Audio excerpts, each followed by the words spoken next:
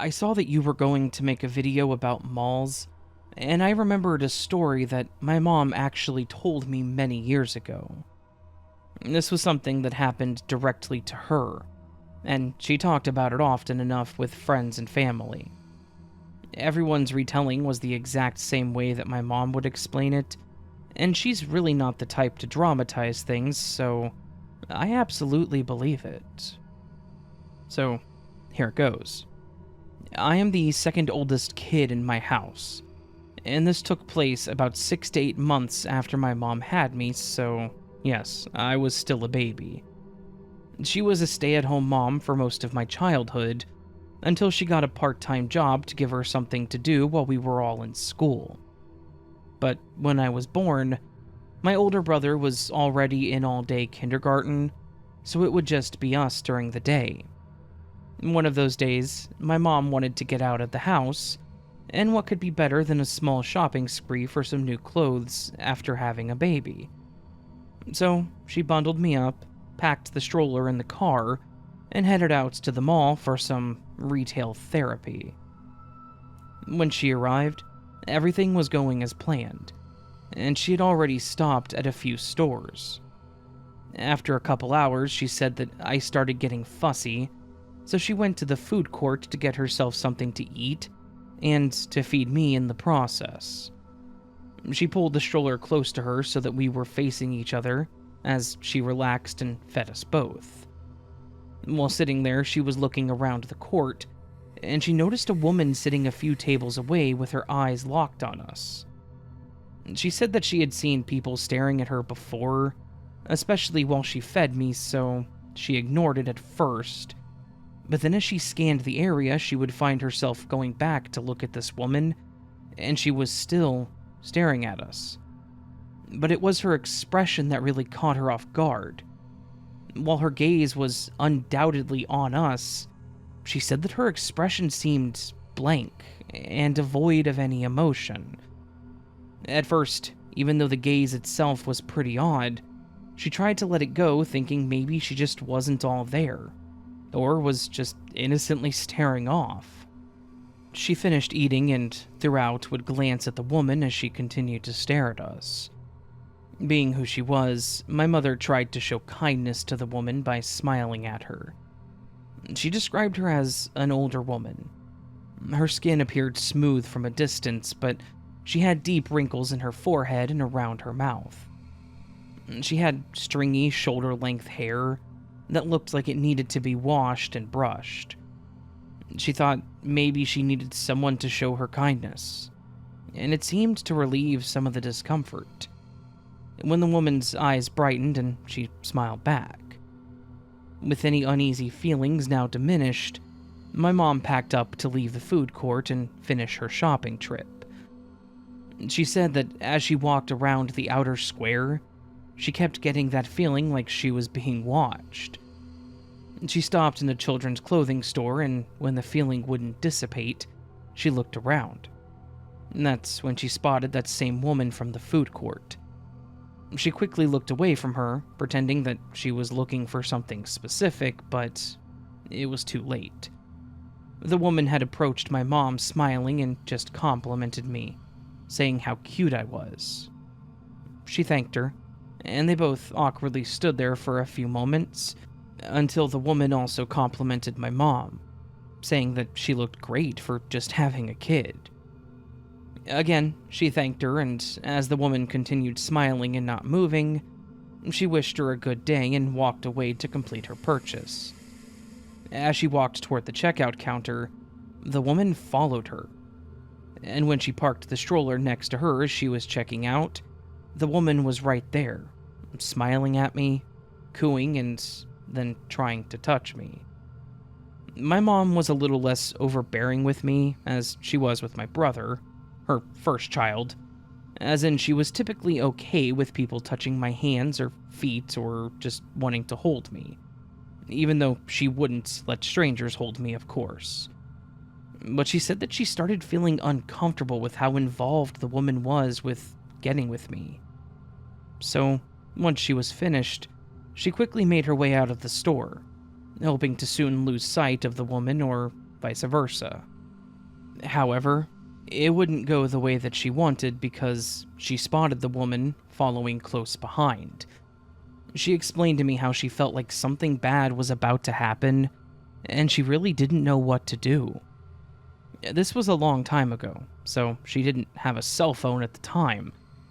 The only thing she could do was to either find somewhere that she would feel safe, or to try to leave. However, where she was located in the mall was on the opposite side of where she'd parked. At that point, she just wanted to leave, so she picked up her pace, pushing along the stroller and actively trying to keep an eye on this woman. As infants do, though, I apparently started crying and would not let up, so my mom tried to pull me out to hold me while steering the stroller one-handed. This, of course, slowed her down some, and the woman once again approached her. At first, she acted like she was trying to be helpful, commenting that I was upset and offering to help. My mom declined, telling her thanks but no thanks. But the woman was adamant. She offered to hold me so that my mom could rest, and she said that she didn't mean to, but she kind of laughed as she again said no thank you. It was one of those nervous laughs you do when someone asks you or tells you something shocking, so this seemed warranted. Why would anyone just hand over their infant to some random stranger? Apparently this woman didn't appreciate that though, as her previous demeanor changed and her eyes went back to the ones she initially saw in the food court. They were dark and nearly glazed over, as she began spewing a barrage of comments and questions at my mother. She asked her if she even knew the father. My parents are still together. She said that I didn't look a thing like her. I'm actually a spitting image of my mother now, and even questioned if I was even her real baby. My mom is still walking at this point and not responding to the woman, now slightly offended and still very much worried about her sudden change. Finally, my mom snapped and yelled at this woman to leave her alone. The woman seemed surprised that she spoke up and quit moving, so she took advantage of this to put me back in the stroller so that she could get out of there quicker. But the woman didn't stay silent for very long. She immediately started shouting, "She stole my baby!" My mom quickly turned around to confirm what she already knew. This woman was now pointing at her, making a huge scene and accusing my mom of having kidnapped me. My mom was horrified. As the woman ran towards her, she once again grabbed me to hold me tight, fearing that she would try to take me, or that someone else would, believing this old woman's story. As more and more people began looking around, my mom left the stroller behind and ran with me into a nearby store, asking someone to call for help. They were all starting to look out into the walkway to see what was happening, and she said that someone already looked suspicious of her. Right then, she told me that she feared people would not believe her. She told me how one of the ladies working there agreed to call 911, but demanded that she stay where she was. This again confirming her fears that they may not believe her. While the woman was on the phone, the crazy lady caught up and ran into the store that my mom was in, screaming to give her the baby. But she was now holding what looked like a large kitchen knife, and she was swinging it at anyone that got close to her. My mom was terrified that she may actually hurt someone that worked there, or me. So she just squeezed herself into the back corner, trying to make herself as small as possible, as she wrapped herself around me to protect me. Thankfully, the knife wielding didn't last long, as one of the mall security guys got there and practically wrestled it away from her. She was held nearby but out of the store until police arrived. My mom can joke about it now, but I can still see her get choked up a bit when she talks about this part. She really told me how afraid she was waiting for the police to arrive. She didn't know how she was going to be able to prove to them that I was her baby. She had the stroller with our belongings in it, but she feared that they would think that she just took off with me leaving the stroller behind. She didn't have any identification for me, just her own ID in her purse. She asked to use the phone at the store to call my dad, hoping that he would be able to get my birth certificate or some newborn photos. Anything to help prove her case. While she was able to call him, thankfully she ended up not needing anything other than her ID. When the police arrived, they took statements from a few people nearby, including my mom, and they asked her if either of us was hurt or needed medical attention, and she said no. So they basically told her that we could leave. She was confused by this, remembering how she was happy they believed her, but also concerned that they didn't do much to check. What if it played out the same way, but they believed the old woman instead? But the police assured her and explained why they believed her. Apparently, this woman was actually known to them. She had issues with substance abuse, and she had a few kids herself. However, they'd all been taken away by the state because of neglect and abuse. She'd been using so long that she now seemed to be paranoid and accused everyone she saw that had young children of stealing her kids. This wasn't the first time that she had done this to someone, just the first time in this mall, apparently. She was also only in her 30s, but my mom said that she looked much older. My mom said that she left there feeling relieved, but also remorseful for the girl. She, thankfully, never saw or heard from her again. But she also wouldn't go to the mall alone anymore, and that was the same reason that she wouldn't let any of us kids go alone or with friends either. We always had to have an adult with us.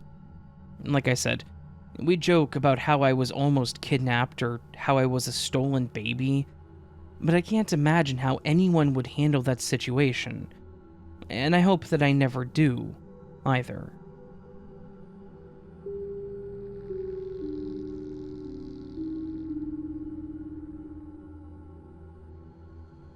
I have a story that happened to me back in the mid-90s. I was a pimple-faced 19-year-old college kid, trying to figure out what I was doing with my life, and at the time I was working at a medium-sized department store, one that doesn't really exist anymore, that rhymed with the word Cheers. The store was outdated, even back in the 90s, and those of us that worked registers and customer service were severely limited on what we could do for customers. And honestly, I hated that job, so I wasn't very willing to go above and beyond for people. The day that it happened, it was a pretty normal day. I clocked in at 8 and was assigned to the customer service desk, and was then immediately told that we were short that day and that I was going to be working the desk the entire 8 hours, and that there was only the one manager, so to not even bother calling for a CSM. That's customer service manager for those that don't know. I don't remember what I was doing at that exact moment, but a customer walked over to the desk. A burly and rugged-looking dude with hair that looked like an absolute mess, and an incredibly sour look on his face. I asked him how I could help him, and he pulled a pair of sneakers from a plastic bag and slammed them down on the counter, saying, "I want to return these." These shoes were gross, and I'm not even sure that we sold them at my store. I stared at the shoes for a moment and then looked back at the man and asked if he'd had a receipt for them. That's where things started to take a turn for the worse. He aggressively said, "Hell no, I don't have the receipt." I explained as politely as I could that I couldn't process the return unless he had the receipt for them. I wasn't lying. There was literally nothing that I could do without the information on the transaction. Nowadays, stores can track your purchases in other ways, but back then, it was receipts, or you were SOL. The man started shouting at me, causing another customer that was in line to flinch and look a bit panicked. "You're gonna take 'em back. one way or another. I told him again that there was literally nothing that I could do at all to process the return unless he had a receipt. I tried to keep myself calm and tried to not match his hostility or volume, but he was starting to throw a tantrum. It was unnerving. He was screaming at the top of his lungs about how he needed the money and that he had just bought the shoes there the day before. Which, no, he did not. Unless he had bought them and then ran several miles through mud and wet concrete. He finally wrapped up his fit by pointing a finger right in my face and yelling, "You're gonna regret this!" He then turned and stormed out of the store, leaving the gross shoes on the counter. I wrapped them in a plastic bag and placed them behind the counter just in case he came back for them. I was a bit shaken by the end of that, but I was relieved that he decided to just threaten me and leave, instead of taking action. The rest of the day passed pretty quickly and without incident. I'd moved on from the crazy shoe man and just continued helping others with their returns and whatnot. It was reaching towards the end of my shift, and I was tiredly doing what I needed to do, just looking forward to being able to going home, when I heard a loud smashing sound, followed by the screams of shocked customers. This was followed by the visual of smoke starting to billow through the aisles, and the air starting to slowly get warmer. I rushed toward the sound with my heart pounding, trying to figure out what the hell had just happened. Near the front of the store, there was a blazing fire starting to spread, and it was very quickly burning its path into some of the merchandise. The fire alarm was going off, and people were running out the front door to get away from the blaze. I ran back to the counter and grabbed the fire extinguisher, and I tried my best to douse the fire with the foam, but it didn't do jack. Every bit that I put out was replaced with fire catching on more and more of the shelves and clothing, until the extinguisher eventually sputtered out. I stood there for a second and watched as this fire just covered more and more of the floor. And for some reason, I felt like I needed to do something to stop it, but was quickly brought back to reality when I heard my manager shouting my name and yelling at me to get out of the building. I did what she said, and I ran over to the front door and started ushering customers out of the building, telling them to get as far away as they could and to stay calm. Thankfully, the fire department arrived quickly, and they were on it. They moved in as fast as they could, blasted the whole thing with water, and after a little while, they were able to get the fire put out, and get the whole thing contained and secured. After they had finished their job, my manager and I went back in, and the store was an absolute disaster. Everything in the store was either charred or completely saturated. The police had arrived and started asking my manager some questions, mostly because the fire looked incredibly suspicious, having started in the clothing section. We all went to the back where the camera system was, probably the only thing in the store that wasn't antiquated. All of us watched the entryway camera for when this all started, and much to my surprise, I watched as the man from earlier that wanted to return his shoes walked in the door, lit a cloth that was in a glass bottle, and heaved it as hard as he could into the store, and then bolted back out into the parking lot. This guy had come back with a damn Molotov and threw it in an occupied store because I wouldn't accept his dirty shoes. I told the officers about the encounter. I told them that he was going off on me and that he had threatened me a few hours before. They took my statement, took the camera footage from earlier, and the footage that showed him throwing the Molotov, and left to further their search. Thankfully, they didn't have to go very far. This guy was hiding out at the IHOP next door to the store. Before they left, they were flagged down by one of the waiters that was outside of the restaurant. He told them that just after the fire had started, a guy came into the restaurant reeking of gasoline and said that he wanted a table in the corner. Apparently, the guy was just sitting in the IHOP, watching the chaos unfold through the window and giggling to himself. Worst yet, he was still there when the cops went in. They approached him. He started yelling that he had been there for the last 2 hours and that he had nothing to do with it. Of course, he was wearing the same clothes and still smelled of gasoline, so they knew that it was him. In the end, he was hauled off and charged with some pretty serious stuff. He caused thousands of dollars in damage, and our store was shut down for quite a while. I took that time to find a job at a warehouse, because that was the last day that I wanted to work with people, and, to be honest, I haven't worked retail ever since.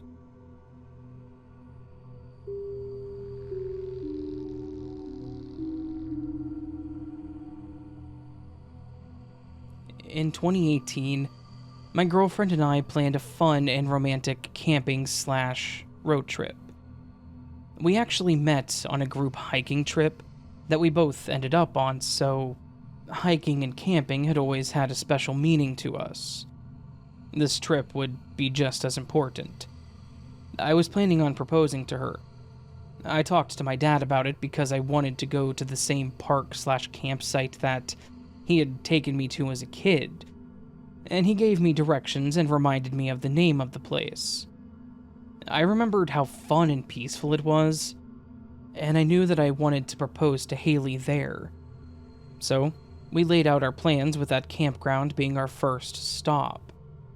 I told Haley it was a good memory from my childhood and that I wanted to visit it. She understood and agreed, being none the wiser. The day of our trip came, and we set out early to beat the traffic. We lived out of state, and the trip was going to end back up in our home state, hopefully being able to share the good news with both of our families, and then we would just have the drive back home.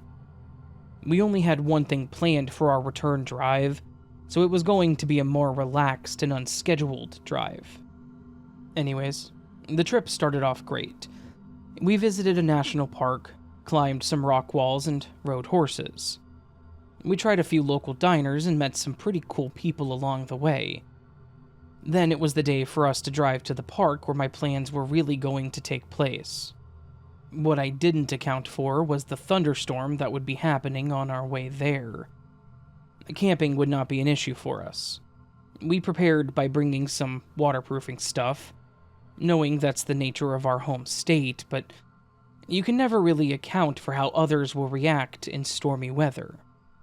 Everyone was driving either way too slow or way too fast, and they would splash water at us, almost making us hydroplane at times. There were multiple accidents on the shoulders, and traffic was being redirected so much that it was just becoming a mess. We ended up getting off the highway and, for the most part, having better luck on back roads. It was getting pretty late, but we finally arrived at the park, and it had stopped raining. We'd stopped somewhere close by for food, neither of us wanting to make anything that night, so we got there on a full stomach, ready to set up our tent. We ended up just chilling in our tent that night, talking and reading until we both fell asleep. When the morning came, I woke up before Haley and started making us breakfast. After she woke up and we ate, we took some time to relax and prepare for our hike that day. When we set off, she was expecting to see new trails and hear stories from my childhood, I'm sure. I, on the other hand, was on a mission to find the perfect spot to propose. As the day was reaching its end, we made our way back to our camp to have dinner, and again relax for the night. I made sure to find a spot for us that was a bit more secluded so that no one else was around. But nothing was sacrificed for our privacy, as the sight was still beautiful. Being surrounded by the tall trees, that night was honestly perfect. We had a fire going. It was actually a bit chilly as the storm had dropped the temperatures drastically. Haley stayed close by as we talked and listened to the crickets chirping and the occasional owl hooting, and the rustling of the leaves in that same cool breeze. We relished in each other's company, and I knew that this would be perfect. I went to grab the small box from my bag in our tent, claiming that I needed something, but as I came out, I noticed a few things. The first thing was the confused look on Haley's face. I cocked my head to the side, about to ask her what was wrong, when she made a motion with her hands to listen. I didn't hear anything. She said that was the problem. The park had fallen eerily silent. There wasn't a single chirp, hoot, or even the sound of leaves and wind. It was as if nature itself had paused. At first, we tried to play it off as things being weird, but animals and insects can sense things, and maybe they could sense a threat. It could have easily been something bigger than them in the area. I didn't personally feel unsafe at this point, as we had ways to protect ourselves, such as bear mace. But the feeling I couldn't shake was the feeling of being watched by some unknown presence. I asked Haley about it, and she agreed, saying that something definitely didn't feel right. We both started looking around to see if we could spot someone or something, and it finally caught my eye. Across from our little setup, across from the trail, I could see the shadow of a figure in the trees. I didn't want to startle them and cause them to come running out towards me, so I calmly asked Haley if she saw it too, and she nodded. I continued to stare at it, trying to figure out the best course of action. I still had the mace on me, so I pulled it off my clip and I held it, as I kind of greeted the shadow. I know it sounds dumb, but I didn't know what else to do. When they didn't budge, I walked a little closer to it, hoping to make out what it was that I was seeing. I still couldn't make out any details, but I could tell that the shadow was very short. It looked like something that was on all fours, so it had to be some kind of animal, I thought. With this in mind, I thought that I could just scare it off. Simple enough. My first attempt was to be as big and loud as possible, so I shouted and waved my arms. Now, all I saw up to this point was the dark figure.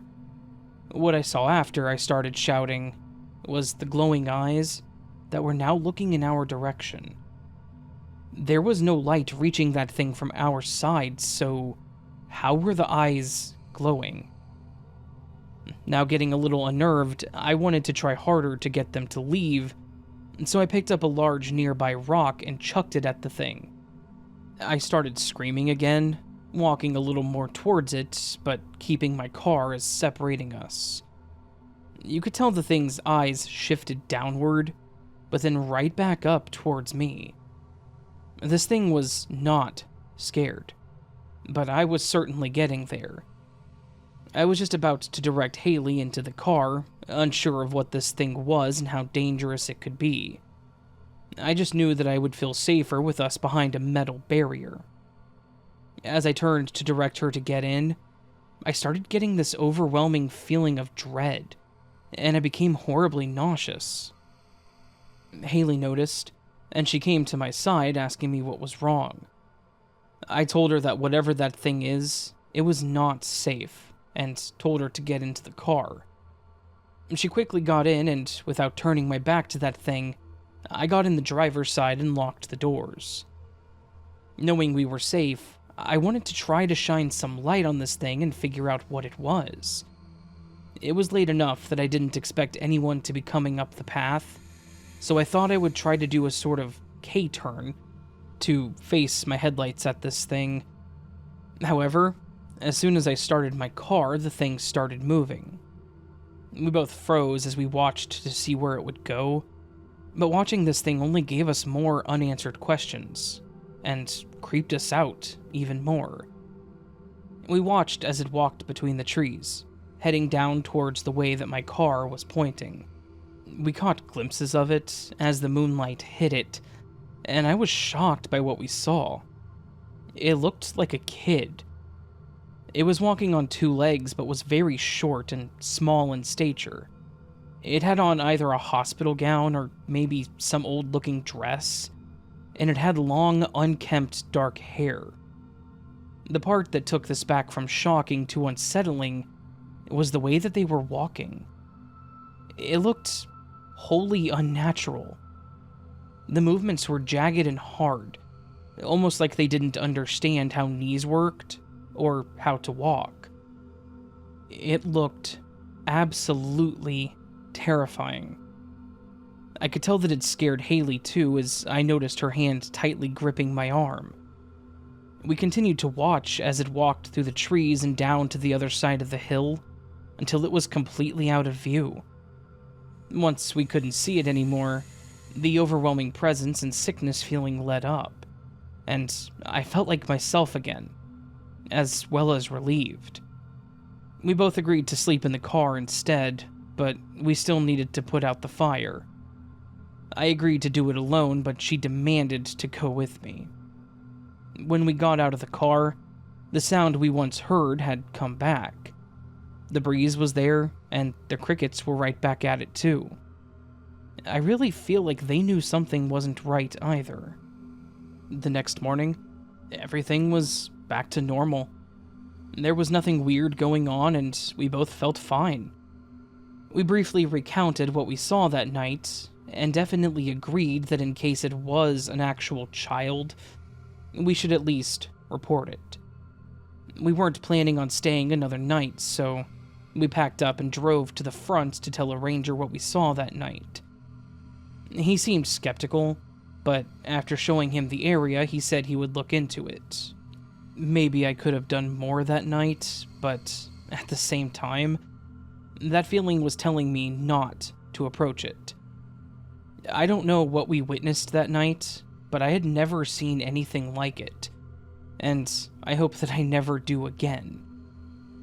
Oh, and in case anyone is interested, we stopped at a cute little man-made waterfall that a lot of people took photos at. It was part of that particular city's charm, and since my plans were a little skewed, that's where I proposed. And she said yes, so overall, still worth it.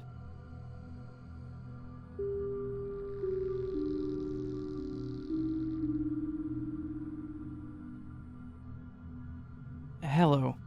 I wanted to share an experience that I had when I was a preteen that was pretty creepy, and also taught me a valuable life lesson early on in my life. I believe it was 2005.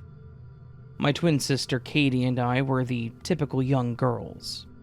We liked to do our hair and makeup, hang out with friends, and most importantly, we liked to shop, and especially at the mall. Our local mall was our favorite place to go and hang out, even if we didn't have money to spend. It was seriously some of the best times that we had. This event happened on one of those shopping days. Katie and I would often go together with our mutual friends, but this time, she wasn't going with me, as she hadn't been feeling well. So it was just going to be me and two of my friends. My friend Amber's mom picked me up, and we met our other friend Savannah there. Our day there started out pretty typical. We probably walked the whole floor talking before we even decided to go into the shops. Most of the time we didn't have much money to spend, so we would try on outfits pretending like we had an infinite wallet, and would walk out with wishes and oh wells. We more so just enjoyed being able to have some independence, as we walked around by ourselves. As we were walking through the shops, I noticed an older guy sitting on a bench, seemingly watching us intently. At first, I brushed it off, thinking that he was just another judgmental adult who didn't like our choice of clothing and style. I had short, pink hair, and Savannah had hers half-shaved, and Amber was just in her normal emo garb. So, yes, we kind of stood out. but we loved the way that we looked. We were also used to getting stared at, but it normally didn't bother us. So, we continued on our wandering spree as normal. However, that feeling of being watched continued to linger. It felt different than the normal stares that we got, and it was making me feel uncomfortable. So I would look around the stores and outside of it, and I would see none other than that same guy that I saw earlier just staring at us. I couldn't understand why he was not only staring at us, but obviously following us at this point. No matter where we went, it seemed like this guy was also within my view, but also trying to keep his distance. But the more I thought about it, the more I started to entertain the idea that maybe this guy was some kind of undercover security or something, and he was just doing a crappy job. This thought made sense to me, but also angered me, as I assumed he thought we must have been thieves, or up to no good, since we weren't buying anything. So, in hopes of getting him off our backs, I decided that I should buy something. I bought a cheap pair of earrings and a little keychain, thinking that my plan was genius and that he would just go away. That, obviously, didn't happen. This guy continued to follow us, and again was making me feel uncomfortable. I hadn't mentioned him to my friends up to that point, but now fed up with it, I finally asked my friends about him. They did not make me feel any better about this situation. They said they also saw the guy, but as they walked around, they noticed the only person his attention was on was me. They didn't mention this to each other until I brought it up, thinking the same thing. That he was just being judgmental, until I brought it up. They watched as he would crane his neck to keep me in his view as I walked around. Now, creeped out, we thought up a scheme to hopefully lose him. We decided that we would all go into a store that he would have no business going in, so we headed for a store dedicated to young girls. We all walked in, and one of my friends said that he did seem to stop at the entrance. We agreed that we would try to spend a decent amount of time in there, hoping that he would just move along. After some time, I think we were in there for about half an hour, trying things on and making a purchase on some popcorn to share. We left the store. Savannah and Amber walked out first, thinking, if anything, I would be safer alone in the store. When I didn't immediately see the guy, I walked out and directly to my friends. As I approached them, I heard someone yell out, "Hey!"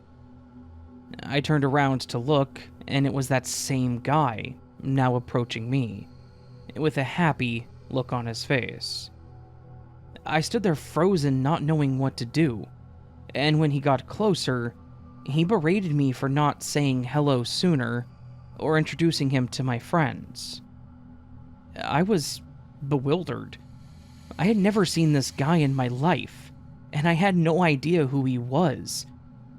I still didn't know what to say or how to respond, so as I stood motionless with a deer in the headlights look, the guy grabbed my arm with one hand and had his other arm out, like he was trying to pull me into a hug and still smiling. I started pulling back, struggling to break from his grip, but he only squeezed tighter, now hurting my arm. My friends immediately came to my defense, yelling at him to let me go. As he loosened his grip, his face dropped to a frown, and he shouted, "But I love you, Katie!" I was again caught speechless.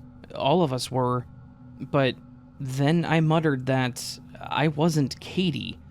I didn't know what was happening at the time, so I just asked, "How do you know my sister?" His saddened look quickly changed to confusion or annoyance, maybe as he began to doubt me. He accused me of lying and began shouting that I had led him on and broken his heart, now getting the attention of others. The guy quickly noticed this and backed off, walking away with his head down. There was an adult that worked in the store that we had just left that approached us, asking us if we knew that guy, and we explained what had just happened. They suggested that we come back in the store so they could contact security, and told us to call our parents.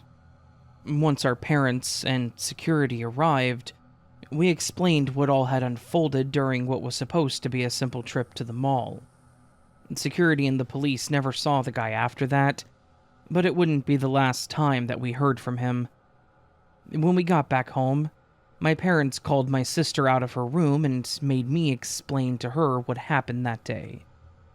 As I recalled my experience, I watched the color drain from her face, and her expression changed from one of confusion to shock.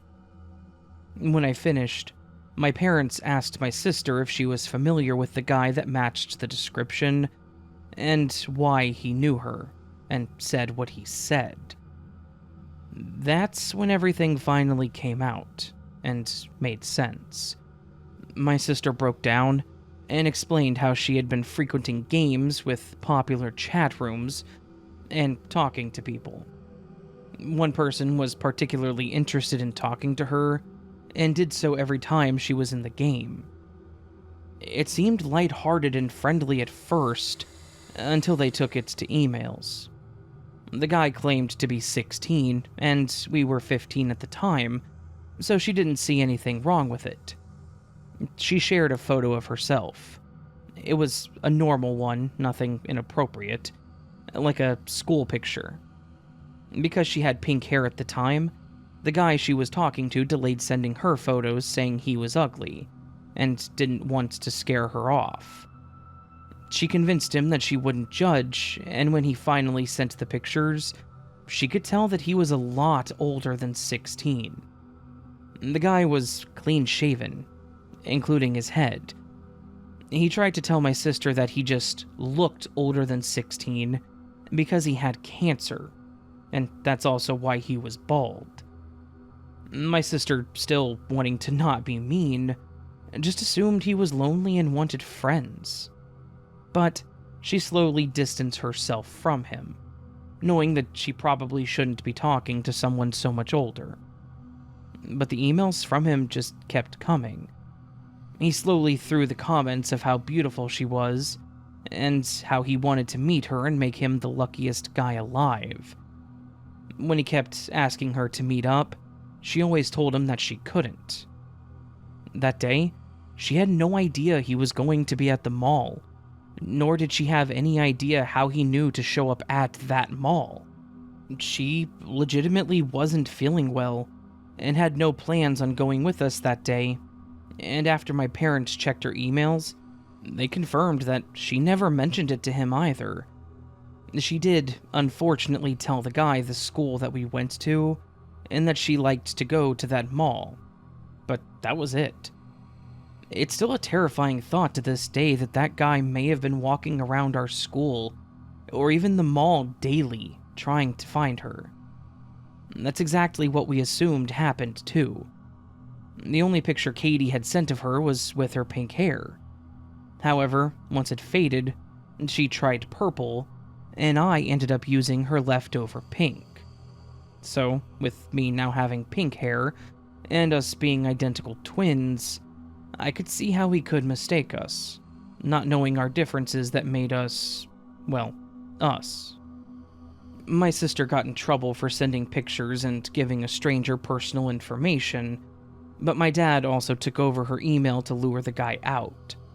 And it worked. My dad proposed a meetup, but the guy wanted it to be in a more secluded area due to the event that unfolded at the mall. When they met up, my dad called the cops once he spotted him, and he told them to get there quickly before he did something that he regretted. Years later now, and I don't think my parents are completely honest as to what all went down there. But what I do know is that the guy was arrested and went away for a long time. It was definitely an eye-opener for both of us, and as I mentioned in the beginning, we learned a valuable lesson. We were heavily monitored with online stuff, but I can honestly say that I appreciated it. Running into a grown man that I had never met, him trying to pull me away from my friends, saying that he loved me, it was all terrifying. And I hate to think about what could have happened if I was alone, or if my sister was there.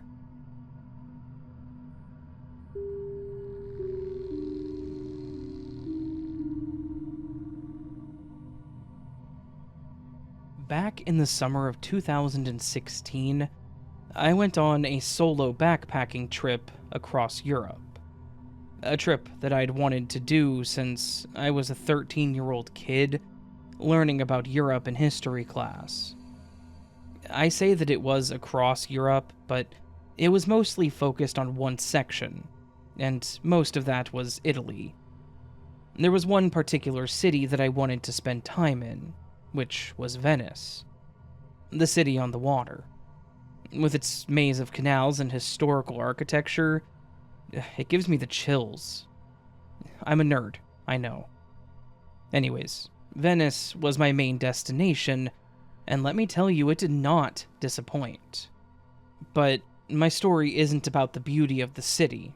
No. It's about one unforgettable and, honestly, bone-chilling encounter that I had while I was enjoying my once-in-a-lifetime vacation.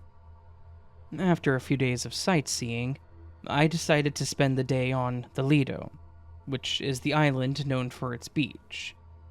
I arrived early with the intention of lazing around and just taking it easy. Now, I do what I can to not look too much like a tourist. But I am an American, and I hate to say it, I know that I stood out. I'm sure that it was obvious that I wasn't a local. I speak enough Italian to order food and keep myself out of trouble, but beyond that, if the person speaking to me didn't know at least basic English, then we weren't chatting. While I was walking around taking in the sights of the city, I accidentally bumped into this guy with a green jacket. I know that's a strange descriptor for him, but it was a pale lime green, and it made him kind of obvious in the sea of people. When I bumped into him, I instinctively said, "Oh, I'm sorry." I should have said it in Italian, but it was reactive to say it in English. The man looked at me with a bit of a grin and said, "Not a problem," in English with a really heavy Italian accent. I nodded and turned to walk away, thinking that that would be the end of it, but it wasn't. As the day went on, I started to notice that he was everywhere that I was. If it weren't for the green jacket, I probably wouldn't have noticed him, but I saw him numerous times throughout the morning. I thought maybe I was just crazy. Maybe he had a thing for me. Maybe he was an undercover police officer watching the tourist. I don't know. But I didn't want to assume the worst. A little voice in my head said to keep an eye on him, but I wasn't going to assume that he was going to do anything beyond just watch me, and I would keep my guard up. But as the day went on, I kept noticing him. The cafe, the ice cream stand, even when I was at the beach. When I saw him at the beach, I'd had enough. I didn't want to cause a scene in the middle of another country, but I also didn't want to just lay down and accept some weirdo being, well, weird. I decided that I would confront him, show them that I knew that he was there, and that he wasn't sneaky. But as I approached him, he looked me dead in the eyes, stood up from his seat, and walked away. And that was strange, but I thought maybe he'd gotten the point. I stayed on the beach for the rest of the afternoon, just sitting there and absorbing the sunset, the sky being painted with this gorgeous orange and pink, and I was in heaven. After a bit longer, I decided that it was time for me to leave, but when I turned to grab my backpack, I froze. My backpack was missing. I jumped up, trying to think about how it could have been taken. I hadn't been in this spot for that long, but yet it was nowhere to be found. I started to scan the area with my panic rising. I needed that backpack. It had all my documents, my money, and my medications in it. And without all that, I was a foreigner with no papers in a country thousands of miles from home. But that's when I saw him. The man with the green jacket at a bit of a distance, holding what looked like my backpack. He was walking away from the beach at a leisurely pace, not making it obvious that he was trying to escape. I took off after him at a full sprint. He kept on weaving his way through the narrow lanes of Lido, and I followed him. It felt like a nightmare, watching this man get away with basically my life, running but not seeming to make any progress on him. Finally, he disappeared into a small, run-down building. Gathering every ounce of courage, I followed him in, figuring I was going to have to be aggressive to get my stuff back. The building was eerily quiet, my breathing being the only thing filling the silence. I turned the corner and there he was. He was on the ground. He had dumped the contents of my bag and was sifting through my belongings.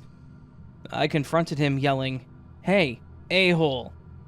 Anger overruling my fear by this point. He looked at me a bit surprised that I had found him, but he didn't really look too concerned. Then he started shouting at me in Italian, and I'm not even going to bother typing what he said, because I have no idea what it was. I just know that it sounded aggressive. He stood up, reached in his back pocket, and he pulled out a switchblade. My heart skipped a beat as I thought about the fact that I was now in a situation where I could very likely be killed or severely injured and probably not be found for a little while. He started walking towards me, waving his knife around, and continuing to say things that I honestly couldn't understand. As he approached me with clear intent to do me harm, I had to think quickly on my feet to get out of this situation, and I did something that I was insanely proud of. He got within striking distance, and I lifted my leg, kicking him with all of my strength in the family jewels. I have strong legs. I was walking across a large portion of a country, so I'd been doing a lot of working out and physical training. And I know that I have a pretty damn strong kick. He tried to swing at me when I made a move, but I was definitely quicker, and my kick hit its target. Part of me thinks that he was expecting me to square up and we would just go man to man, or for me to just put my hands up in fear. He really did not expect a swift kick in his manhood. He fell to his knees and he dropped the knife, screaming in agony and continuing to curse me in Italian. I knew some of those words, so I knew that he was not in a good way. I ran over and shoved all my stuff back into my bag, and I booked it out of the building. I didn't even bother looking back, but I heard this guy yelling at me and groaning in pain. I got back out onto the streets, and honestly, the cool evening air was rather welcoming. I ran back to the hotel, and I did file a report with the police, but I don't think they ever found the guy. Thankfully, that was the only bad thing that happened to me on this trip, and I didn't let it get to me, though I did keep my backpack around my arms at all times after that. Overall, I would rate the vacation a good 4 stars out of 5. Italy is beautiful, Venice is amazing, and the Lido was an amazing relaxation spot. Minus 1 star for the crazy guy in the green jacket that decided to swipe my bag, though.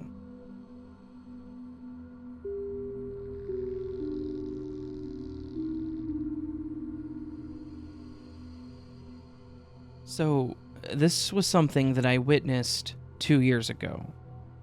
I still don't understand what happened, and I think that's why it stuck with me even more, not having those answers. Anyways, here goes.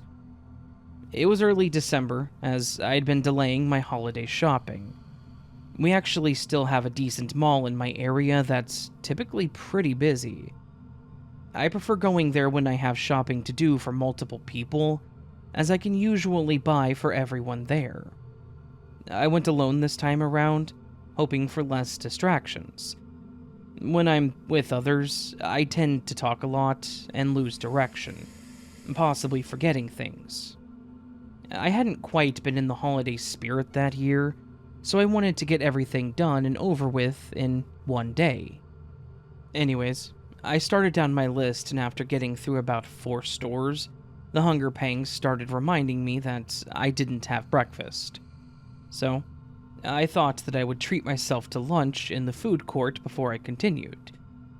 I found myself a spot after ordering and sat down, waiting to be called. While I was waiting, I started reading an ebook on my phone and continued reading it as I ate.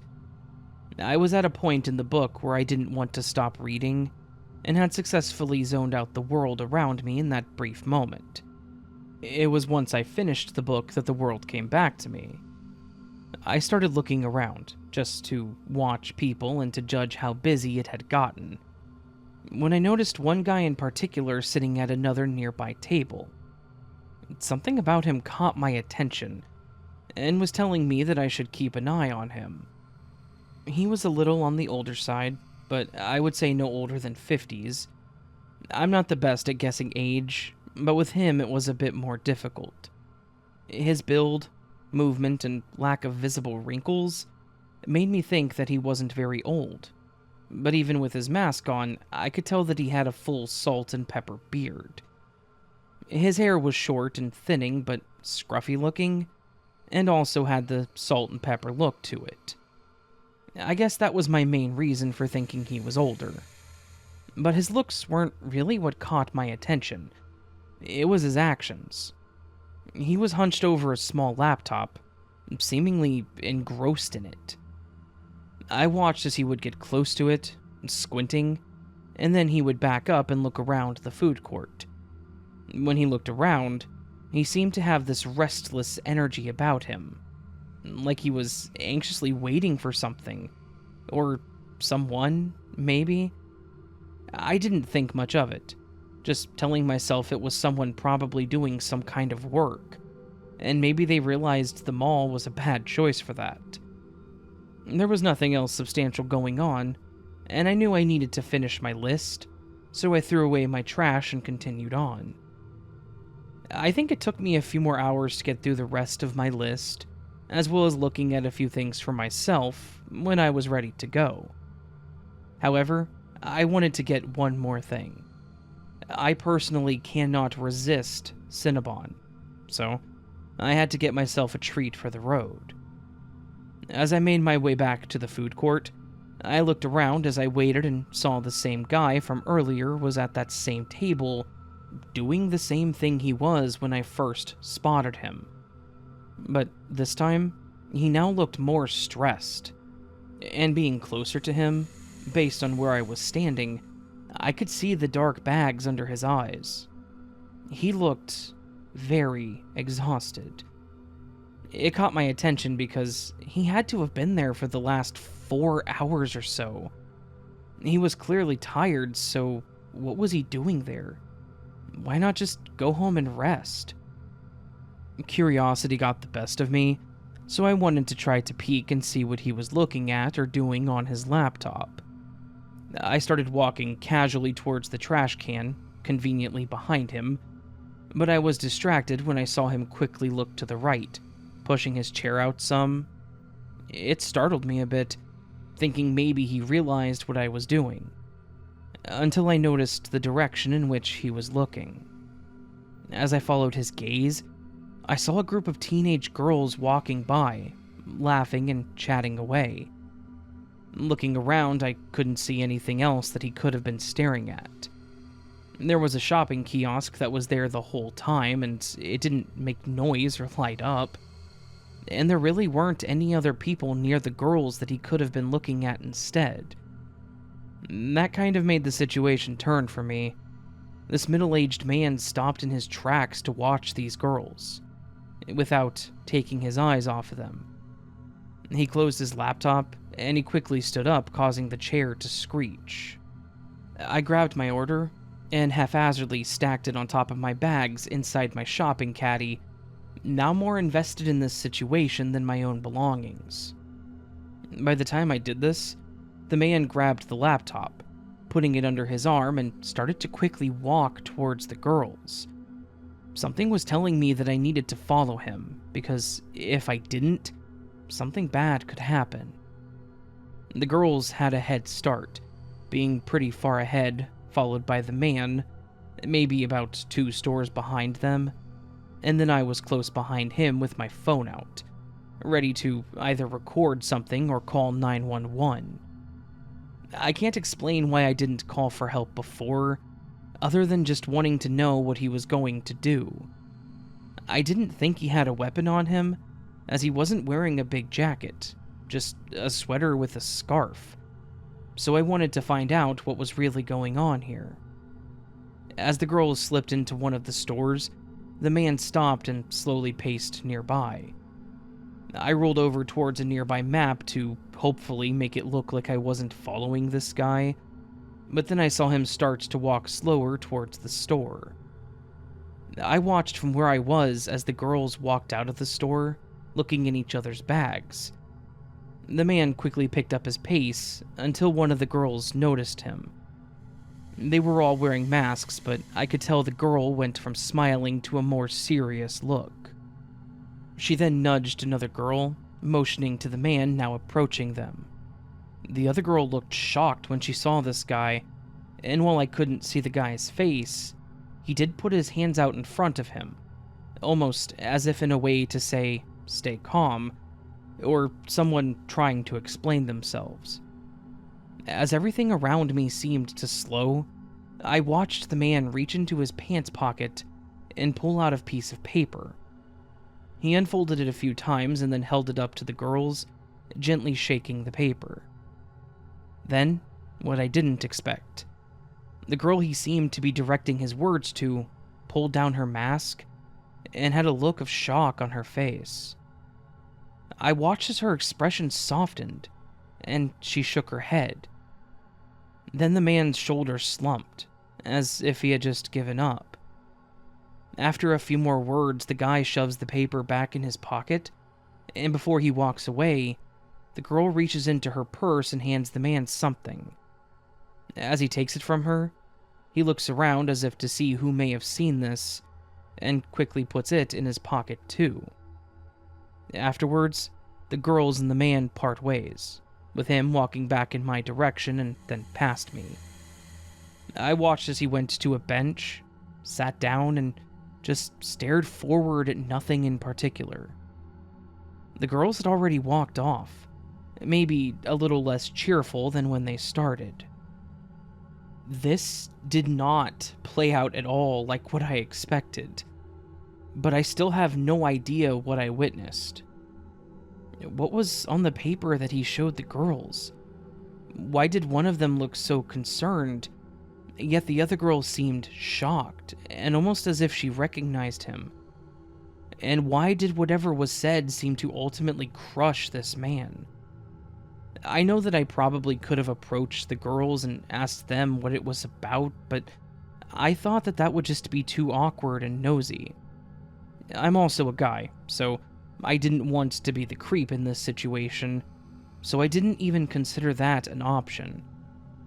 I know that this may not necessarily be creepy, but the eeriness of the situation and the unanswered questions make me think that you would be interested in this too. Besides, maybe others will have some theories as well. I still have no answers, and of course, I haven't seen the man or girls since. In the end, I just hope that everyone is okay.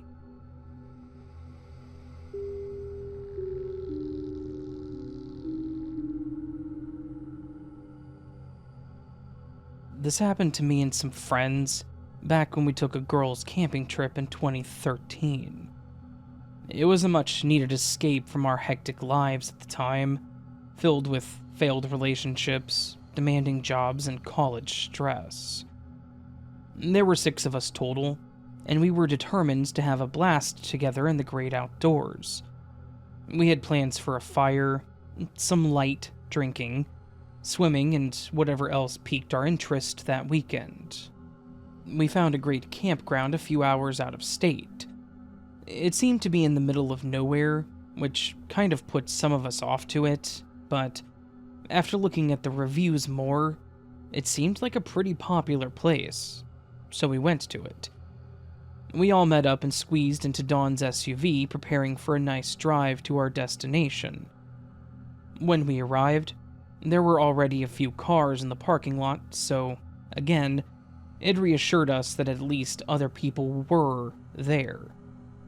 We wanted to hike through the grounds to find our spot, so we left the car in the parking lot.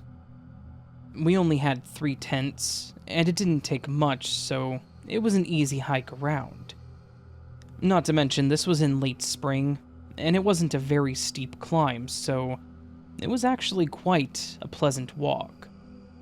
We got to one campground that would have been fine, but as we started plotting it out and talking about it, the people in the nearby tents came back.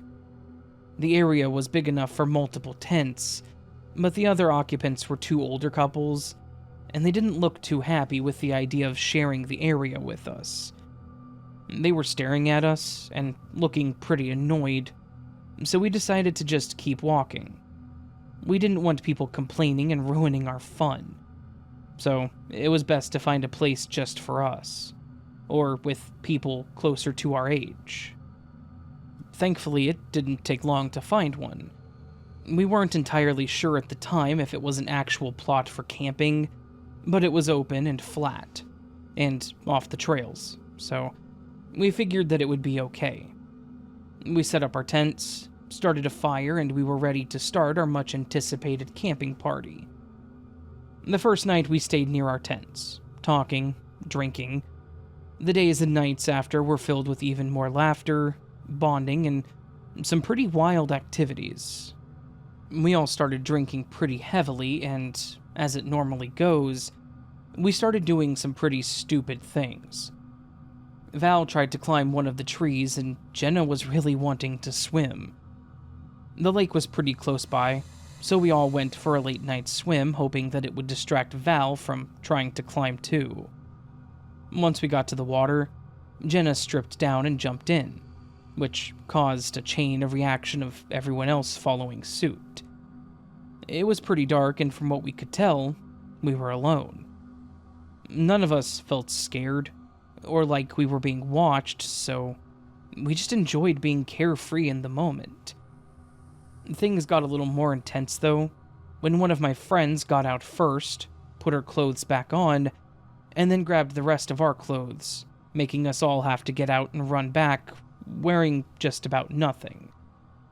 It was all in fun, though. Nobody was mad, and we were all still having a great time, not thinking about any of our responsibilities. At that moment, everything seemed perfect, and we thought that our worries were left far behind us at home. It wasn't until later that night, when we were all asleep, that things started to take a creepy turn. I woke up in the middle of the night for some reason. Maybe I was just adjusting or something of the sort, but I started to hear a weird sound. It was a click, followed by a grinding or winding sound. I heard this pattern 3 or 4 times before I finally sat up in my tent. It didn't sound natural, and I was afraid to go there by myself, so I woke up Summer, who was sleeping in the tent with me. I told her to listen for the sound, but of course it didn't happen again. She was still pretty groggy, so she fell back asleep, but I was too invested at this point. I got out of the tent to look around, but instead of the clicking sound, I heard footsteps. I was startled at first, trying to find the source of the sound, when I saw Dawn running from out of the trees. The look on her face told me everything. She looked just as frightened. She said that she had needed to use the restroom, but she started feeling like she was being watched. So she quickly finished up, but then she started hearing footsteps. footsteps that sounded like they were fast, like the person was running. This scared her enough to run back to our tents. We both sat awake for some time discussing what we had heard, and I brought up the clicking sound that I'd heard. She said that she heard it too when she was back in the trees. When we ran out of ideas and the area was void of any weird sounds, we told each other that we should try to get some more sleep since we would be driving back the next morning. The next morning, the strange incident was pretty much forgotten about, and we continued to enjoy our adventure. We made a quick breakfast and some instant coffee and agreed to pack up so that we could take our stuff with us through the rest of the trail, expecting to just leave afterwards. As we started packing up, Summer pointed out a disposable camera that was on the ground. The only thing that struck us as odd at the time was that it was on the ground. Nikki was a photographer. She was going to school for it, and had already set her foot in the photography field. However, Nikki preferred disposable cameras. She said that she liked the older look of the pictures, and she also developed them herself at her school. We all just assumed it was one of hers, handing it to her, and she agreed that it probably was hers as it was the same brand. She didn't know how it got outside, because she had several of them with her, but they were all in her bag, in her tent. We just joked about us being pretty messed up that night and left it at that. We packed up and finished our trip out of there and home, with nothing else significant happening. A few weeks later, we were all back home continuing with our normal crazy lives. We started a group chat for the 6 of us when we planned our trip and decided to keep it going. It was a great way for all of us to stay connected. Then Nikki came into the chat and started asking who was taking photos of us sleeping. No one confessed to it. That's when she started becoming a bit more hysterical. She was talking about how she was developing the film looking at the photos when she noticed certain things weren't adding up. She would be absent in a lot of the photos as she was the one taking them, but there were times where she would hold it out to be in the photo too, or one of us would take it instead. But there was never a situation while we were camping that all of us could have been in the picture fully. I think some of us were still in denial, me included, and trying to come up with some kind of explanation. So, a few of us got together to look at them. I couldn't deny it anymore. As we went through the photos, there were far too many of us in candid moments. There were a few from us around the fire, but it got creepier when we saw the photos of us at the lake, swimming. There was one of me running out of the water with nothing on. It was from a distance at the side, which was terrifying, because that would mean they were closer to the trees and trail going the opposite way of our campsite, which means the likelihood of it being one of my friends was slim. There would be no reason for us to go that way, especially when most of us didn't even have clothes on. And the worst ones we saw were the dark pictures of our tent. Then, it looked like the person holding the camera stuck their hand in the tent and snapped the photo of us. The camera was above us, angled down into the tent, and there were pictures of all of us sleeping. That's when it finally made sense to me as to what I was hearing that night. The clicking was the camera shutter button, and the winding was the winding from the camera. I woke up at some point while there was someone out there taking photos of us. And then Dawn said she also heard someone in the trees. We started piecing things together. Someone must have gone through our stuff at some point while we were walking around, and stole one of Nikki's cameras. It had to be at that point because it had pictures of us around the fire, at the lake, and sleeping. But I'm guessing me waking up and talking to Summer must have spooked them off, and they bolted. I'm assuming they meant to keep the camera, but dropped it. We were all thoroughly freaked out at this point. knowing someone was close enough to take these pictures, we were all in vulnerable positions, and anything could have happened. But I'm thankful that they at least didn't have the courage to do anything else. Nikki said that she was still glad we found the camera, so that we knew someone didn't keep naked and sleeping pictures of us. But just knowing that it happened, it was still plenty enough to freak us all out. Everyone wanted her to get rid of the pictures, not wanting to remember that, but she did confide in me that she kept the ones of herself.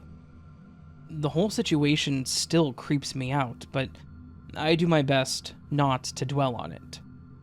There wasn't really anything we could do about it anyways, so we just agreed that we wouldn't ever return to those campgrounds, and I hope that I never find creepy pictures like that of me again.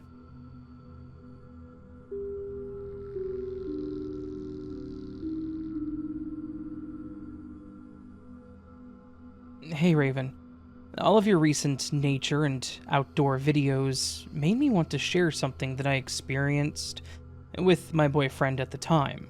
He's now my ex. This happened back in the early 2000s, so forgive me if I'm missing some pieces. So, my ex, we'll call him Keith, and I were planning a small road trip. At night, we planned to stop at places that we could either sleep in my car, because I had a Jeep, or in a tent. That way we saved money on hotels. To be honest, the trip itself started out fine. We were far from professional when it came to camping, which we proved every time that we'd struggled to put up the tent. We got better towards the end, as it just became a routine for us, and I may have kept certain rods together, but it all worked out in the end. There was a campsite that he specifically wanted to check out. It had a really big lake, and you could bring your own boat, or even rent a small fishing or paddle boat. I thought that the idea sounded fun at the time. As we arrived at the campground, it became evident that this place was not the same place that we saw in the pictures and reviews. The booth where you buy a parking ticket was replaced by a rundown automated machine. As Keith fidgeted to get the machine to work, I looked around and noticed just how neglected this place had become. The road was cracked in many places, there were overgrown vines hugging the signs, and there was no sign of others in the entrance. And even though I was seeing a whole lot of nothing, something was definitely feeling off. Once Keith finally got the machine to work, we went through the gate, driving through to find a good spot to stay. Good news, as we drove up the path, we finally came across some people. Bad news, they did not make me feel better about the situation. We were driving very slowly as we discussed where we wanted to set up camp, and drove past a woman. We both looked over at her, but I watched her as her head moved, following us all the way up the road and around the curve. She looked like she was trying to intimidate us, like we would have probably been in trouble if we stopped there by her. As Keith kept driving, I explained how creeped out that she made me. He laughed at my statement, teasing me for being scared of some old woman. I really didn't think she was that old, and it wasn't that I was afraid of her, it was her stance.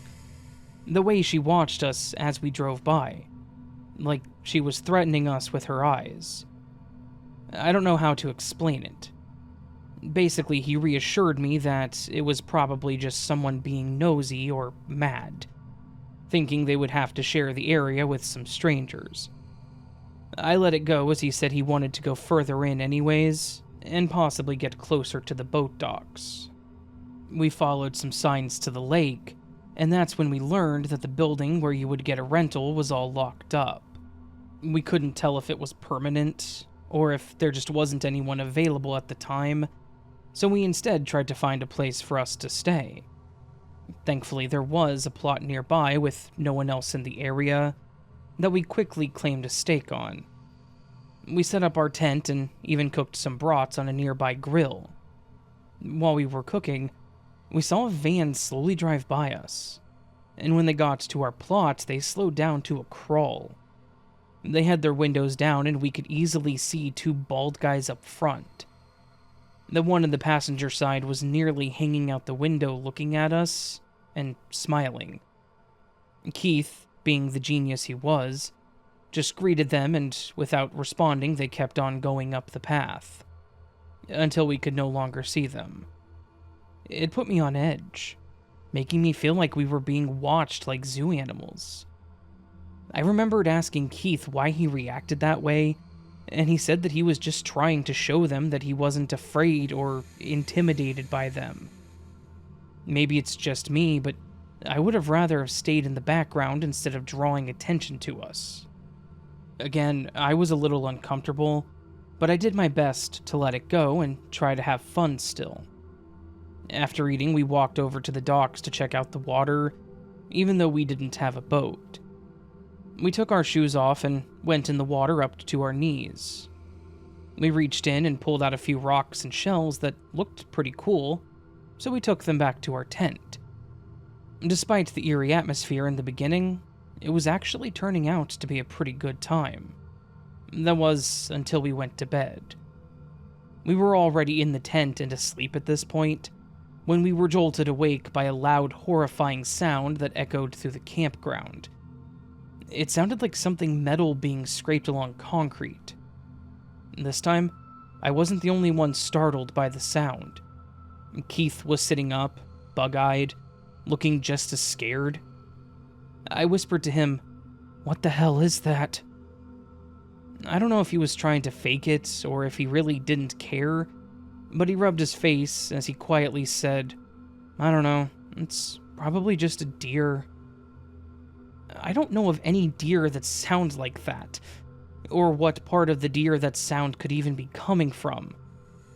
I pointed this out to him, obviously irritated, and so he changed his assumption, saying it was probably just some rowdy and inconsiderate campers. As I continued to listen, I could at least agree with him that it was probably a person and maybe they were purposely doing it to scare us. We stayed sitting upright, listening until the sound finally stopped, and we didn't hear it again. Keith sighed, thankfully saying that it was over, so that we should go back to sleep, and then he quickly laid back down. I tried to lay back down myself and fall asleep, but at that point, I was fully awake. I don't know how long it took, but I finally did start drifting off, focusing on all the sounds around me. That was until I started hearing more noises. This time, it sounded like whispering. I laid still trying to listen, hoping that I could make out what was being said. I never could, but it still freaked me out, so I woke up Keith. I told him that someone was by our tent, and he said something half awake about it being the wind. I argued with him that I knew the difference, and that I needed him to go with me, as I was too afraid to check alone. He told me to take his knife in his bag, and he refused to get up. Helpful. I grabbed the knife and a flashlight and slowly unzipped the tent, sticking my head out. I didn't immediately see anyone around, so I stepped out and walked over to our once smoldering fire. My stomach dropped. There were beer bottles all around. Neither of us brought beer because we didn't drink. And then I saw the two headless carcasses. I think that they were rabbits, but it was hard to tell. Obviously, I was mentally screaming and freaking out. Someone had obviously been there so close to our tent while we were vulnerable and sleeping. I was thankful that we were okay and that we kept everything either in our tent or car, so nothing was taken, at least by my initial scan. Our car was still there. I calmly, but quickly, went back to the tent and I shook Keith awake. I told him what I saw and he still didn't seem worried about it, saying people were obviously trying to scare us. So, I lied. I told him that I saw someone run into the trees. This made him finally get up, but He still didn't look nearly as terrified as I was. Maybe he actually was, and was just good at hiding it. But I doubted it. We'd been together for 3 years, and I could easily read him. He walked out, and when he saw the animals, he started gagging. I finally got him to see my side of things, and we agreed to leave. We quickly packed up and threw the barely collapsed tent in the back, carefully driving away. We did a quick once-over of the Jeep to make sure that there wasn't anything suspicious or dangerous. I kept getting that feeling like we were being watched, so I kept looking out all of the windows and mirrors as he drove. But of course, the creepiness couldn't end there. As we approached the entrance, waiting to turn out, I saw a figure standing by the campground maps. He was holding something. Something that looked like a bat or a baton. Once we were finally out of there, I breathed a sigh of relief and told Keith what I saw and how absolutely backwoods scary movie everything we witnessed was. I could tell that he was concerned too, but he said that it wasn't as bad as I was making it out to be, instantly putting me in a worse mood. We found a hotel a few miles away and slept in my car in their parking lot right under a light. I was finally able to sleep behind a locked door and felt much better. The rest of the trip was nothing like that, thankfully. Keith and I are no longer together, but we are okay friends. I've brought it up a few times around him, and he still plays it off like I was overreacting. No wonder we didn't work out. I haven't gone camping since, and yes, that experience is definitely part of the reason. It causes a bit of a panic attack for me to think about it, but I know that I need to move on and possibly try again. I still don't even know if those people were really just messing with us, wanting to scare us, or just being jerks. But there's still the possibility that they were planning something more sinister. I'm sure if I go with someone who trusts me more, it'll be a much better time, but until then, I'll just be staying in a hotel.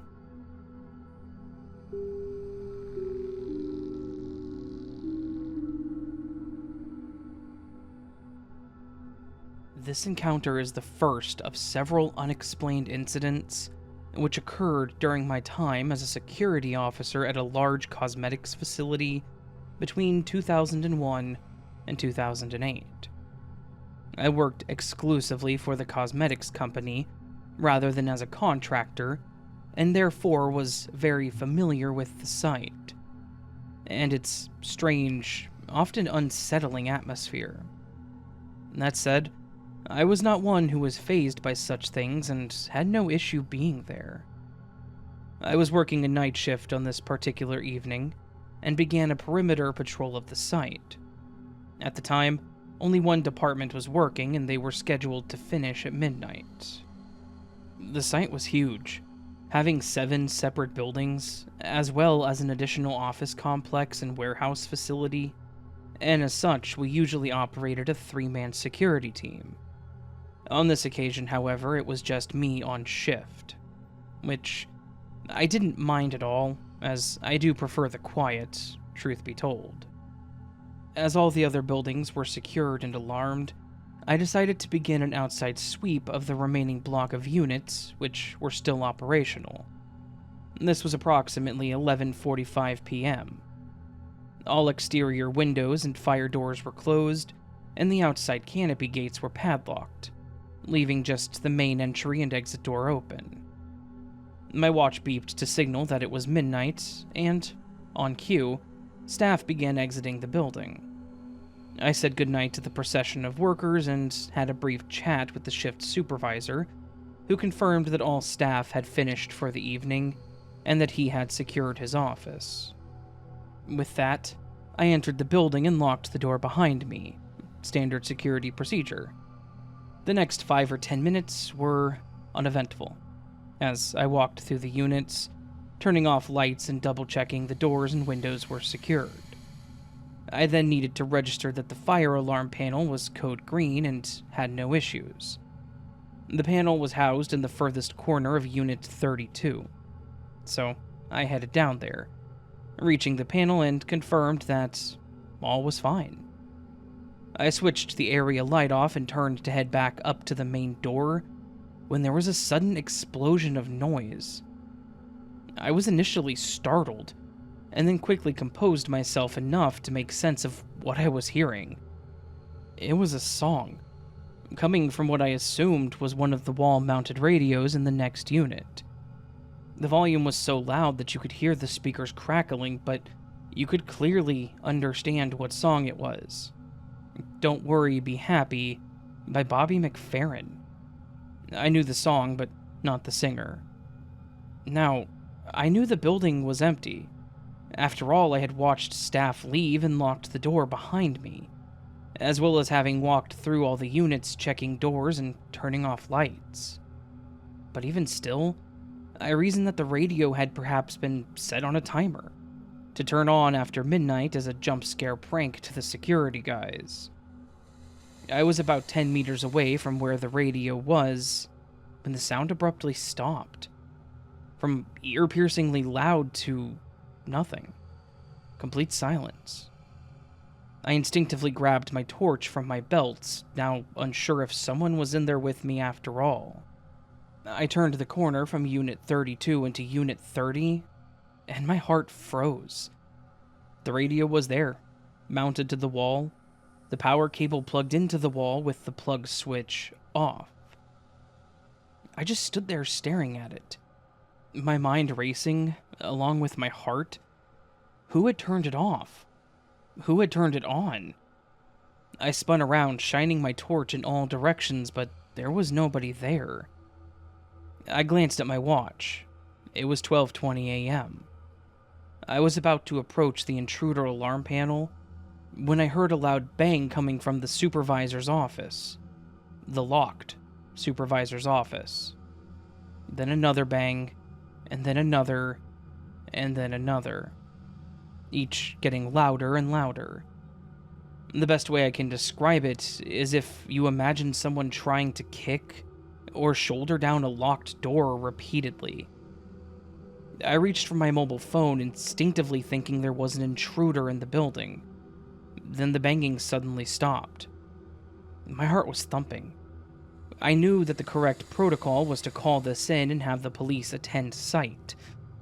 I pressed the phone to open up the call function, and the screen said, "No service." Something inside me said, maybe this isn't an intruder after all. I noticed I was breathing heavily and that I could see my breath. It was freezing. Yet, outside, it had been quite a mild evening up until then. I walked to the intruder alarm panel, typed in the security code, and asked the system to run a check. No faults found. I activated the alarm, a loud beep beep beep sound indicating a 30-second countdown time to exit the building before the alarm is live. I knew that if someone was in the building, any movement would be picked up by the sensors and the alarm would trigger, sending a signal to the monitoring company, who would contact key holders in the event that security do not answer. I stepped outside, locked the door, and waited. The final alarm beep sounded. It was set. Then nothing. Where was the activation? Any movement would set it off. A minute passed, then 2. Still nothing. Again, that inner voice was telling me that it's not an intruder. I looked at my phone. Full service. Do I ring the police? And say what? A radio turned on and off by itself? The invisible man was trying to break down the door? That the alarm was set but had not been triggered? I did another perimeter check of the building. All doors and windows were secured. I headed back to the security office. The rest of the shift was uneventful. No alarm activations. I did a handover with the day manager, and I noticed he gave a funny look when I recalled the incident from that night.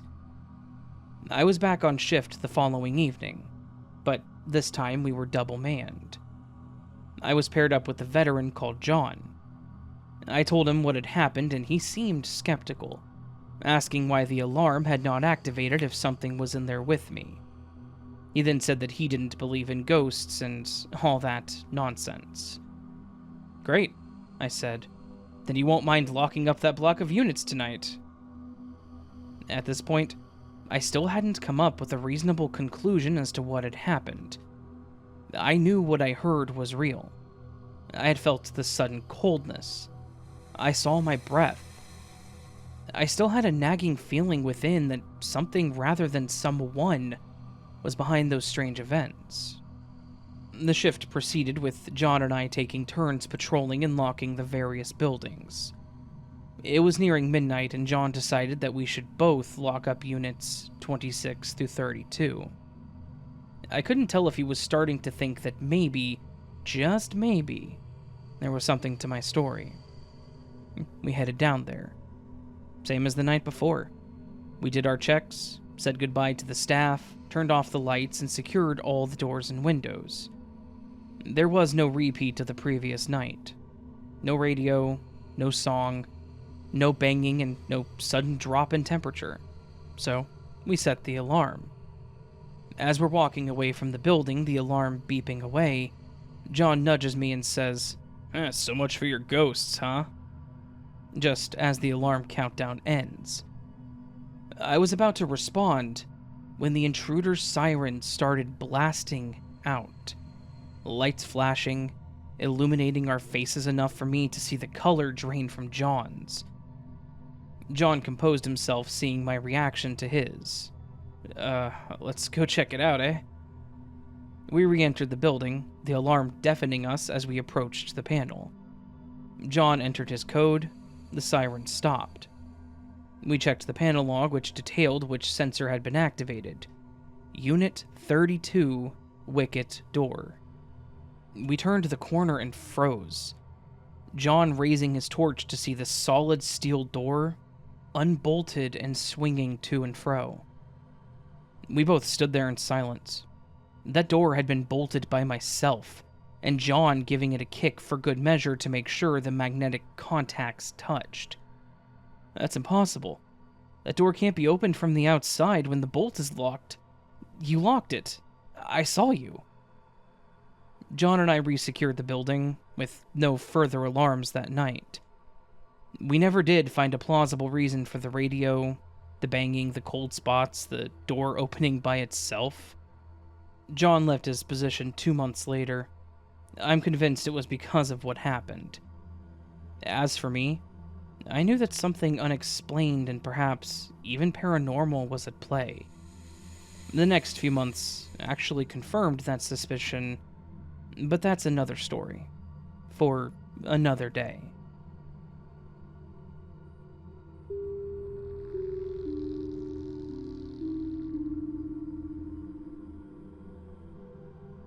When I was a kid, we had a lovely backyard with a full garden that we actually didn't build.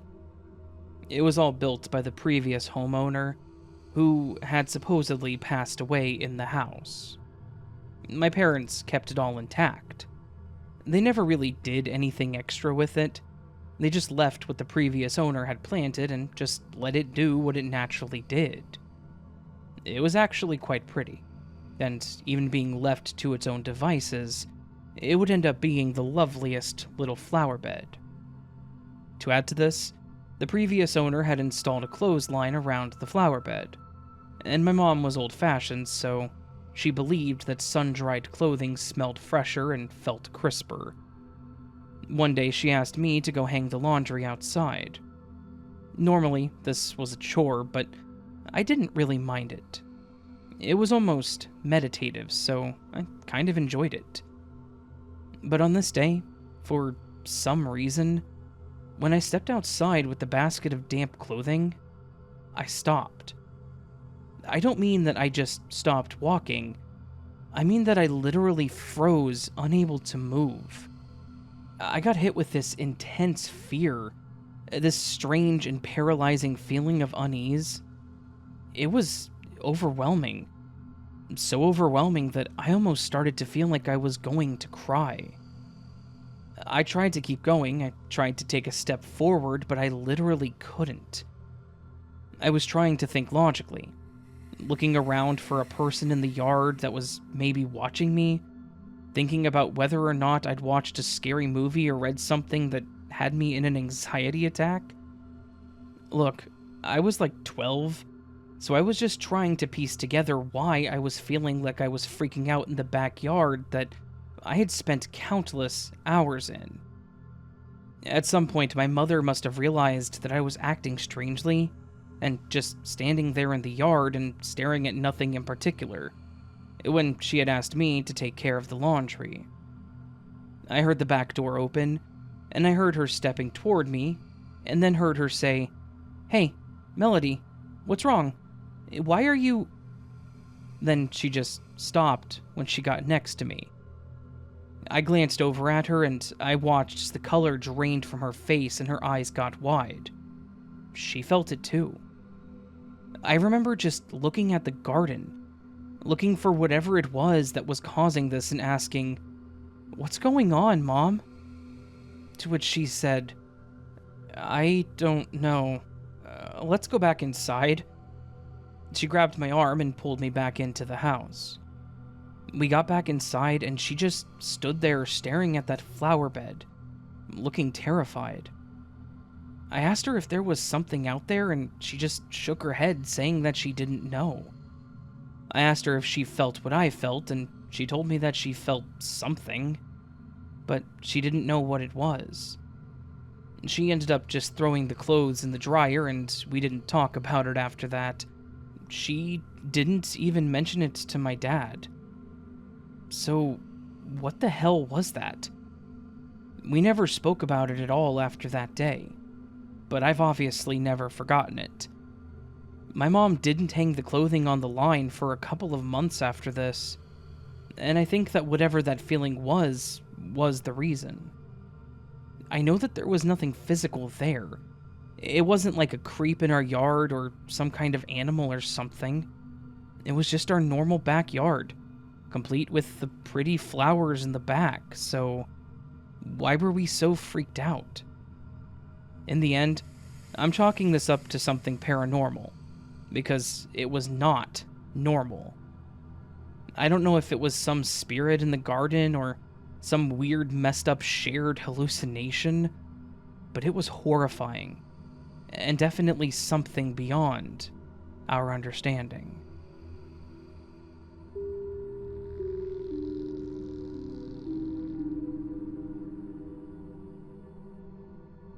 I have a bit of a strange and potentially creepy story that I've toyed with sending in to you, and after I worked out some of the details with my wife, I decided why not.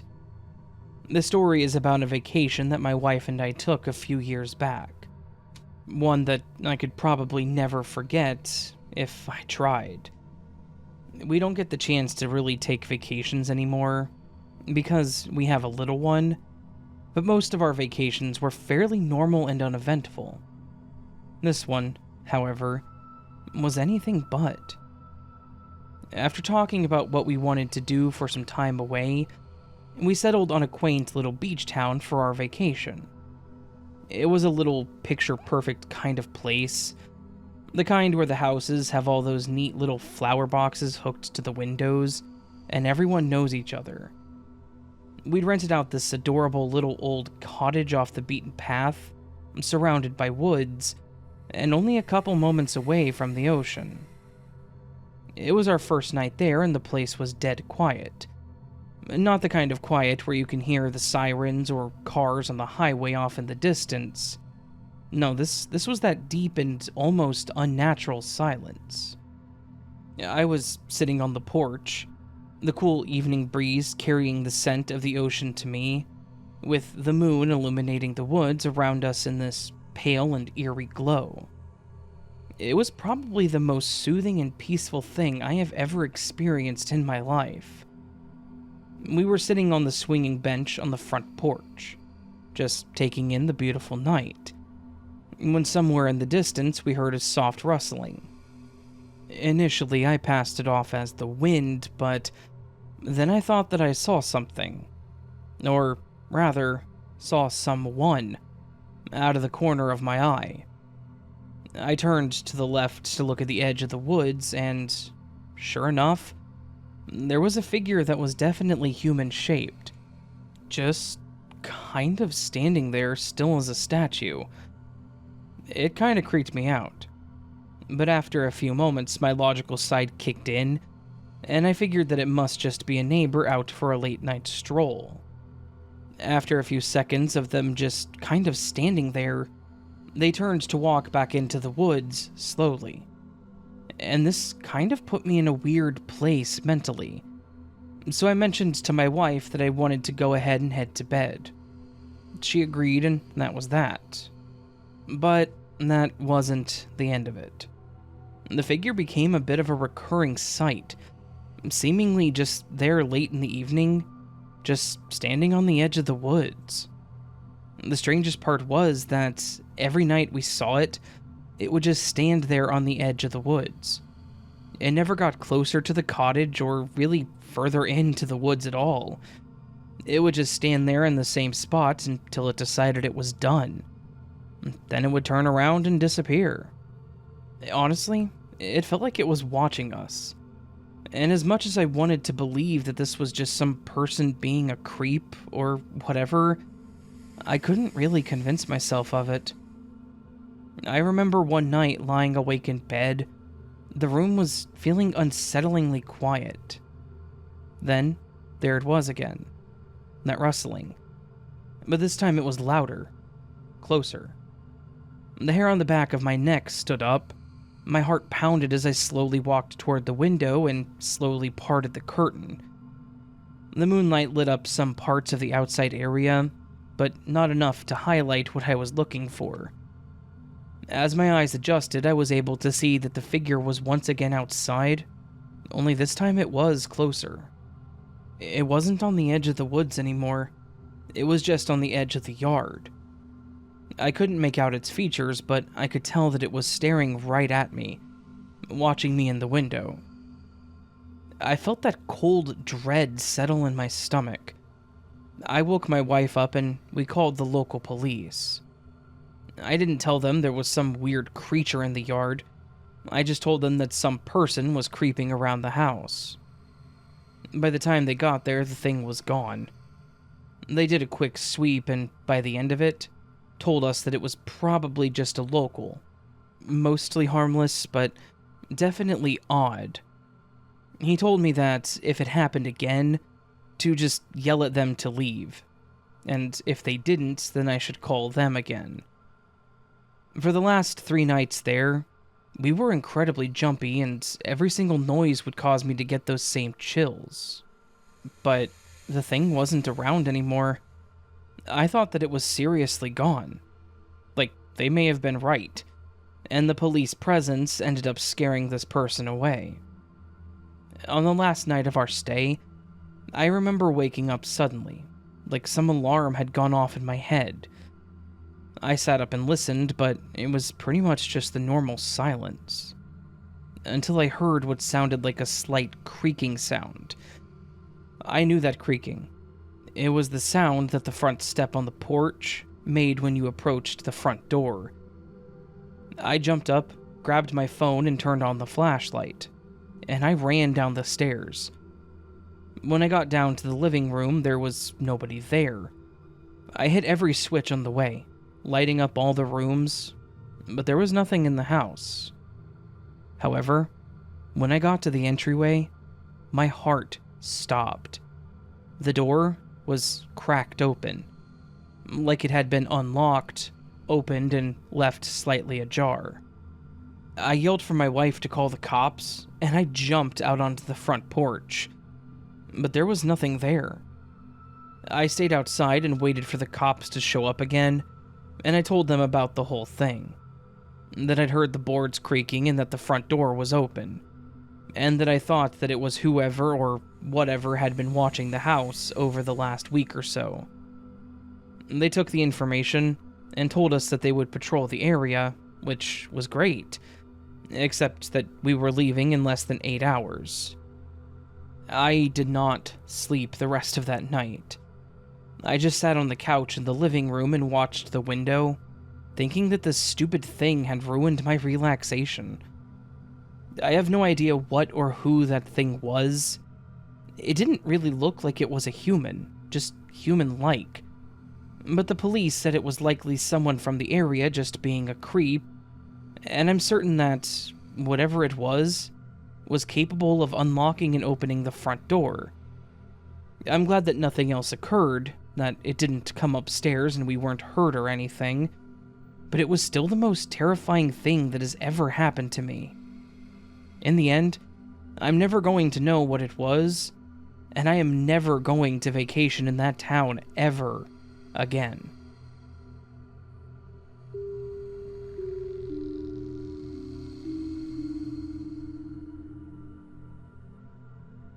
Late-night walks on the beach were my preferred way of unwinding. After spending way too much time running around the coffee shop that I manage, I needed something to help me clear my mind and relax. There's something about the sound of the waves and the cool sea breeze that just helps me push everything stressful out of my life, even for just a few minutes.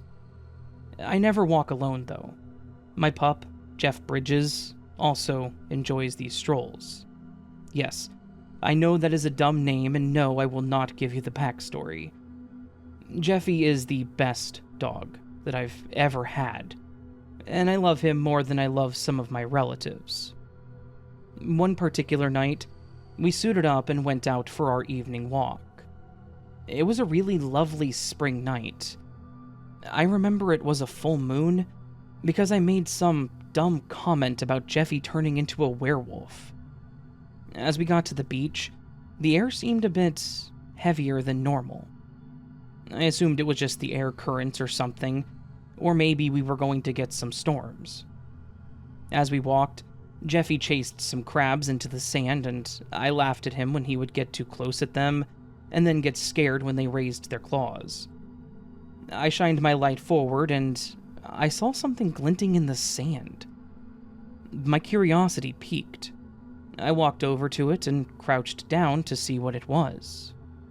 I moved the sand off of it and was genuinely surprised when I saw that it was a cell phone. It was a bit strange to find a full-on cell phone on the beach like that, but then I figured that someone must have dropped it during the day and either didn't care or hadn't come back to check for it yet.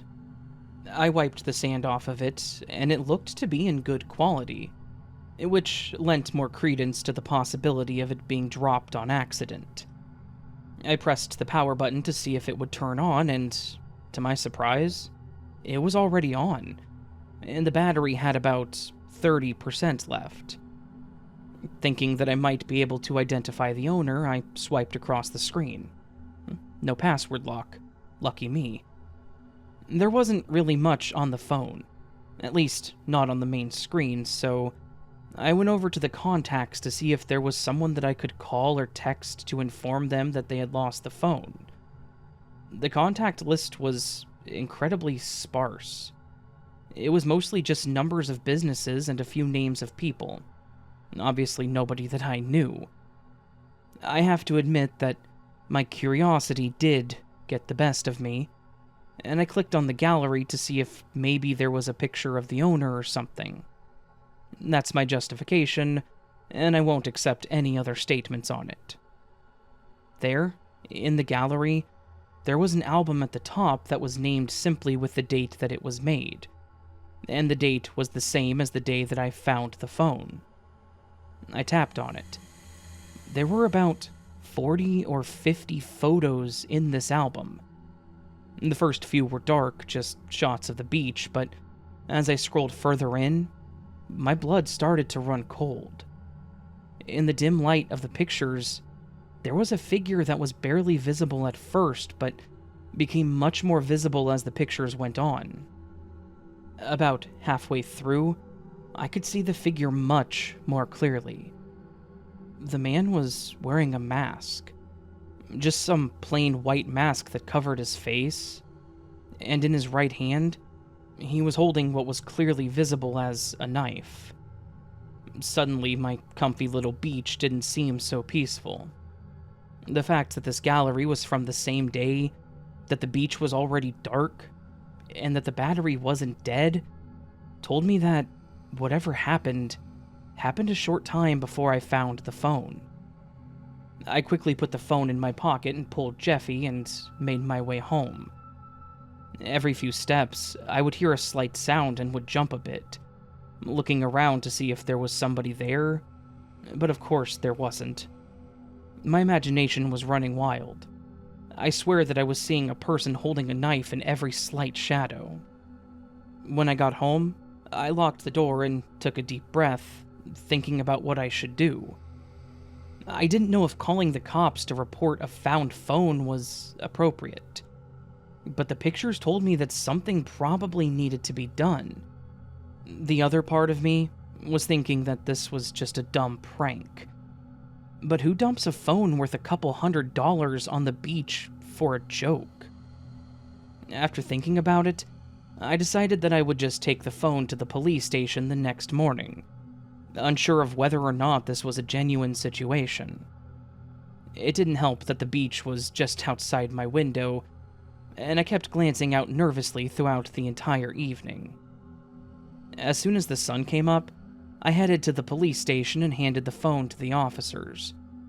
They asked me a few questions, and I answered as best as I could, explaining that I had found it the night before, and I admitted to going through the pictures and then told them about the album. They went through them as well, and the officer looked just as creeped out as I was. He promised me that they would figure out who it belonged to, and before I left, told me to stay cautious, just in case, and to call them if I saw anything out of place on the beach. I don't know what came of it. I don't know if they found the phone's owner or the man in the pictures, but those late-night beach walks, yeah, they're a thing of the past. Because I can't shake off this feeling of being watched every time I go out there. I honestly have thought about the person that took those photos more than what I would say is healthy. What happened to them? And who was the man with the knife? Some questions, I guess, are better left unanswered. But if there was one thing that I learned from this, it's that not all that glitters in the sand is as innocent as it seems.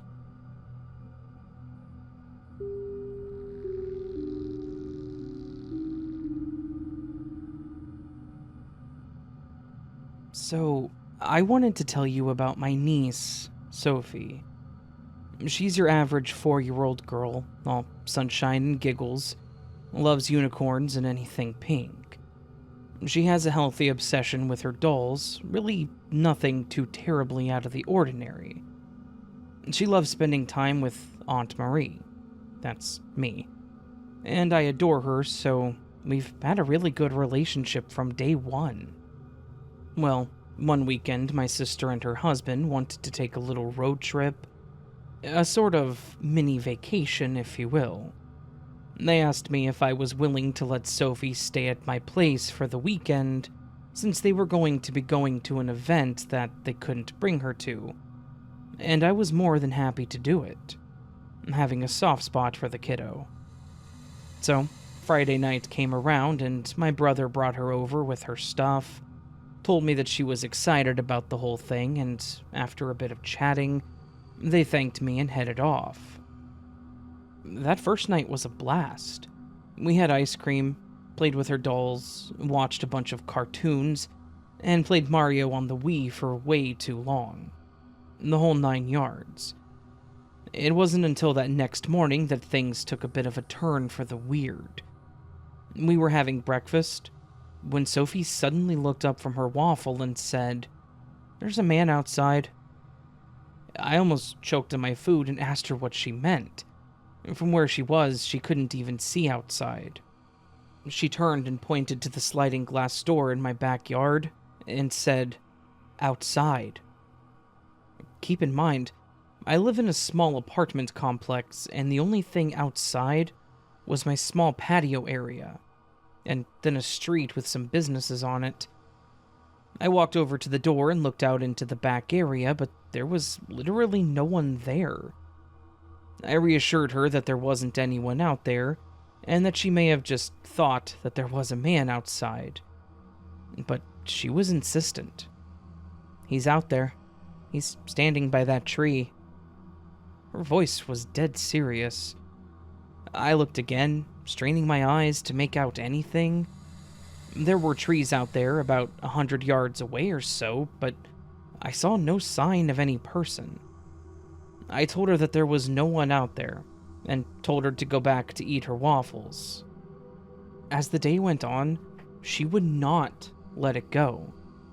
When she would get up to go to the bathroom, she would pause and look out the slider. She would giggle as she looked out and then go about her business. One time she told me that, "He's still out there, and he's not going away," almost in a sing-song way. The cheerfulness had faded from her eyes, replaced by this strange seriousness. I tried to distract her, putting on her favorite show, offering to play Mario Party with her, asking to play with her dolls, but she would not shake off this uneasy mood that she seemed to have plastered on her face. I ended up just letting her go through the motions, thinking that she would get past it as time went on. I'm not a parent, and I don't know if this is a thing that kids do, so I really didn't know. She ended up asking me if we could just go to bed early, and I was all for it. I put her to bed, and then I went to bed myself, but I couldn't sleep. Every little sound made me jump. I kept looking out the window, damn near expecting to see a man lurking in the shadows. I never saw anyone, but that almost made it worse. In the morning, I walked into the living room to see if Sophie was awake, and I was surprised to see her sitting on the living room floor, all of her dolls spread out in front of her. She wasn't playing with them. She was just sitting there with them and staring out the back door towards where she claimed the man was. "He's gone now," she said. She almost sounded relieved. "He said that he'll come back later." While I was glad that she seemed relieved and had gotten through whatever that stoic mood was, that last statement about him coming back later was unsettling, to say the least. I had to worry about him watching the house, and now I had to worry about him coming back. The rest of that day, I had a bit of an uneasy feeling, but Sophie seemed like she had gotten back to her normal, cheerful, and bubbly self. Almost as if nothing had ever happened. She went back to playing with her dolls and was all smiles and sunshine, just like normal. The rest of the day was great, and my brother came around that evening to pick her up. I asked him if she had ever mentioned a man watching the house over at their place, and she hadn't. Apparently this was a new thing that she had done, and she had only ever mentioned it at my place, which did not help me feel any better. But, in the end, Sophie never mentioned the man again. Not for the rest of that weekend, and not in the 6 months since this has happened. She hasn't mentioned him, that night, how she felt, or literally anything about it since. The look that she had, though, and the way that she was so very certain that there was a man outside, that he was watching the house, I don't know if it was her imagination, or if she really saw something outside. What do you think? Was this something more than a little girl's imagination? Either way, I will say that I have never been so creeped out in my life.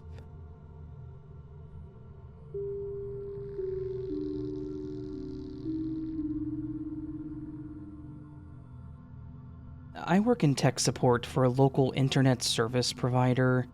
It's not a glamorous job, it's incredibly boring, but it pays my rent and allows me to have food for the most part.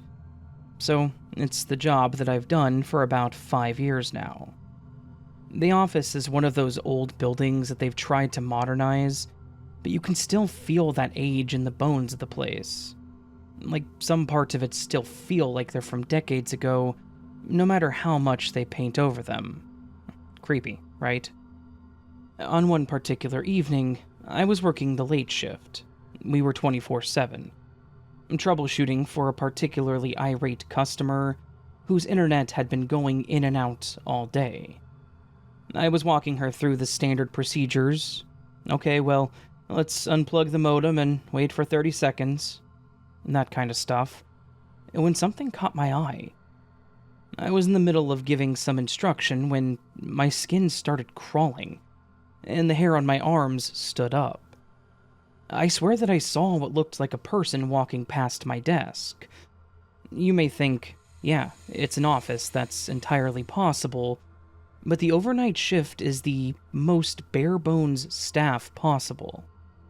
There were 4 floor techs, the ones that took the calls, and then 1 lead tech, which was only there for escalations. The floor for the call center was split into 2 sections. There was the dark section in the back that was built like a large conference room, and then the main floor. And, at the time, the other 4 people were in the dark room, and I was on the main floor, because that was my assigned desk.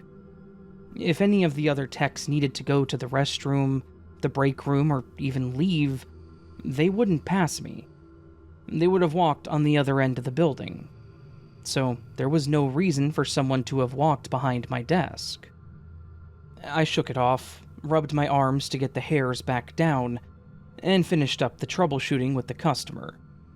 After I wrapped up the call, I sent a message to the lead and told him that I was going to step away for a few moments to go to the restroom, and he said that was fine.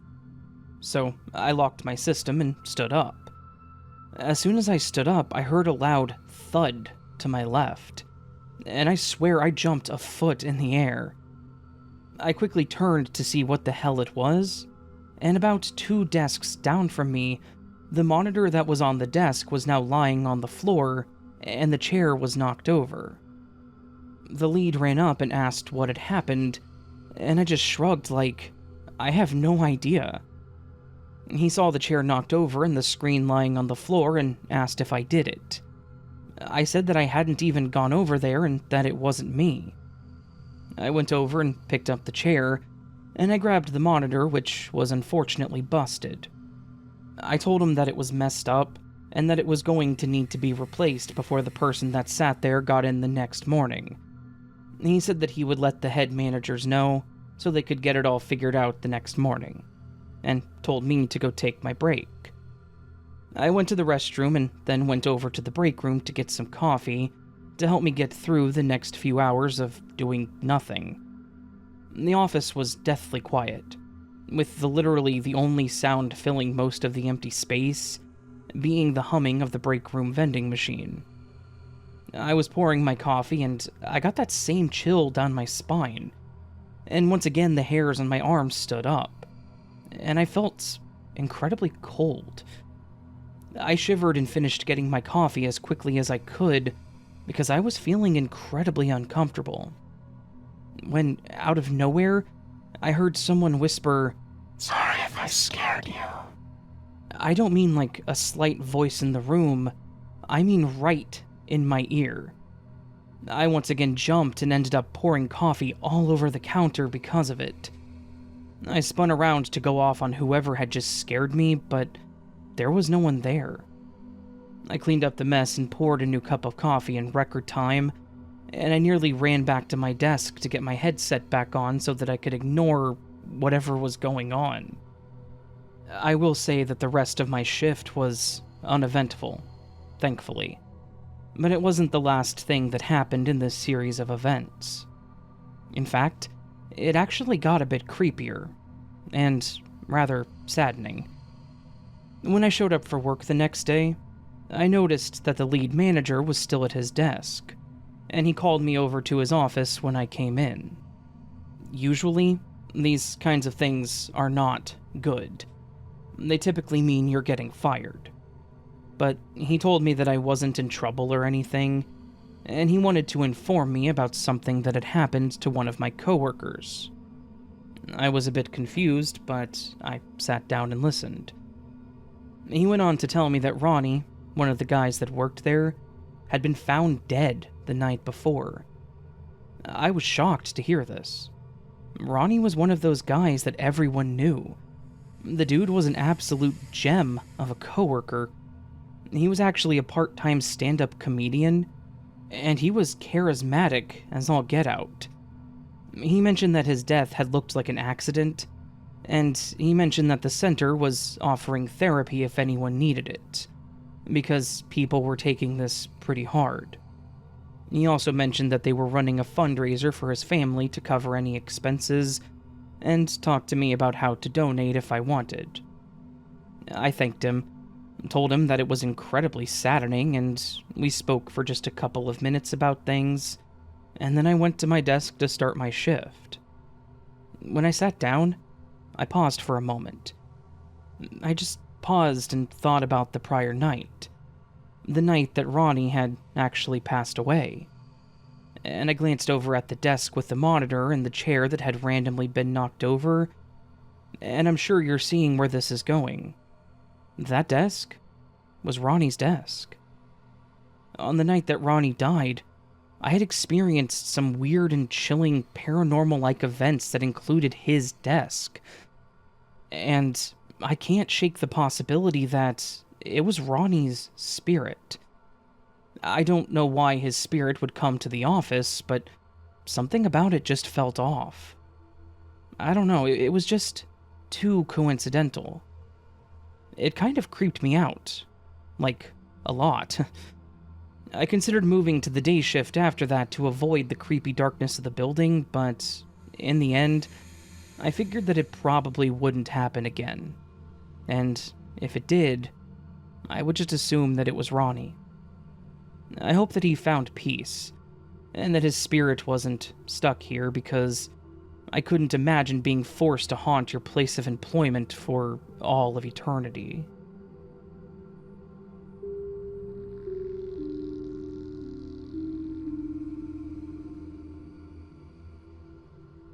Back when I was in elementary school, for a little while, things were kind of awful, to be completely honest with you.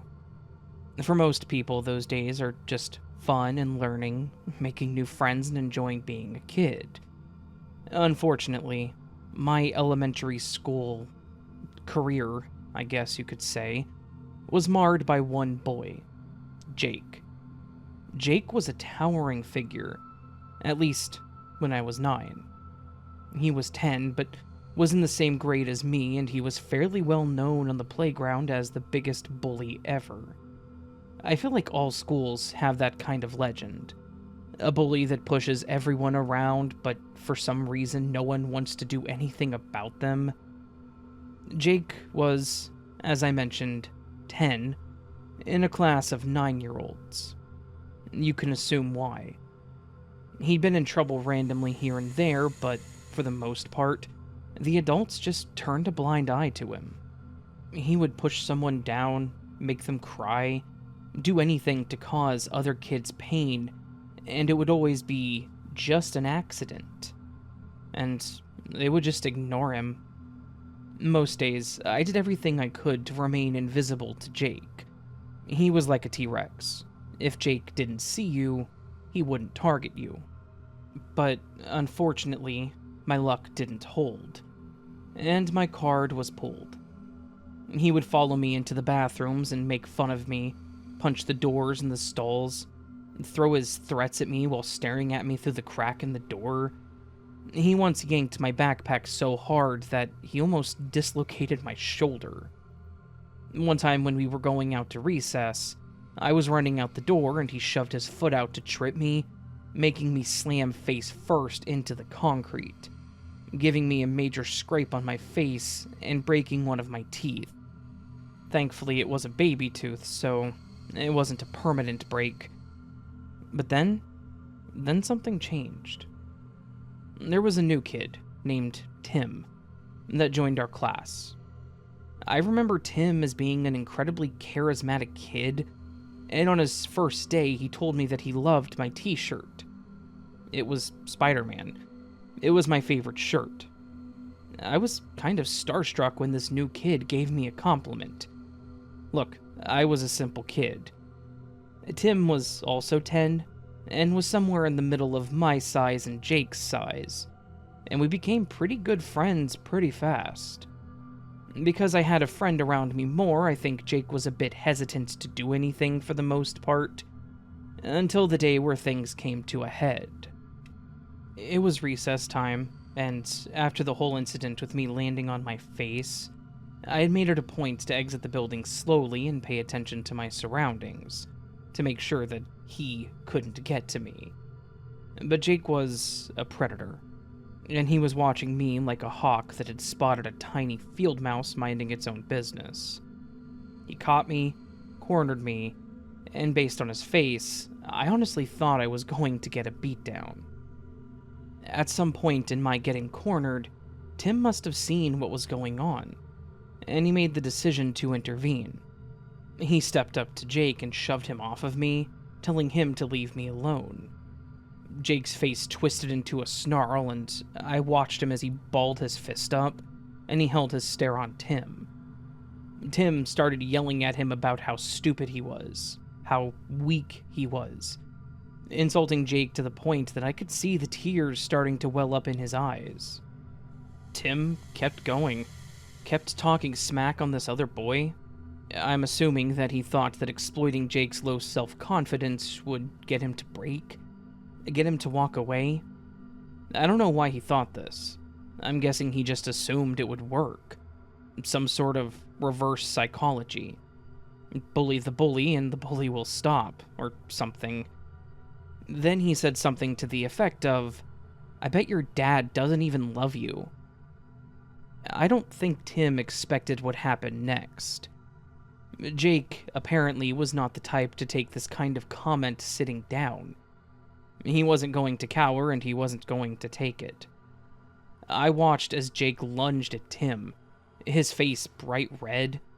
He attacked him with the ferocity that I had never seen. His fists were pummeling Tim repeatedly as he tried to defend himself. At this point, I was no longer scared for my own safety. I was scared for my friend. Instinct finally took over. I turned around and I ran as fast as I could towards the door, where the teachers were huddled. I could feel myself crying, thinking that if I didn't go fast enough, Jake was going to kill Tim. I interrupted the teachers that were talking about God knows what. I shouted at them, both of them jumping and looking in my direction, asking what was going on. My words just stumbled out of my shaking body. "Jake, it's him. Fighting. Help!" The two teachers ran with me over to the side of the school where Jake was still pummeling Tim, all while sobbing. Tim looked horrible. His face was bloodied, he was curled up as best as he could, and Jake was standing over him with his chest heaving and his face soaking wet. The teacher screamed at him to stop, and in that moment, the madness just seemed to halt. Jake stood up straight and turned slowly to see me and the teacher standing there, watching him in horror. She went to grab Jake's arm and pull him away, and like clockwork, Jake tried to say something like, "I didn't mean to hurt him. We were playing." Some BS lie that he really thought would work. It didn't. Tim was pretty messed up, groaning on the ground, bloodied, obviously in pain. They ended up calling an ambulance for him, and while he was pretty badly beaten, he survived. Though he had a broken nose and major black eyes when he came back to school. The aftermath of all this was intensely stressful. They had to ask me what happened since I had reported it. I had to tell them about how Jake was going to beat me up, and then Tim stood up to him, and then how Jake just went absolutely feral on him. Jake ended up getting expelled from the school. I guess they couldn't ignore the fact that he had put a kid in the hospital with his bullying. Tim was suspended and had to go through some kind of disciplinary thing, but he was allowed back in class. After that, Tim and I were the best of friends. I actually asked him why he'd stood up for me like that when he knew Jake was going to attack him, and he laughed about it. He said that he didn't like watching me get beat up, and that he had imagined the whole thing going totally different, with him standing up like a hero and Jake cowering down and running away. The incident left one hell of a mark on me. It was a visual that I struggled to get out of my head.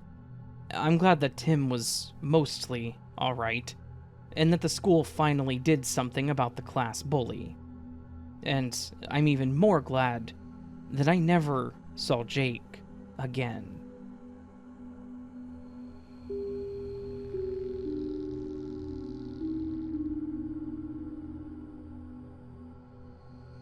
I never thought that I'd be able to tell a story like this and not be exaggerating or lying altogether.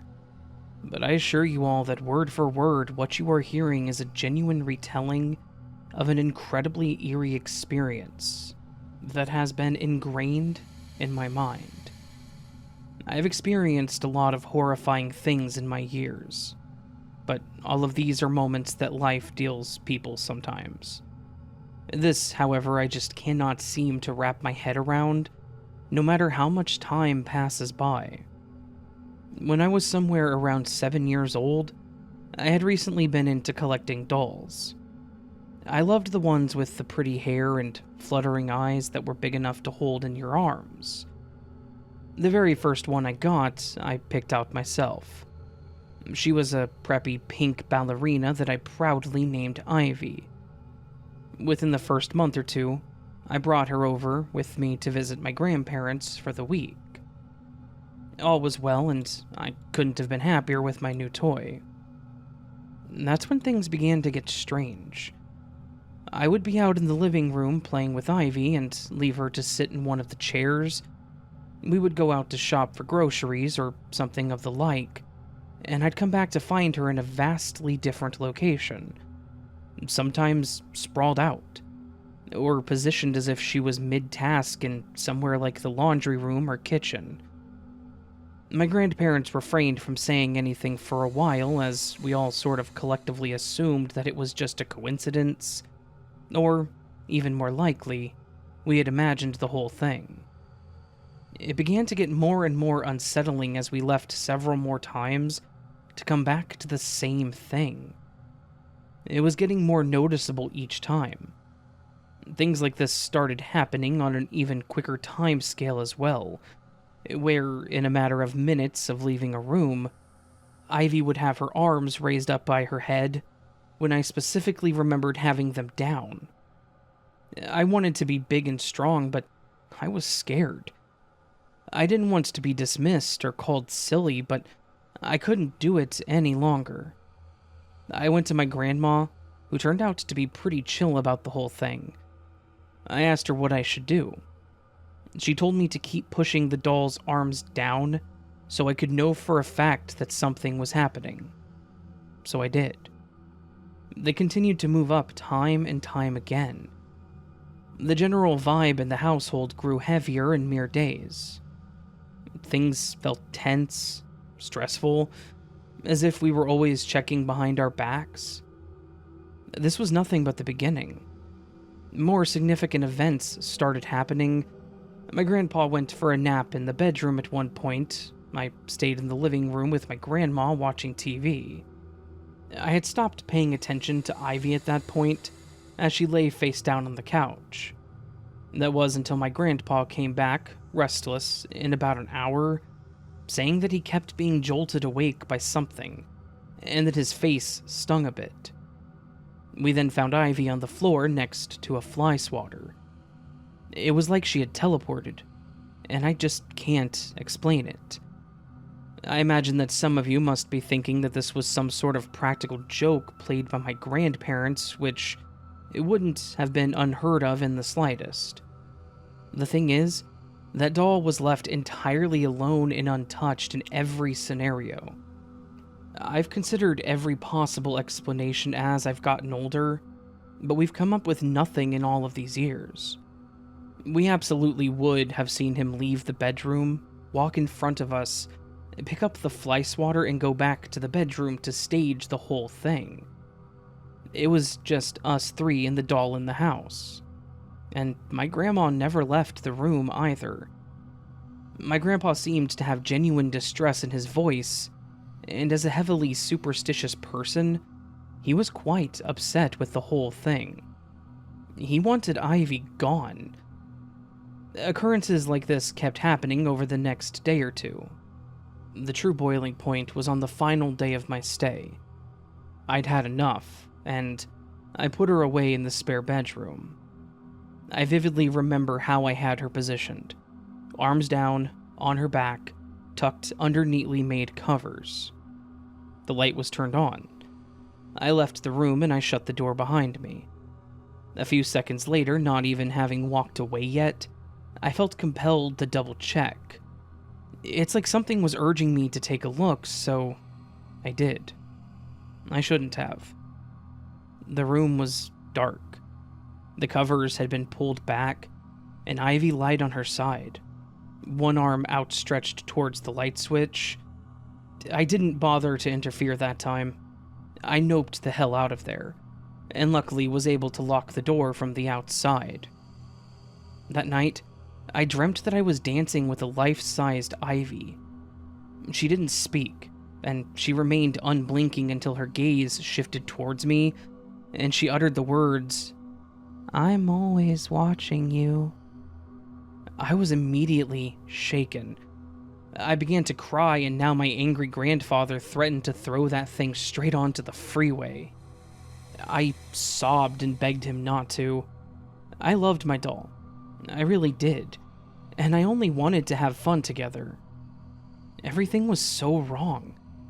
Eventually I went home and everything felt fine again.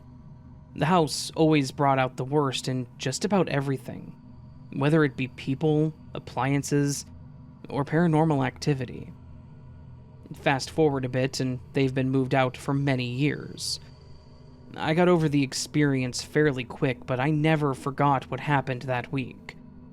I have since exorcised the doll multiple times and performed many a spiritual cleansing on myself and my environment.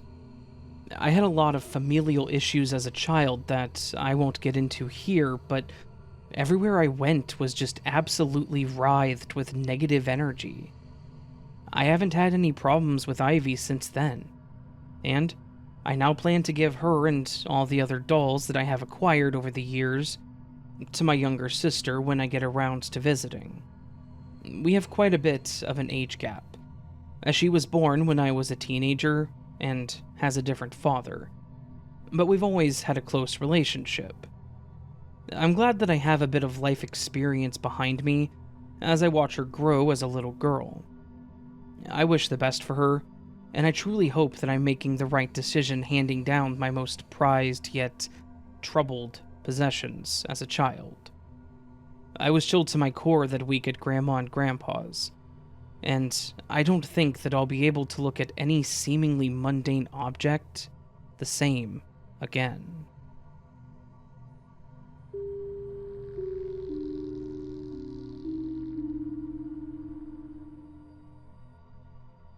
Hi, Raven. How are you? I hope you're good. Well, thank you, subscriber. I hope you're doing well as well. My family used to travel around the country a lot. We're from the US. This was during the late 90s and early 2000s.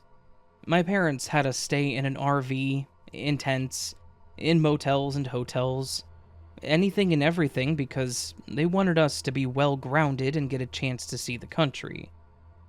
My parents were the easygoing hippie types that had a more lax method of parenting. So it wasn't weird for my siblings and I to curse, run around, not pay attention, and it was kind of a mixed result with the three of us. I'm not going to name the town because a majority of the people who lived and worked there were great people, and it's not fair for them to be associated with any of this. We arrived at a hotel room somewhere in the desert beside an old highway that had certainly seen better days. Fortunately for this spot, people were drawn here for tourism reasons. I didn't know what was so exciting about this old town. We got to stay in a hotel that was supposed to be haunted by the ghost of a lady who owned it back in the 1800s or something. I think she'd been killed by someone who was staying the night, but I don't remember. I wish I had paid attention, but as a kid, I didn't care, and I just wanted to run around. It was one of those old ghost towns that draws in tourists, if that helps. We unpacked our things and we settled in for the night. I shared a room with my little brother, who only shuts up when he goes to sleep. He was chatting away and I was ignoring him when I heard whispering coming from the room. There was an old built-in closet, possibly an addition from the 70s. I thought it was my dad playing a trick on us, and I opened the door. But no one was there. I kept hearing it and looked around for the sound. My little brother had already fallen asleep. When I woke up the next morning, I told my parents about it, and I asked them if it was them. They said no, and they teased me, saying that the ghost must have visited me. I told them that it sounded like a male voice, though. We asked the lady at the front desk about it, and I hated how everyone took this as a joke. She said that this town has its fair share of violence, and there were a lot of people who died. Their bodies went unclaimed by the city morgue and were buried in the local graveyard. Maybe one of these ghosts were the ones who visited me? I hated her stupid, condescending face, and as a kid, I wanted to hit her so hard. I didn't say anything, and my family left to go about our day. We saw the sights, had lunch and dinner at the local places, and then came back for our final night. I was exhausted, and I wanted to sleep so badly.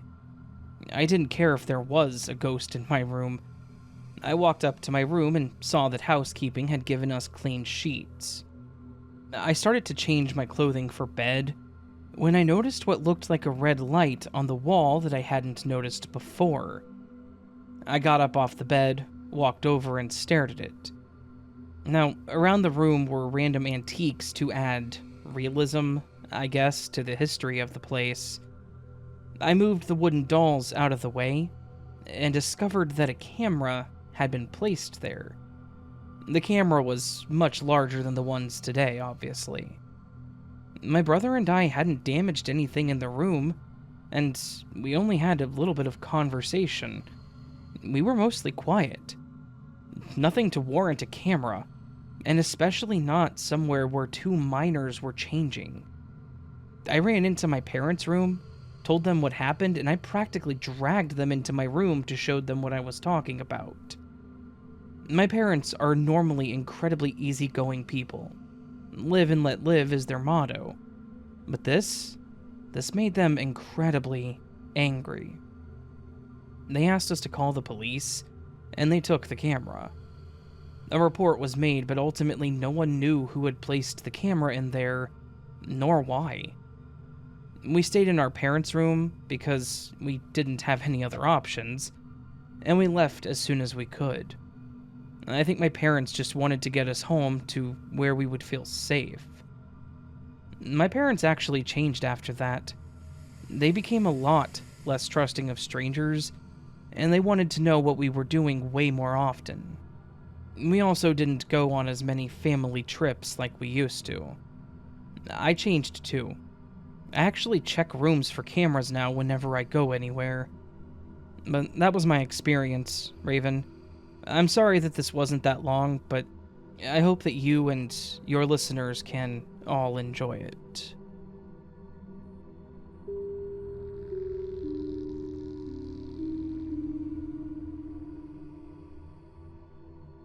This happened in middle school. Back then, I had taken a home economics class with Miss Clark. Home ec was a boring class. A lot of really basic stuff. But there was like half a quarter where we got to learn actual cooking skills, and I was pretty eager for that, because I loved cooking at the time.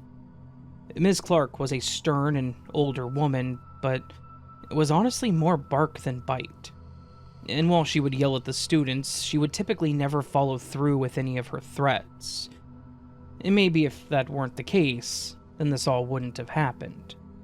But it did, and nothing can change it. For the most part, the cooking parts of home ec, we were doing more baking than anything. And we didn't need to use any utensils that could be considered more dangerous than a whisk.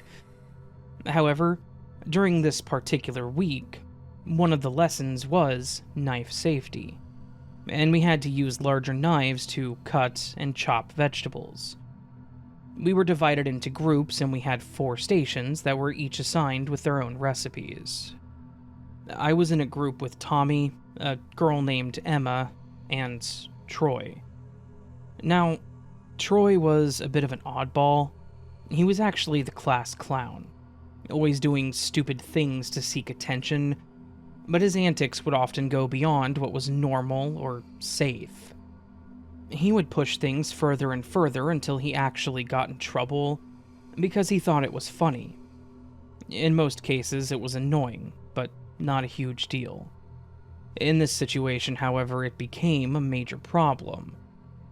Our station had to make a vegetable stir-fry, which meant a lot of chopping and slicing. Troy was in charge of cutting carrots, but he was obviously getting bored with it. As we were all doing our parts, he picked up his knife and began swinging it around in the air. "Look at me, I'm a ninja chef," he yelled out with his eyes wide and looking like an absolute idiot. I laughed nervously, but it was clear that this was not okay behavior. He kept swinging the knife like he was fighting off some enemies in a video game or something. He kept swinging closer and closer to all of us, which definitely freaked all of us out. "Troy, cut that out right now, or you'll be out of this class for good." Ms. Clark's voice boomed out from the other side of the room. Troy froze and had a look of defiance on his face. He lowered the knife and muttered something under his breath, but the warning seemed to have done its job. For a while, things went back to normal. We all continued our cooking. Troy even went back to cutting up the carrots, but he was clearly unhappy with being told to stop playing his little game. And I could tell that he wasn't done.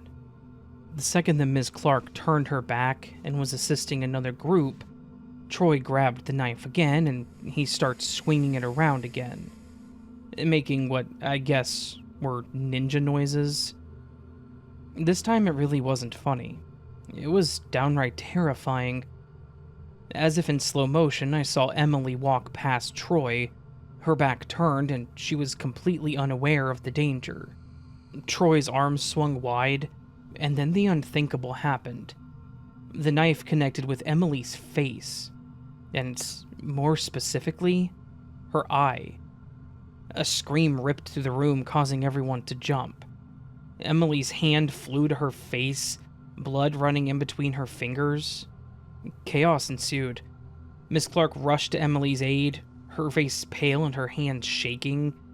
Troy dropped the knife and his face went pale as the realization of what he'd done slowly dawned on him. The school nurse was called, and Emily ended up being rushed to the hospital. Troy was taken away by the school's security officer. He actually looked more shocked about what had happened than most of the class. We were all left in the room with a bunch of half-cooked food and blood spotting the floor where Emily had walked. We just sat there in silence. That image, though, the visual of Emily getting hit with that knife, and the sound of that scream that she let out, oh, those were haunting. In the end, Emily actually lost her eye. Troy was expelled, and none of us ever saw him again. When Emily was able to come back, she was a good sport about having to rock an eye patch, claiming that it was going to be the newest fashion statement. But it was such an unfortunate situation, one that absolutely could have been avoided had Troy not been an idiot. The home ec class wasn't the same after that. Knives were handled with trepidation. and we were no longer allowed to be split into our own groups. We did everything as a demonstration in front of the whole class, one at a time instead. I think everyone learned a harsh lesson that day, about how fun and danger share a very fine line, and how quickly things can go wrong.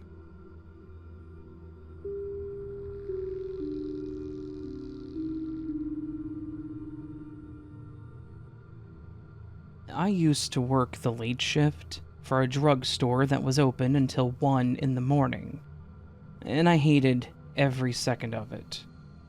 It was not a fun job, but it paid my bills and kept me fed, so despite disliking it, I did it for several years.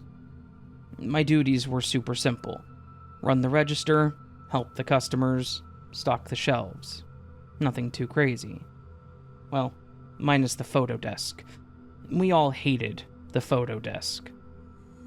One night, I was sitting behind my register helping people check out and yawning every 3 or 4 minutes because I was tired as all get out.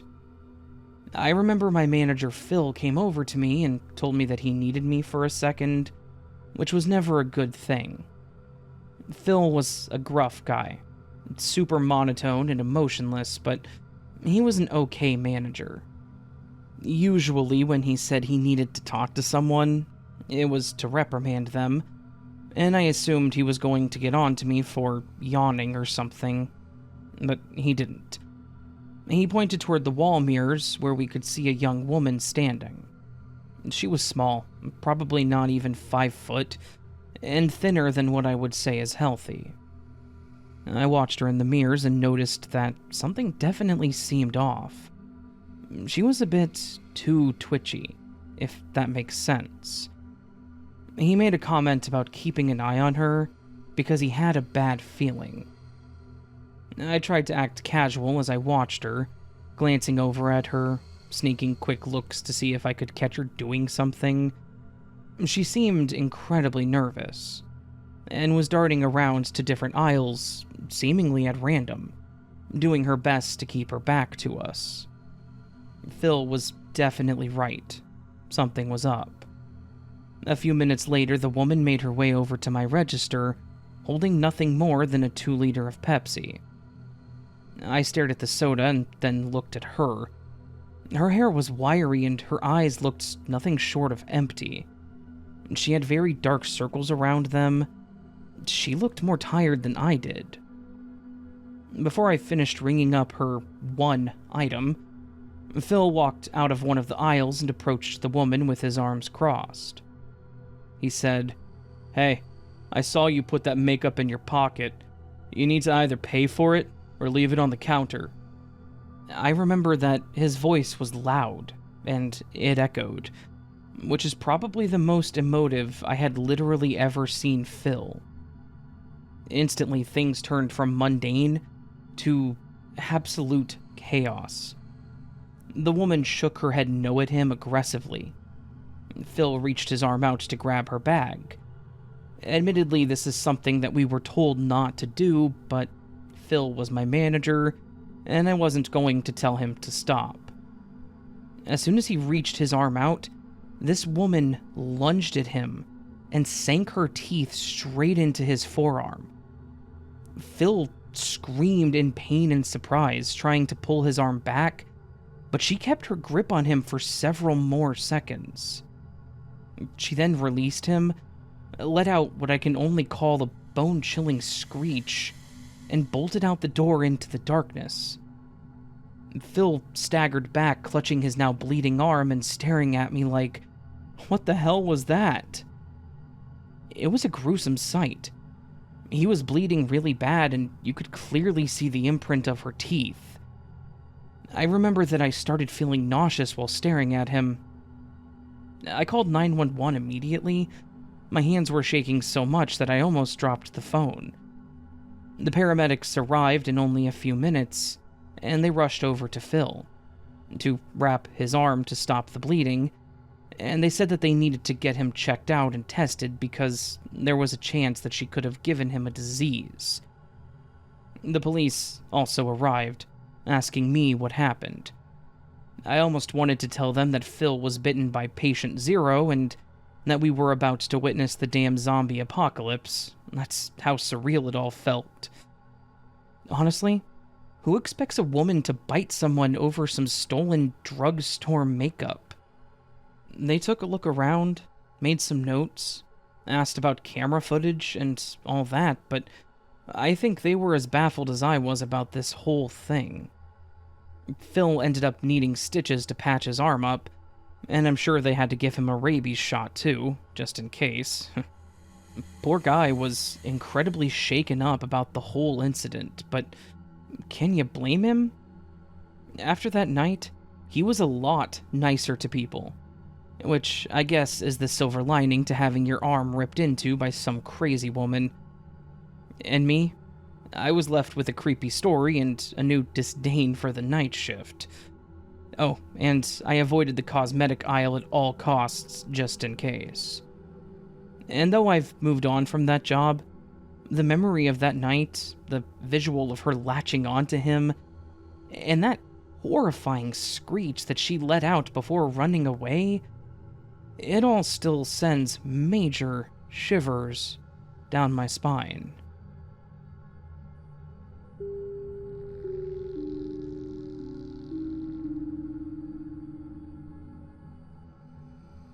There was a point in time where I was what you would consider homeless, and I was forced to move in with my cousin for a while just so I had a roof over my head.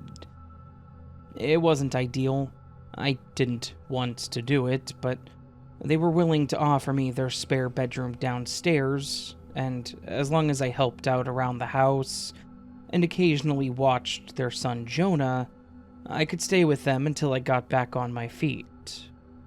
I was super appreciative that they were willing to help me, and I was willing to do anything they needed me to do for them, which, for the most part, was just me watching Jonah while they worked or went out. I didn't mind. I liked Jonah. He was a smart kid, and he was pretty self-sufficient for a 5-year-old. One thing to know about Jonah is that he had a bit of a weird fascination with clocks. He would sit and watch a clock ticking for hours on end. Something that I thought was kind of funny, but eventually started to seem a bit unsettling. I didn't know if there was something up with him, but he had this really strange obsession with analog clocks. To the point that he had his own grandfather clock, ironically, a gift from his grandfather. Maybe that's where the obsession stemmed from. I know that he was super close with my uncle before he passed away, and that clock was his, so maybe the attachment led to the obsession? I don't know. It was one of those big grandfather clocks that had the pendulum, and you could hear it tick slightly every swing. It was neat, but not worth staring at for long periods of time. One evening, while I was watching Jonah after my cousin and his wife went out, Jonah abruptly stood up from our game and ran to his bedroom. I was a bit confused and concerned, so I got up and followed him. And I found him staring intently at the clock. He was reaching out towards the hands, but was too short to grab them, and the hands on the clock were at exactly 8:20 p.m. Just something to note. I asked him what was wrong, if everything was okay, and he responded with, "Time is sad. It's always running away. It wants to stay, but it can't." I got that weird chill down my spine when someone says something incredibly creepy yet profound, and you honestly have no idea as to why. It was a weird thing for a 5-year-old to say, right? I laughed it off awkwardly and said something like, "Time can't feel, buddy. It's not a person." And he stared at me with his eyes filled with tears like I'd kicked his puppy or something. He just shook his head and said, "You'll understand, someday." The next night, he ran upstairs again to stare at the clock. Remember when I mentioned the time? 8:20 p.m.? Yep, it was exactly 8:20 p.m. again. I followed him up, looked at the clock, looked at him, and asked if it was the same thing.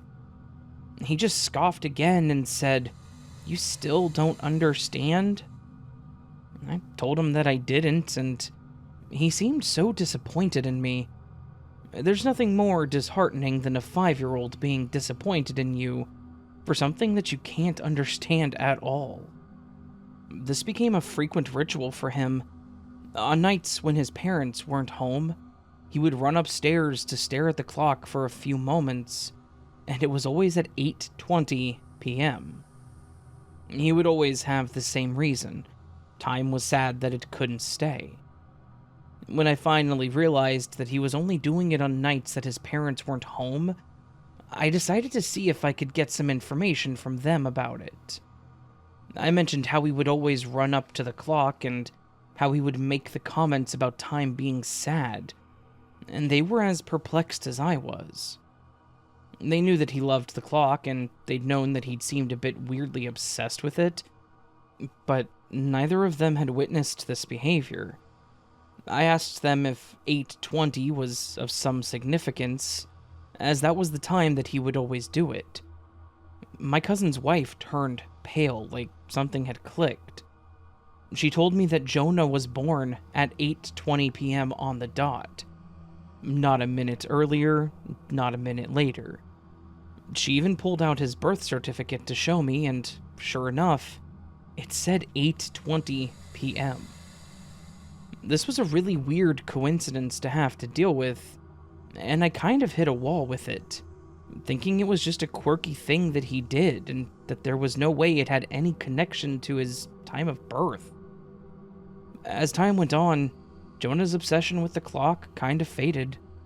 He kept it, but his whole ritual with running up and being sad with time ended whenever he turned 6. It was as if it never happened, and he never did it again. He doesn't remember any of this anymore, unfortunately. He's now 16, and he has zero recollection of his obsession with 8:20 p.m. and the clock. Now, it's just something that I tease him about. But back then, there was something about the whole thing that just sent shivers down my spine.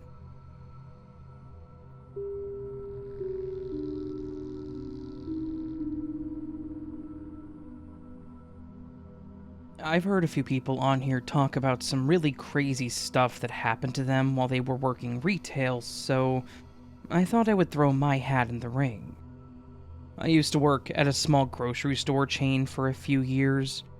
Typical 9 to 5 work in the produce department, carved out in a little corner at the front of the store. At this job, and I assume most others, you get 2 15-minute breaks and a lunch in between, which was 30 minutes at this place. I know, criminal. We could take our breaks outside, but you couldn't leave the property because you were still clocked in, unless you were on lunch. So, typically, on the nice summer days, most of us wanted to take our breaks outside. There wasn't a designated sitting area or a set of tables and chairs. We were just a storefront at the end of a bigger string of stores, so there really wasn't anywhere to put them anyways. So normally we would just sit out on the little concrete lip coming off the wall, off the building on the sidewalk. After working for a few hours, I decided to take my first 15, so I told my manager, took off my apron, bought a snack at the checkout, and went outside to get some air. When I got outside, I leaned up against the wall and ate my snack, just listening to the cars and the people, trying to clear my head before going back in. This large woman walks up next to me and just kind of stares at me for a minute. I look over at her, and she's just standing there mumbling and staring right at me. I look away, trying to act like I wasn't bothered by it, which I totally was. After about another minute of this, she just turns around and walks away. Feeling relieved, I didn't want to wait for her to come back, as I had 5 minutes left on my break, so I decided to cut it short and head in early. Later on in the day, I'm stocking the fruits and veggies, and I noticed the same woman walking around in the store, looking around in a daze. No shopping cart or bags, not looking at any products or even people. She was just wandering around like she wasn't in the middle of a busy grocery store on a Saturday afternoon. I told my manager about her and how she kind of just stared at me outside, but he said we couldn't do anything unless she was making people uncomfortable or decided to steal something. So I went about the next few hours like normal until my lunch break hit. I'd forgotten about the woman and my brief encounter in the morning. I ordered a slice of pizza over the phone and went next door to pick it up. And as I'm walking to my usual outside sitting spot, I noticed the same woman standing there, staring at the wall where I was earlier. I decided the AC was nicer than the outside heat anyways, and I took my lunch inside. Inside of our store, there are a set of tables and booths in a medium-sized section of wine and beer. Just kind of in the middle of the store. It's pretty cozy. It's not good to get away from people, and in hindsight, I should have just went to the break room in the back. As I'm sitting there eating my pizza and sipping on my Coke, I was in the middle of a YouTube video with both headphones in, and I see at the very top of my vision a big figure slide into the booth across from me. I quickly look up and then back down at my phone. It was the same woman from earlier, and she was just staring daggers into my soul. I decided enough was enough. This was getting ridiculous. We're in the middle of a store, so what was she going to do? I took out my earbuds. "Can I help you?" She replies with just mumbles. "Listen, you following me around is making me feel really uncomfortable, so can you tell me what you want?" Just like that, I watched her eyes finally focus on me and actually see me for the first time. She must have been totally out of it. "I just need a ride home. I've been stuck here all day." She said this in such a deadpan, monotone way that it was like she was reading it off of a script. "Sorry, I don't have a car. My uncle comes to pick me up after work." She then starts acting erratic, rocking back and forth. I could give you, no, him, gas money. Please?" Feeling increasingly uncomfortable, I decided to get up and take my lunch to the break room, apologizing to the lady and just quickly walking away. As I get to the double doors leading to the dairy back room and the break room, I push one of them open and my manager is just coming out. I was just about to tell him what happened when his face turns into one of confusion, and he says something to someone behind me. "Ma'am, you can't be back here. Employees only." I turn around and, to my horror, there she was again, standing there in a daze and staring straight at me, not even acknowledging my manager and trying to follow me into the back room. He gets her away from the double doors, and I usher him over and I tell him what's going on. He told me that he'll get her out of there and not to worry. Relieved, I went to the break room and finished my lunch. Then my second break, and then the second half of my shift without so much as a hiccup, aside from the regular 9 to 5 BS. So, as I mentioned before, I told the lady that my uncle would be coming to pick me up, which was true. What I didn't tell her is that he would be late today by about half an hour or so. So, I was just going to go to the GameStop next door, browse for a bit, and hop in the car and hightail it out of there hoping that she wouldn't see me. As I exit the store, I turn to where my usual spot on the sidewalk is, and there she is again. Same spot, 8 hours later. But this time she's looking right at me, like she knew that I was coming. I quickly turned around and speed-walked to GameStop, hoping that I could get there in time before she got to me. I knew the people in there very well. We were basically friends at this point, so I knew that they would help me. I rush into the store, and the lady at the counter saw the look on my face and asked me what was wrong. I told her that a woman had been stalking me since I got into work that day. She immediately ushered me to sit behind some boxes in the counter. A few seconds later, the door chime went off, and someone came in the store. The lady behind the counter asked me what she looked like, and I told her. She then turned and asked the person who came in if they needed any help. "Nah, I'm just waiting for my boyfriend." Her what? So this lady follows me around all day, stalks me, makes me uncomfortable, and then calls me her boyfriend?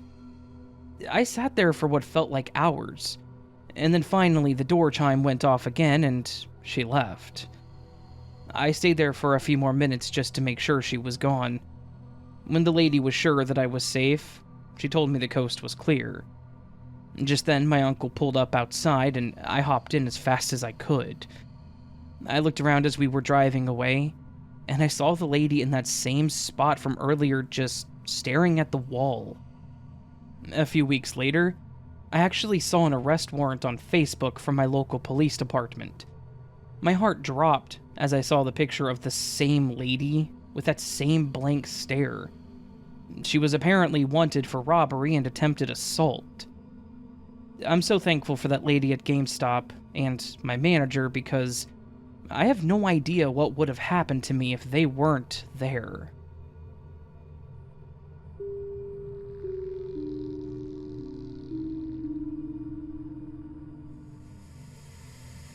A few years back, on what I remember to be a sticky summer day, I found myself packed in a minivan with 5 of my college friends. We had planned to take a little summer vacation the winter prior, and we all did everything we could to make sure that we had a week off to get away and do God knows what for a few days. Honestly, this vacation was a bit of a trip down memory lane in the form of a week-long stay at an Airbnb that was on the outskirts of a countryside town. The place was listed as an old converted farmhouse, oozing with that rustic, old-timey charm, and fitted with a bunch of antique fixtures. It was one hell of a nod to the place's rich history. The first day was idyllic. We met with the owner when we got there. She showed us around the place, told us about all of the amenities, and gave her list of requests about the property. She was pretty cool. She wasn't one of those owners that expected you to water the garden, do the laundry, and mow the lawn. Fun fact, all of those are things that I have been told to do when staying at an Airbnb. Yeah, one time, I was actually told that I needed to mow the lawn while I was there, or else I would be charged an extra cleaning fee. No, I did not mow the lawn, and no, I was not charged for it, because it was a ridiculous request and the owner knew it. Over that first day, we laughed and shared some memories, talked about where life had taken us over the last 10 years, and just enjoyed some time together. As the evening fell, though, some of the feelings about the place changed. It was incredibly dark in that house.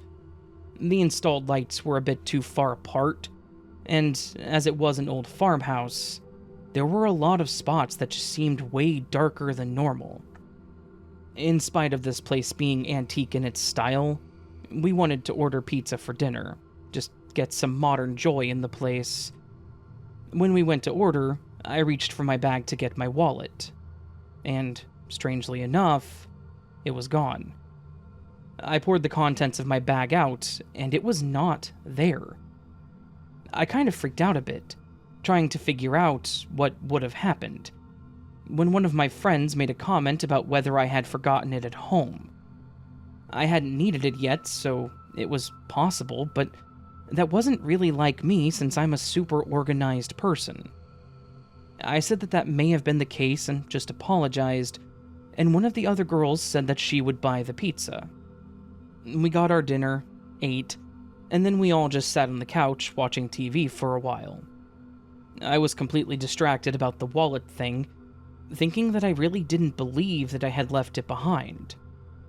When I went to bed, I dumped out my suitcase upstairs to see if I had packed it there, but no, it wasn't there. I said screw it and just went to sleep, thinking that I was such an idiot to have left my wallet at home like that, and thinking that I wouldn't have money for the whole dang week. The next morning, I went downstairs to get some leftover pizza for breakfast, and when I pulled the box out of the fridge, it was empty. I huffed, asking who ate the last of the pizza and then put the box back in the fridge, but no one owned up to it. I tossed the box by the trash and grabbed a yogurt from the fridge and walked into the living room. I glanced over at the coffee table, and sitting there with my purse was my wallet. I turned to the others and asked who had found it and where it was, but again, none of them owned up to the actions. I opened it, and all of my cards were there. My license was there, but the cash that I had saved was gone. I was heartbroken. One of my friends had stolen my money? I wanted to confront them all and figure it out, but it was one of those, maybe it's best to just let it go moments. I didn't want to ruin these friendships, and while I was mad and hurt, I didn't want to make it worse. Then, things got weirder from there. We spent the day out in the nearby town, shopping, having lunch, and spending some time at the park. When we got home from our day out, we were shocked to see the kitchen in disarray. When we'd had our breakfast, we all cleaned up, and we kept the kitchen tidy, but when we got home, the contents of the fridge were on the counter. There were pots and pans out on the counter, and there was even a dirty plate sitting on top of the microwave. Alarm bells started going off. We were all out for the day, all 5 of us, so there was no way that any of us had done this. One of my friends called the owner and asked if she had come by and used the property, or if they knew anyone else that had a key. She said that there were only the 2 keys, the one for the guests and hers, and that she hadn't stopped by at all. We told her about the situation, and she told us to call the cops, and that she would be there as soon as possible. We did what she asked. We called the police, and we waited. They showed up at about the same time that she did, and we had to tell them about the whole situation, explaining that we were all out, and that the kitchen had been used while we were gone. They asked if anything was missing, and we told them that we weren't sure because we called them as soon as we got there. They walked us through the whole home to check the rooms, and there were things missing. Numerous things. For instance, my backpack was gone. My friend's clothing had been ransacked, and one of my other friend's laptops was gone too. We were devastated. We had been robbed while on vacation, literally no more than 2 days in. What was confusing to the officers was that there was no sign of forced entry. All of the doors were locked and nothing was broken. They did a clear of the house, and when they were downstairs in the basement, they called the owner to come down. I went with her out of curiosity. The officers were standing at a bookshelf that was installed into the wall, and they asked her what was in the room behind it. She was confused.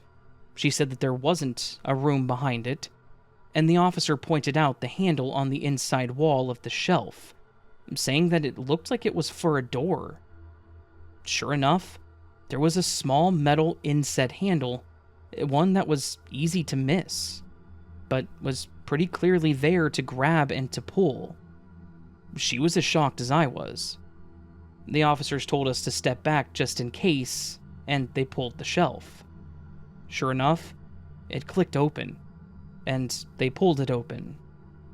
On the other side was a concrete room that was dusty and full of cobwebs, but it looked like a wine cellar with how the walls were cut out. They shined their lights in the room, and I could clearly see that the room was full of so much stuff. Clothing, various decorations, books, small items, and food packaging. And on a small table in the back was my backpack and my friend's laptop. The officers went in with their guns raised, and immediately started screaming at someone to put their hands up. After a few moments, they came back out with a very scruffy-looking man in cuffs. They asked if we knew him, and none of us did, nor did the owner. To try and wrap this up a bit, the man was a homeless guy that had broken in to the unit when no one else was staying there. He had apparently stumbled on the wine cellar, which we determined was likely hidden because it was added during the Prohibition era, and the old owners of the farmhouse were likely bootlegging. The homeless guy had been staying there, and he'd been sneaking things from the house. Mostly food so that he didn't starve, but he had gotten bold when he stole my wallet initially. And we have no idea why he went all in with the kitchen and stealing our stuff this last time. He'd probably just got bold and figured, why not? Thankfully, we all got our stuff back, and the owner had gathered things that were of value that she needed to get back to prior renters. The man was booked and charged, which, I'm sorry that he had to go to prison. I get that he just wanted a place to stay that wasn't out in the elements, but it was kind of terrifying that he had been staying there the whole time that we were there. That he'd been sleeping in a hidden room in the basement. That somehow no one had ever noticed. Worse yet, if he'd kept his theft subtle, I don't think anyone would have even realized that he was there.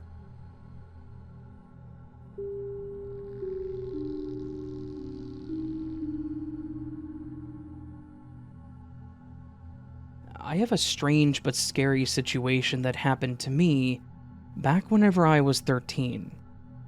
My parents both worked, and I didn't have an older sibling or any nearby family, so I was left home alone. A lot. I know that's not the best parenting, but I'll give them the benefit of the doubt and say that they did the best with what they had. If they could have afforded someone to watch me, I know that they would have done so. I wasn't a bad kid. I would just stay home and watch TV or play my PlayStation. And normally there weren't any issues. On this day, the sun was setting, lighting up the living room through the side window, and making me feel like I was about to doze off while I ate my pizza rolls and watched some late afternoon cartoons. In the middle of me starting to close my eyes, I was jolted awake by a loud pop. I shot up from the couch, throwing my plate of pizza rolls on the floor. The sound was like a balloon bursting or a firecracker, but 100 times louder. Looking around the room, I couldn't see anything amiss. The window was intact. The outlet hadn't burst into flames. Nothing like that. I glanced out the window to see if someone was out there, but I didn't see anybody. I started picking up my pizza rolls and blowing them off to get the carpet bits off of them. I was 13, so I was still going to eat them. As I was picking them up, listening to the sound of the TV and waiting to see if anything else happened, I jumped again at the sound of the doorbell ringing. I froze, but then it rang again, and I figured that I should do something. I shouted, "Who is it?" as I walked over to the door and reached for the knob. I heard a voice say something on the other side, but I couldn't tell what he said. All I could tell was that he was out of breath. I pulled the door open slightly, thinking that if I didn't open it all the way, whoever it was couldn't get to me. I asked him who he was and what it was that he wanted. The man on the other side of the door was a large and quite burly guy, sweating heavily, and his face was a bright red. His voice was weak, almost like he was trying to not let anybody hear him. He asked, "Are your parents home, kid?" I should have lied, but in my nervousness I blurted out, "Oh, no, they're not home. They will be soon, though." I still don't know why I told this guy that, but I did. But then the man spoke again after taking a deep breath. Alright. Could you call 911 for me, son? I've been shot." Wait, what? My eyes widened in shock. He moved his hand slightly, and sure enough, I saw the red stain on his shirt. He wasn't kidding. This wasn't some kind of joke or anything. He had been shot. Without another word, I dashed back into the house, fumbled with the phone, and dialed 911. The operator picked up and asked me where the emergency was, and I never knew how stressful calling 911 actually was. As I explained the situation, I could hear the disbelief in the operator's voice, but she assured me that help was on the way.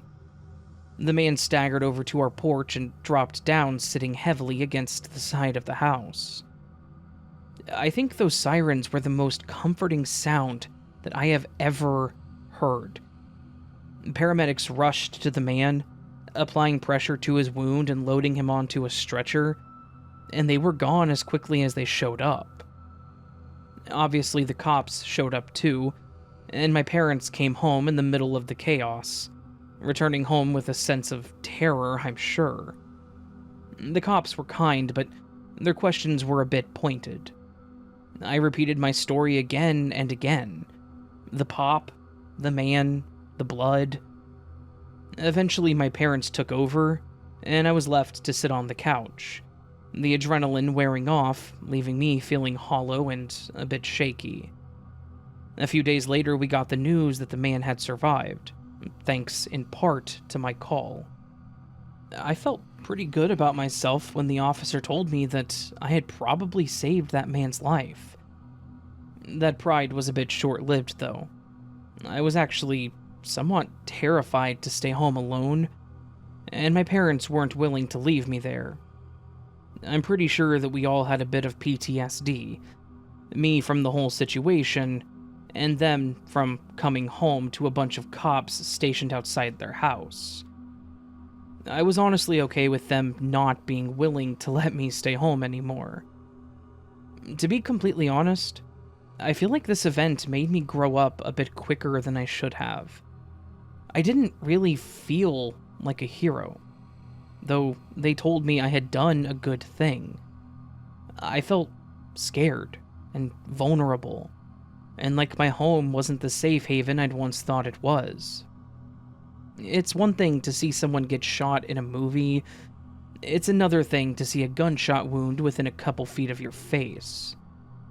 I had some nightmares about the whole thing for a while, and I had this weird fear that I was going to wake up to one of my parents being shot, something that obviously never happened, but still weighed heavy on my mind.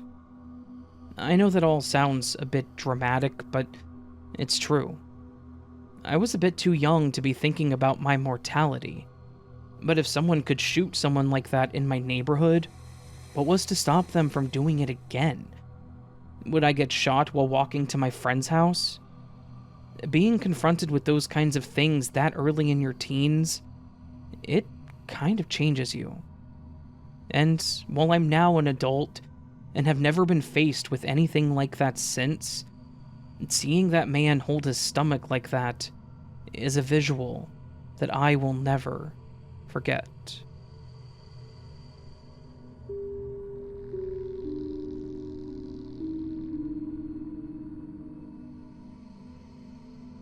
I have a story from a while back. One time when I was home alone.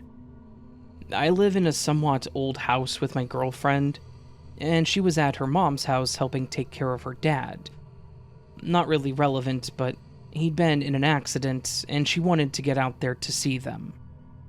The house that we lived in was an older house, a single-story house with a basement that was built a long time ago. It had its old house quirks.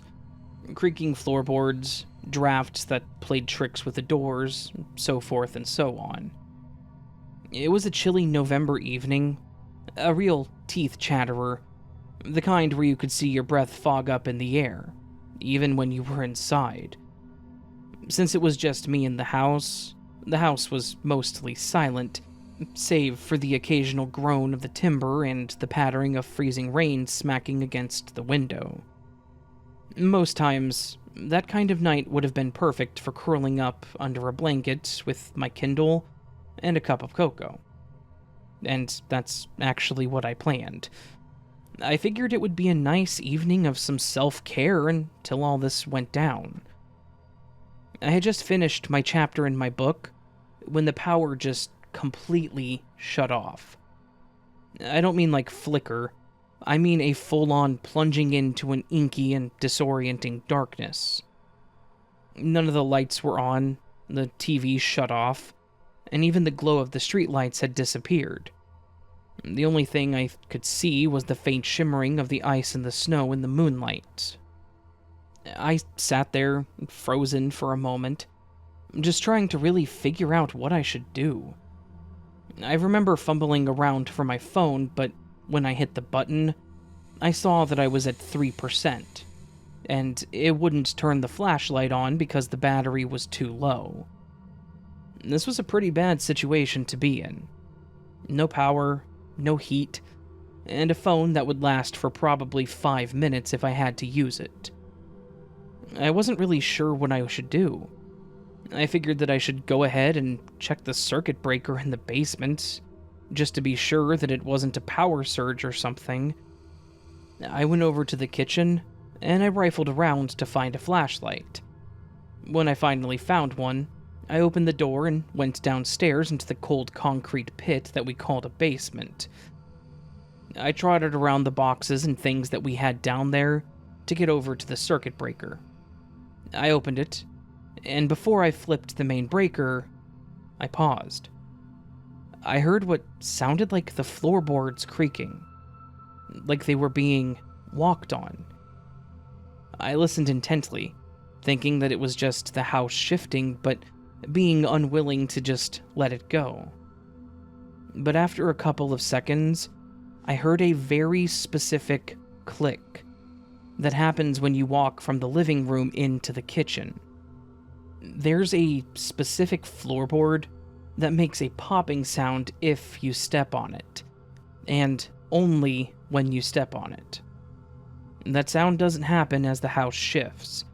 It only happens when the board actually has weight on it.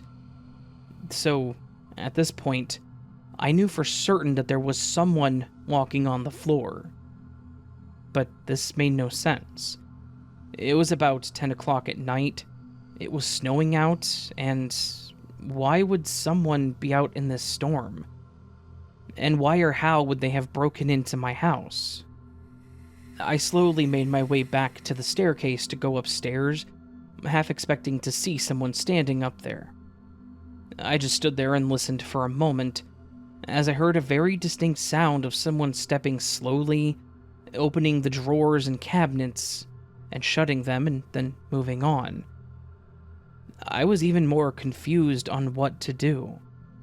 Now, I'm not the biggest guy, and I was in my boxers and a bathrobe, with nothing more than a dollar store flashlight to defend myself. Should I go up and confront this intruder? Should I stay down here and hide and just let them do what they want to do? I decided to do the latter, figuring that if I went up there and they had a weapon, they would be able to take me down like I was nothing. I stood there, staring up into the dark stairwell, watching a beam of light shift around the room through the slightly cracked door. The entire time, I could feel my heart pounding, hoping that whoever this was would not open the basement door and see me standing there. After a few very long seconds of waiting, the lights popped back on. The motor of the fridge started up and the heater system kicked back on, the silence being completely broken by the hum of various electronics. I heard those soft steps change very quickly to fast and heavy ones, stepping across the kitchen into the living room and back toward the front door. I took this opportunity to run up the stairs, and if they weren't in the kitchen anymore, I could grab a knife to defend myself. When I got to the top, I grabbed the knife from the block and turned to the living room, half expecting to have to fight off some random person. But there was no one there. I looked down, and I saw the trail of wet, snowy footprints. They headed towards the door that was now sitting wide open, the snow blowing into the entryway. So, at least then I knew that this was a person, and I wasn't losing my mind. From what I could tell, this person had entered and only gone into the kitchen. I don't think they had enough time to really go anywhere else. And the lights clicking back on probably spooked them. I looked out into the front yard and down the street, and I didn't see anyone. So, I assumed that whoever it was ran off to the side through the yards. In the end, I have no idea who this was or what they wanted, nor do I know how they got in. I swear that I locked the door, but I guess it's possible that I had forgotten to do so. The other thought that rocked my brain was that if I had taken literally another minute or two to go downstairs, or just stayed on the couch, we would have come face to face, and I would have been a sitting duck if he had a gun or a knife. I'm actually kind of glad that I decided to go downstairs, as that decision may have actually saved my life.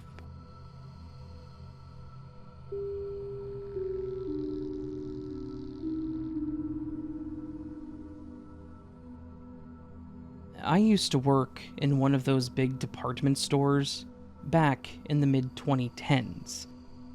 I stocked shelves and sometimes had to work in the front, but I was mostly assigned with processing returns and doing the overnight stocking. While it was mostly uneventful, there is one event that I have never been able to forget, mostly because I have no idea how it turned out, and it was seriously kind of creepy. This happened when I was part of the crew that was doing inventory. I don't know if you've ever worked an inventory for a retail location, but it is hell. You have to spend way too much time literally counting items on shelves. Every little item on every single shelf has to be counted and tallied, so that the store knows how much of what they have, and they can further decide if certain departments have issues with theft. I had to do the inventory of the toy section of the store, which, again, is full of small items. So my brain was feeling a bit burned out. Every Lego, every little blind box, every single Hot Wheel. As I reached up to grab one of the items from one of the top shelves, my hand accidentally knocked down a plush bear. I instinctually went to catch it, but fumbled it, and it fell straight to the floor, but instead of that soft flump sound that you would expect, it made a bit of a hard thud. Weird, right? It was a basic stuffed bear. There was nothing inside of it but fluff, and yet it made a hard sound as if it was heavy. I picked it up, and it was heavier than I anticipated. Something about it was definitely off. I looked closer at the bear, trying to figure out what exactly was off about him, when I noticed something unusual about his eyes. One of them was pretty standard, but the other one was different. It looked like it had a hole in it that was shiny and reflective. After a moment of looking at it closely, it clicked. That weird eye? It wasn't just an eye. The hole was for a lens. The lens of a small, hidden camera, recording everything. I dropped the bear like it was going to burst into flames. My heart was pounding as I thought about the possibilities. Who puts a camera in a toy bear? Why was it recording? How did they get it into the store like that? And, most importantly, what had it seen? I grabbed it and immediately took it to my manager's office, trying to keep my composure. I explained to him that there was a camera in the bear, and at first he didn't believe me, but when I handed it to him and he looked it over, his face turned from confusion to shock. He found it hard to believe, but the more that he examined it, it really did click. He grabbed a letter opener from his desk and pulled the threads off of the head of the bear, and, sure enough, there was a camera that was attached to the inside of the bear's head. He contacted the authorities, and an officer showed up to ask what was going on. We explained that it looked like someone had snuck a hidden camera into the store, and that it was in an item that was on the shelf to be sold. I think that's the part that bothered me the most. This camera was in a product that someone could have taken home and given to their child.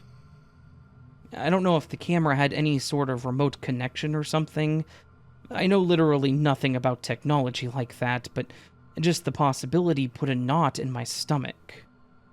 They took the bear, and we had to pause inventory on the toy section so that we could check all of the other stuffed animals and see if any of them had a camera. But that was the only one, thankfully. There was obviously the concern that we could have sold one that had a camera, and I'm sure the store went through the proper channels for that, contacting customers and whatnot, but I don't know whatever came of it. Maybe it was just a sick prank, but there's a possibility that this was some creep trying to get a camera into someone's home. Obviously, there was a bit of tension at work when I had to continue doing my inventory on the toy section. I kept looking at the stuffed animals and thinking about it because it really bothered me. Even now, all these years later, I actually cannot stand the sight of teddy bears, as they always remind me of that night.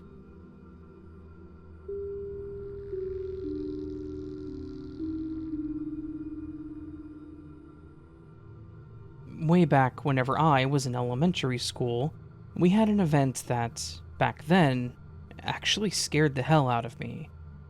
Mostly because it was creepy and unexpected.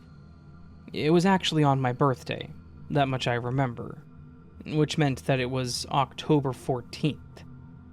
I can even remember that it was during social studies, because I was insanely bored out of my mind, and I'm pretty certain that I was starting to fall asleep.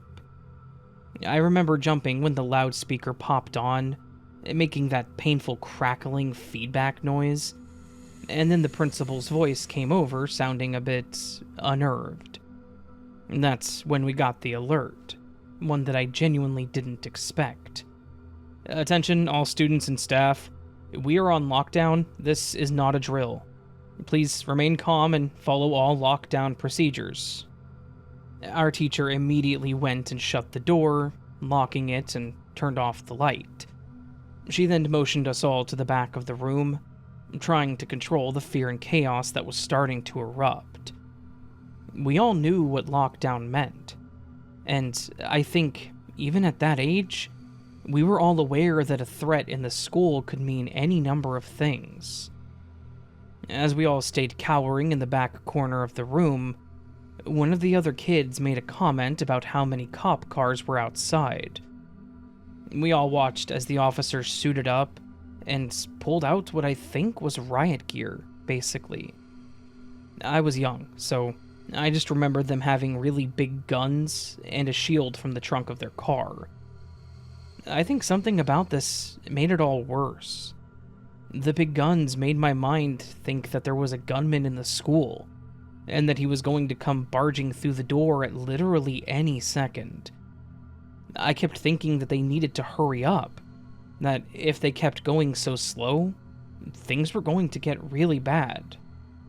After a while longer, minutes that felt like a slow and agonizing eternity, the principal came back over and informed us that we were still under lockdown. But they mentioned that the police were in the building and were in control of the situation, but that we needed to stay locked down until we were released. Of course, we were still on edge. A group of 20 kids huddled in the back corner of a classroom, thinking we were going to die, or witness some kind of gory scene when we got out of lockdown. All we could do was wait. Of course, none of that happened. I'm still here, and thankfully not terribly scarred. Seeing some messed up situation, then walking out, but the real situation was actually pretty terrifying. Apparently, there was a man that was fleeing from the police, and he'd run into the school through the front door, which at the time wasn't set up with a remote lock or anything. He'd run into the building and straight into the gym, which was right by the front door.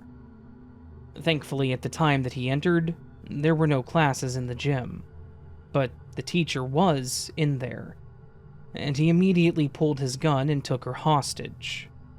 He took her into her office, and he held her there, claiming that if the cops tried anything, he would shoot her. The cops had been chasing this guy in connection with a series of armed robberies. He'd actually hit 3 different gas stations overnight and into the morning, and he'd taken refuge in our school of all places. While we were all sitting in our classrooms, ignorant to the reality of what was happening, the cops were yelling at this guy, trying to get him to let our gym teacher go, and trying to end this whole situation with nobody dying. I don't know how, but they did get him to give himself up without hurting her, thankfully. This was the only lockdown that I ever had to live through, and for that, I am thankful. I feel awful for our gym teacher, and she took some time off after this, but I'm also thankful that there wasn't a class in there at the time, because if there were, this guy with a gun would have had a lot more options as far as hostages went. And I'm not sure how the police would have been able to handle this dude threatening to shoot a bunch of children if they didn't let him go. I think we were all a bit traumatized by this, because it was scary. But it could have gone much, much worse.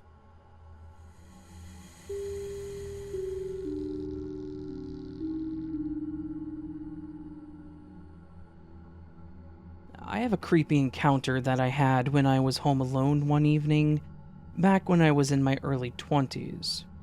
This was a while back when Halo 2 had just come out, if that tells you anything. And I was playing through the campaign for my second time, taking out the Covenant forces like a true Spartan. I lived in a duplex by myself, one that was situated in a cul-de-sac, so we didn't get much in ways of foot traffic. I liked it.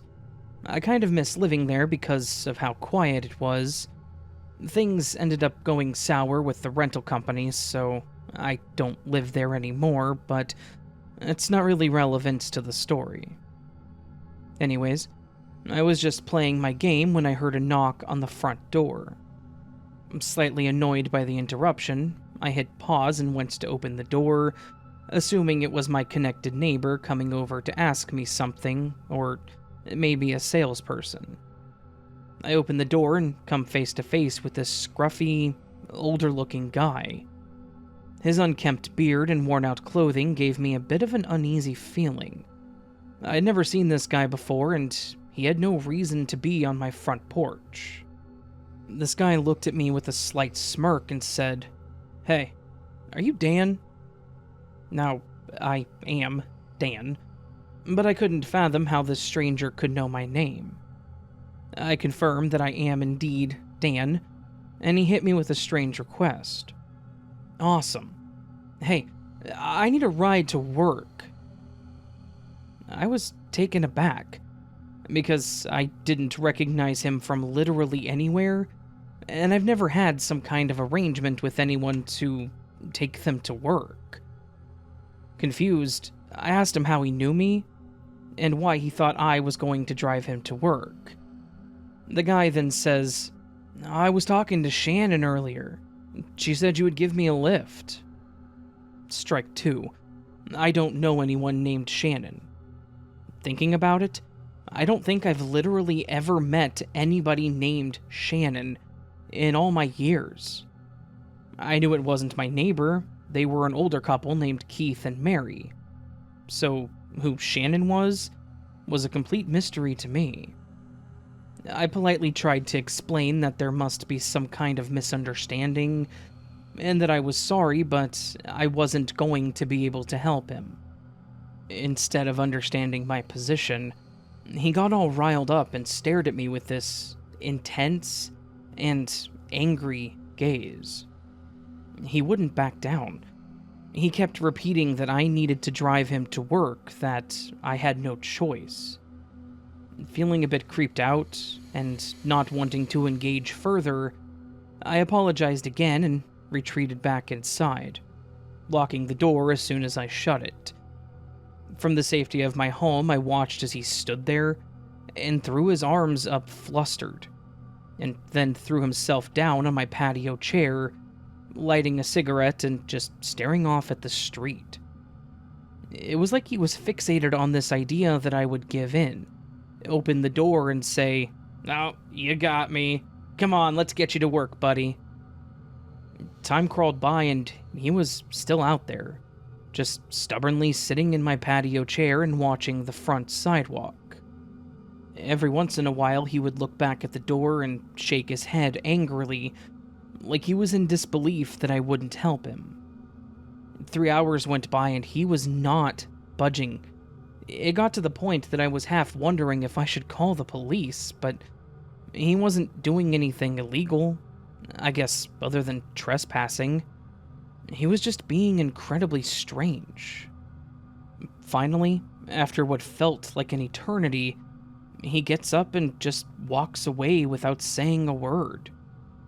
I watched him walk down the sidewalk and eventually just disappear into the sunset. I was still bewildered about who he was, why he thought I knew him, and who this mysterious Shannon might be. To this day, I have no idea what the encounter was all about. Maybe it was just some bizarre misunderstanding. Or perhaps it was something else. Something more sinister. Maybe this was some kind of trap, and when I didn't fall for it, he didn't know what to do. Whatever the case, it was one of those eerie moments that makes you question what the hell is going on, and let me tell you, I had no idea what was going on.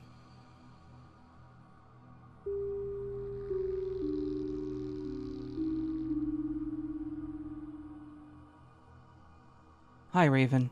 You're my favorite horror narrator, and I hope that you use my story in one of your videos. I work in retail. It wasn't my first choice, but the pay is okay and my boss is surprisingly decent.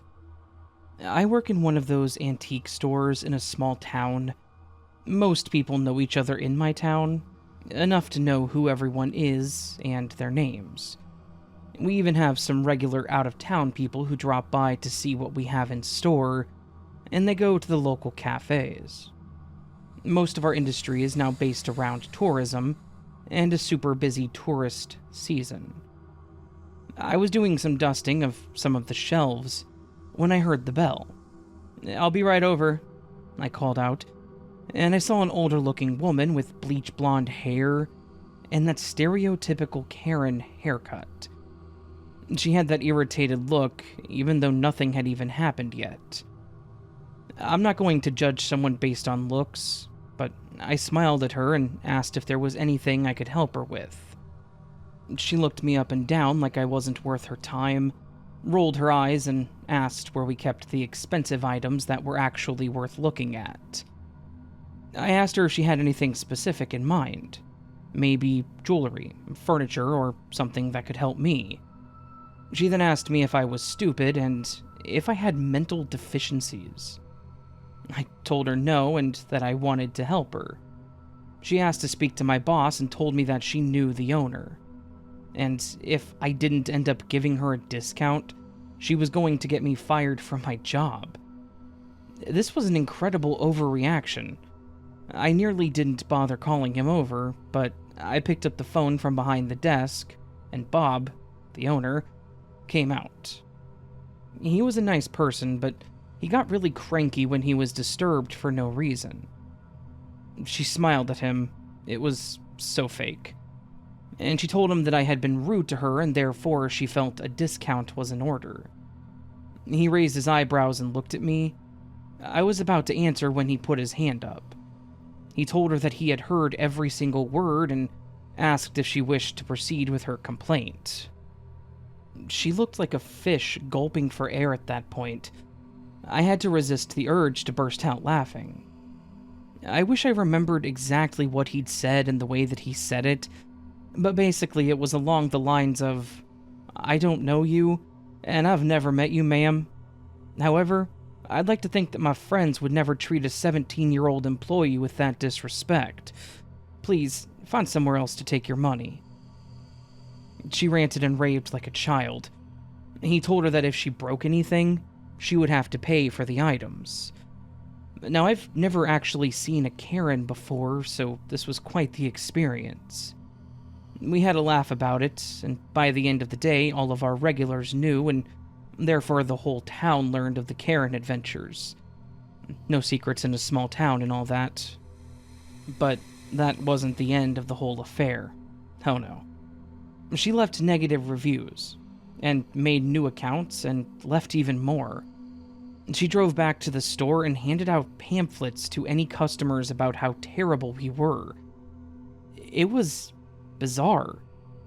My boss was more amused by the whole thing than angry. None of the customers had time for her, and all she did was scream at them and throw more tantrums.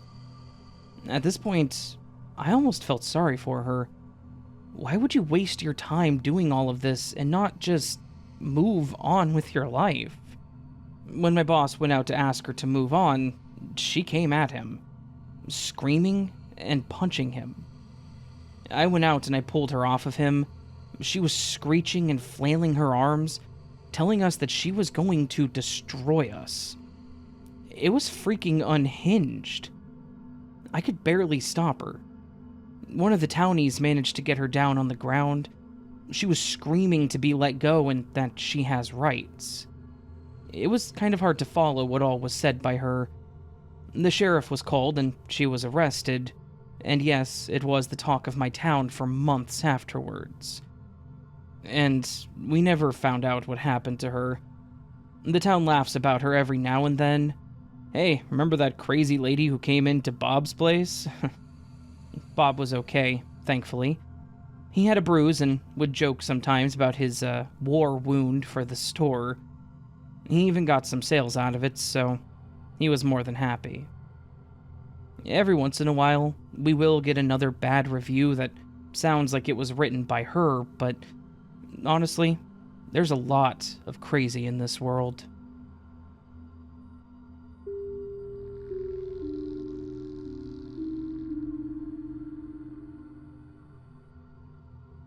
I have been an elementary teacher for a decade, and I have a story that I have never shared before with anyone. It's absolutely etched in my mind, and as I think about it, I honestly start to feel sick.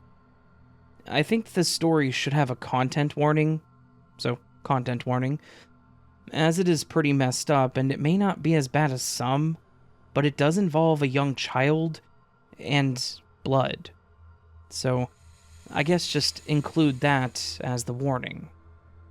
I teach second grade at a local elementary school, so I have absolutely seen my fair share of scraped knees and playground injuries. I've even seen some pretty bad ones, though those are rare. Kids can be incredibly resilient, I tell you, but nothing I have seen or dealt with could have prepared me for what I had to deal with on that specific afternoon. It started out like normal, like every other day. Kids were scurrying around, giggling, enjoying their youth. While my class was out on recess with the other classes, I told one of the teachers that were outside that I had to go run to the restroom real quick, and then stepped away for my quick bathroom break. As I entered the ladies' room, I heard the muffled sobs of a child, causing me to immediately feel uneasy. There was only one stall that was closed, and I approached it while gingerly asking, "Hey, sweetie, you okay in there?" "Yeah, I'm okay," the small voice whimpered between sobs, but she kept crying, and I could tell that she was in distress. I wanted to give her privacy, as she was in the restroom, and I didn't know what was going on, but I was still very concerned for her. My concern grew when her crying morphed into a yelp of sheer pain, making my heart drop into my stomach. I asked her again if she was okay, and then asked what was going on, and she responded with a sharp, "I'm okay, go away." Well, obviously I was not going to be going away. I could tell that something was wrong. Something was going on, and I was not leaving this young girl alone in the bathroom while this was happening. I stood off to the side for a moment, but in the end I decided that I needed to be more direct. I approached the stall, and I tried to peer into the crack on the side of the door, and it was then that I knew that I needed to intervene. Her face was covered in blood. She was holding a pair of kid scissors in a tight clenched fist, and was pushing them against her forehead. I gasped, and I immediately said, "Hey, stop that." I wasn't trying to sound scared or angry, but I couldn't help it, and I knew that my voice was lined with my shock. Thankfully, she obeyed my request. I watched as her arms fell to her side, and she just sat there sobbing uncontrollably. I asked her to open the door, and after a couple of seconds, she reached up and unlatched the lock. I could see some of it through the crack in the door, but seeing her completely as the door opened was heartbreaking. Her face was a bloody, tear-streaked mess, her shirt was stained with spots of red, and she would not look at me. She just kept staring at the floor as she stood there in front of me. I shakily reached out and she handed me the scissors. And then I asked her, "What were you doing, honey? Why were you doing that to yourself?" My voice was barely above a whisper as I was trying to hold back my emotions. "I was trying to remove my third eye," she whimpered out, sobbing uncontrollably. That sentence hit me like a freight train. This sweet little girl was mutilating herself, and for a reason that I couldn't comprehend. I scooped her up, rushing her down to the school nurse with this horrified pit in my stomach growing the whole way. The confusion that followed was immense. The nurse was understandably horrified, as were the school administrators when they were informed. When her parents arrived, their faces reflected the same shock and fear that I had felt, and their confusion was genuine. She was taken to the hospital, the parents thanking me for intervening when I did, but their gratitude honestly did not make me feel any better. This poor girl was dealing with something that none of us could possibly understand. And the visual of her standing there, stained in her blood like that, it echoed in my nightmares. I know that she ended up going into counseling sessions, and the school tried to support the family as much as they could, but she never returned to class. The teacher that mentioned her said that she was one of the brightest kids in her class, and that she had never had any issues with her at all. For all intents and purposes, this little girl was gifted. She was a straight-A student, and was ahead of the rest of her class, but obviously there was something that bothered her inside. This was years ago, but I can still see it as vivid as that day. I have no idea what she was referring to with her third eye. I know the whole theory of third eyes and all that, but why would a second grader be aware of all that new age stuff like that? I hope that she's okay out there in the world, and I hope that she found help for whatever it was that ailed her young mind. In the incredibly minimal chance that she ever hears this, I hope that she reaches out, because I would love to see her again, just to know that she's doing better than how she was the last time that I saw her.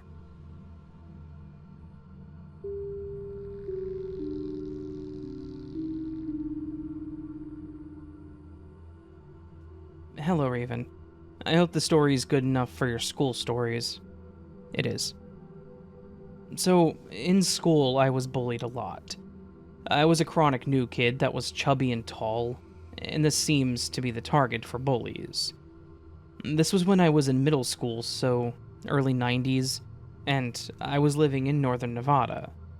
To get to the story, I was about 12 and 200 pounds.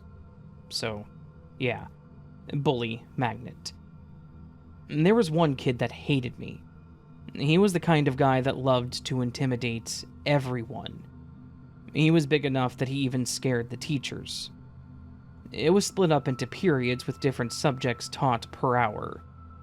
This bully, let's call him Chad, decided that I was the one that he wanted to cheat off of in math. This was not a good idea. I have never been good at math. I was barely passing. Like every little bit of extra credit was keeping me passing. Chad would sit next to me and copy off of my work, and then when he would get the grade back, he would beat the crap out of me after school. This was extremely stressful, and I didn't know what to do. Now, my brother was 8 years older than me, and I asked him for advice. He told me to stand my ground, and that was it. Not how to stand my ground, not where to stand, nothing. Not much help there, so I asked my friends. Not much help there either. They were all terrified of Chad. Now, let me explain Chad a little bit more. Chad was 16 to my 12. He had failed enough that he could drive himself to middle school. He had an after-school job working at some ranches, so he was also buff, like high school weightlifter buff. There was no way that I could take this guy, no matter how hard I fought back.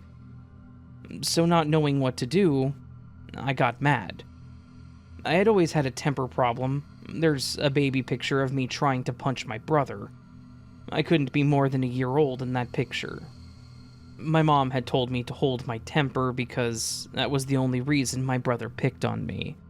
He loved the reaction. I figured Chad was the same way. I had not been giving him any reaction. I took my lumps as best I could and just walked off when he was done. This time, though, when Chad came to beat me, I put my back to the wall and decided to tell him off. Putting your back to a wall is a bad idea. When he hauled off and punched me, my head bounced off the wall. That really hurt. Like I should have had a serious head wound. When I saw his fist coming again, I dodged. I moved my head enough just to the side so that he hit the wall. Something hit me below my eye, and I heard a brutal scream. When I looked at Chad, his face was contorted and his arm was deformed. He'd broken his own arm trying to hit me. He was going to hit me hard enough to break bones. Like, holy crap. He just looked over at me and said, "This isn't the last time that we do this." After that, I started getting physically fit, not wanting to be the target anymore. Chad came back to school, but with his arm in a cast. He wasn't willing to fight at the time. What he saw, though, was me slowly getting more confident. I didn't manage to lose any weight, but I did manage to move the weight around. I got stronger and better. Mostly, though, I got confident. I got more sure of myself, and it got to the point where I was not bullied anymore. When Chad got the cast off, he met me at the same place. I put my back against the wall again, only this time, I was smiling. I knew that I couldn't beat him, but I knew now that I could hurt him. I asked him if he wanted to break his arm again against the wall. He hesitated, and then walked off. I was no longer worth it, I guess. Heck, I was willing to fight him. I knew that I would lose, but I just wanted him to know that I was ready this time. We avoided each other after that. He left me alone, and I left him alone. Rumors got spread that I broke his arm, so the other bullies left me alone too. I never corrected the story, but I didn't encourage it either. I just said nothing and left it to the others. That about covers it. Sorry for rambling. I hope that you enjoy the story, and thank you again for the opportunity to tell my story.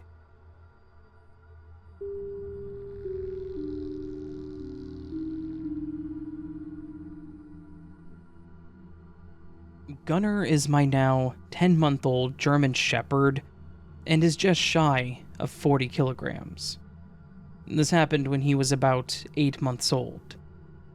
Everywhere I go with him, without fail, there is always someone who tells me how important it is to have him socialized, as German Shepherds can become dangerous.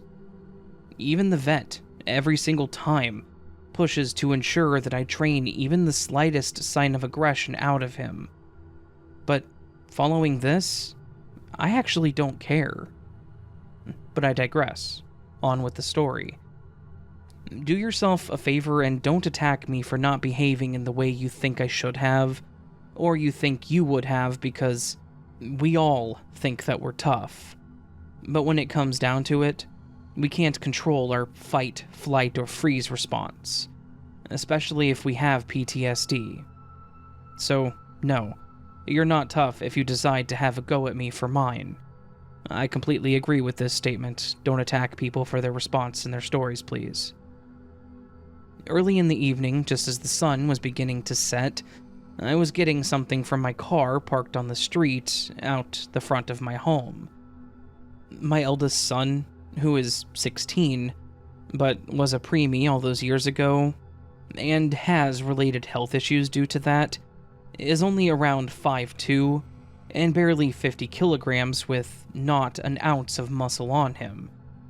He'd come out with Gunnar as he was taking him for a walk. As I was walking back towards the house, and my son had crossed the road, I noticed a man heading in the same direction as my son. No big deal. You would think they're just someone walking by, right?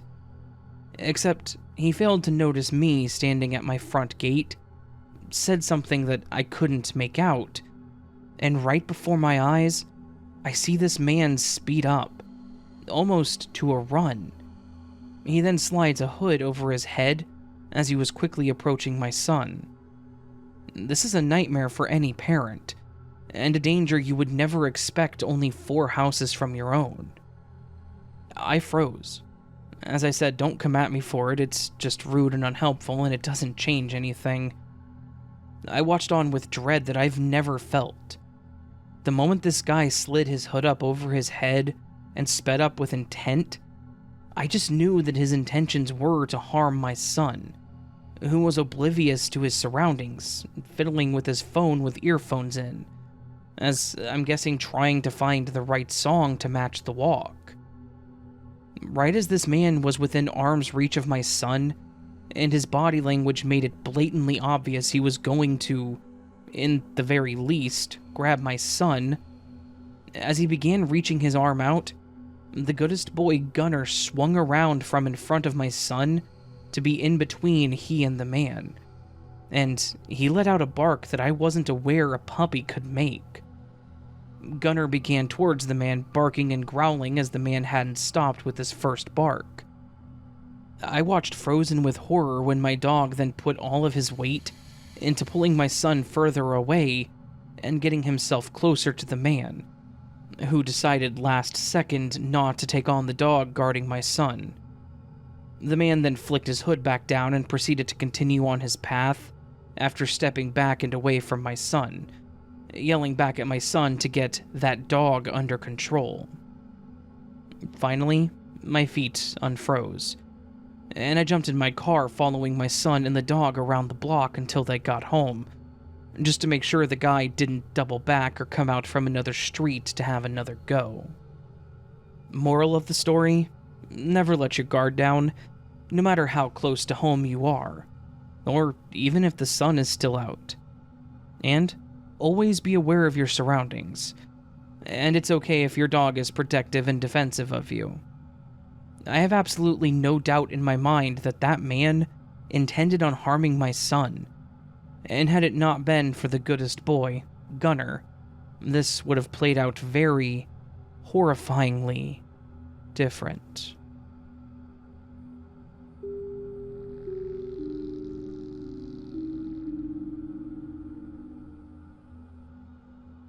back whenever I was in high school, there was one section of the school that I hated being anywhere near. It always gave me the creeps. It was in an older part of the school, and it was in the lower section, so the lights were way more dim than anywhere else in the entire school. It almost looked like a hallway from the back rooms, to be honest with you. Dim, off-white paint, locked doors on both sides, and seemingly always empty. I was thankful that I rarely had to go to that section of the school, but there was a point where I had to spend a good amount of time down there, and I swear that some of the scariest stuff happened. Near the middle of my junior year, our school decided to hold some after-hours study programs for students so that we could get through our midterms. They started this about a month before the midterms, and being the person I was, I decided I would take full advantage of it, mostly because I was god-awful at pre-calc. Most nights there would be other people around, friends that I could talk to when walking down that way toward where they were holding the study halls, so I never felt too uneasy about staying later. But, as is the cliché, there was one evening that was different. I was really head down in my math and listening to some music, trying to really wrap my head around rational functions and such, and I had lost track of time. I paused and looked up at the clock, and much to my surprise, it was almost 8 p.m., and the study hall was empty. The other students were gone, and the teacher was just sitting in his office staring at his computer screen, looking like he was ready to go. I hastily packed up my stuff and headed out of the study hall, thanking the teacher for their help. He reminded me to make sure that I locked the door behind me as I was the last one out. That's when I realized I needed to go up to get my jacket from my locker, which meant that I needed to go through that hallway and up the stairs, instead of just going out the back exit. I sucked it up, and decided that I would just go through the creepy hallway because I was at school. I was 17, and there was no way I was going to let something like the dark scare me. This was a dumb choice on my part. I got about halfway down the hallway, and I swear I heard someone say my name. I turned around thinking that it was the teacher that had been helping me, calling me for whatever reason, but when I turned to look, no one was there. I stood there confused, but shrugged it off, and turned to head the rest of the way down the hallway.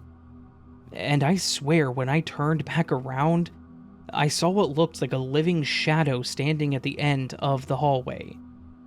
I don't mean that I just saw a shadow. I mean that I saw a person that was a shadow.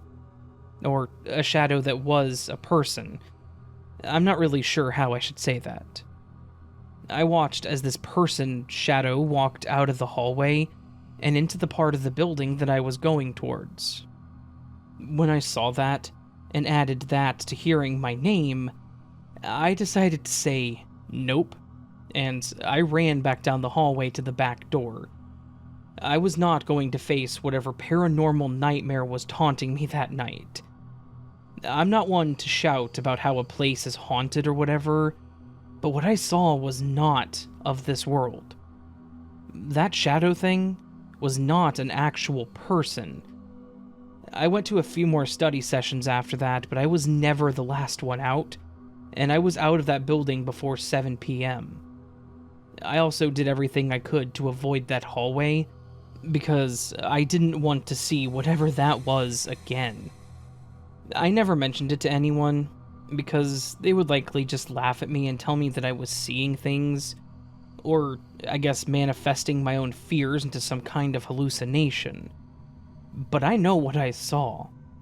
I can't explain it, but whatever it was, I instinctively knew to be terrified of it.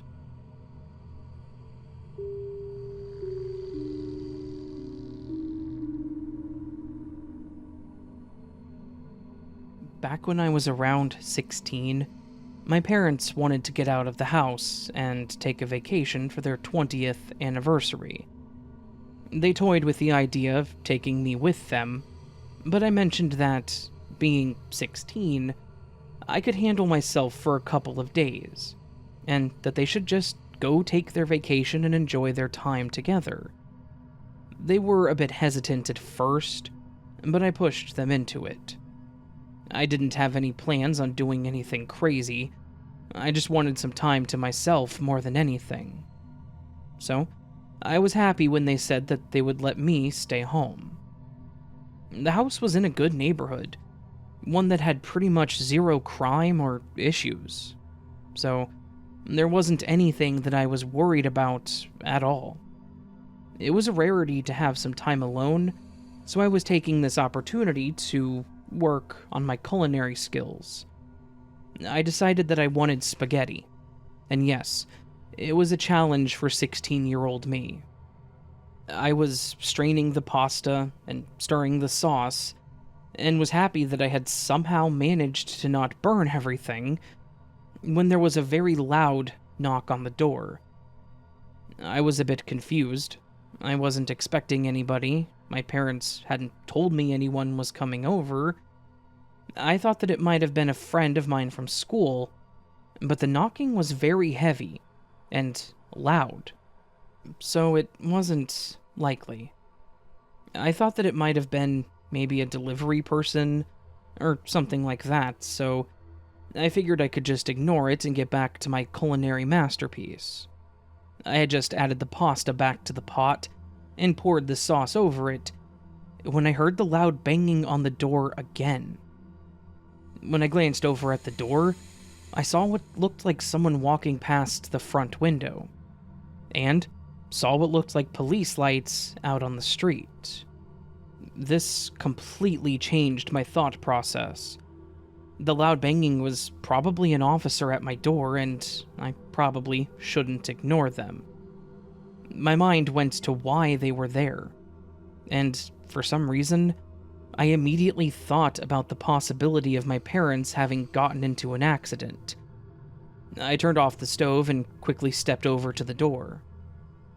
What happened next happened very quickly, and I want to say that it was probably only a couple of seconds, but it felt like it was moving in slow motion. I unlocked the door and went to open it, half expecting the officer to tell me that my parents were dead. But as soon as I had opened the door, I was met with the business end of an automatic rifle and numerous men screaming at me to put my hands up, to get down on the ground, and to not move.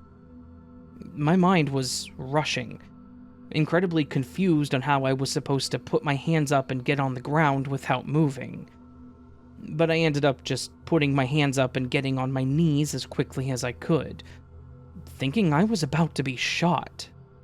I had no idea what was going on, why they were pointing guns at me, why they were even there, and I'm pretty sure that I started bawling immediately.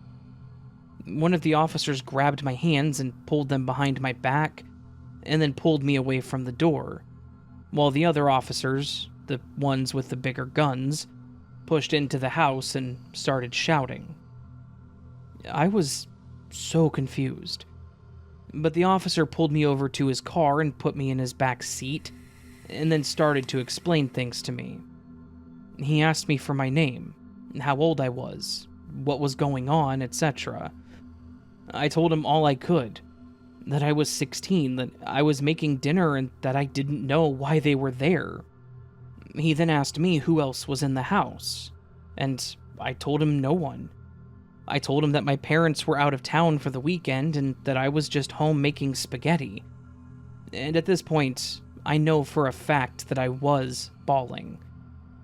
He tried to calm me down, and after the SWAT team had cleared the house, they came out and one of them decided to talk to me some more. He told me that they had gotten a call saying that there were two men that had broken into the house and that they were holding the family in the house hostage, and that these men had already killed the children. He was very thorough with the details about what they were told. I told him that none of that had happened, that it was just me, and that I was making dinner for myself.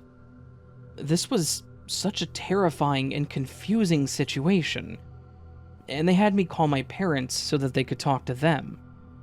They confirmed the information that I had given them, and then they explained what had happened.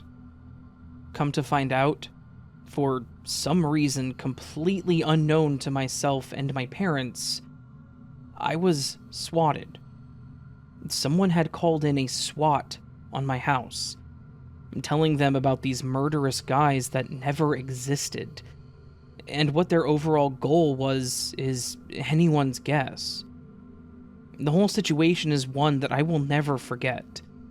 I will never get rid of the visuals of having multiple guns pointed at me, get the sound of their screaming at me out of my head.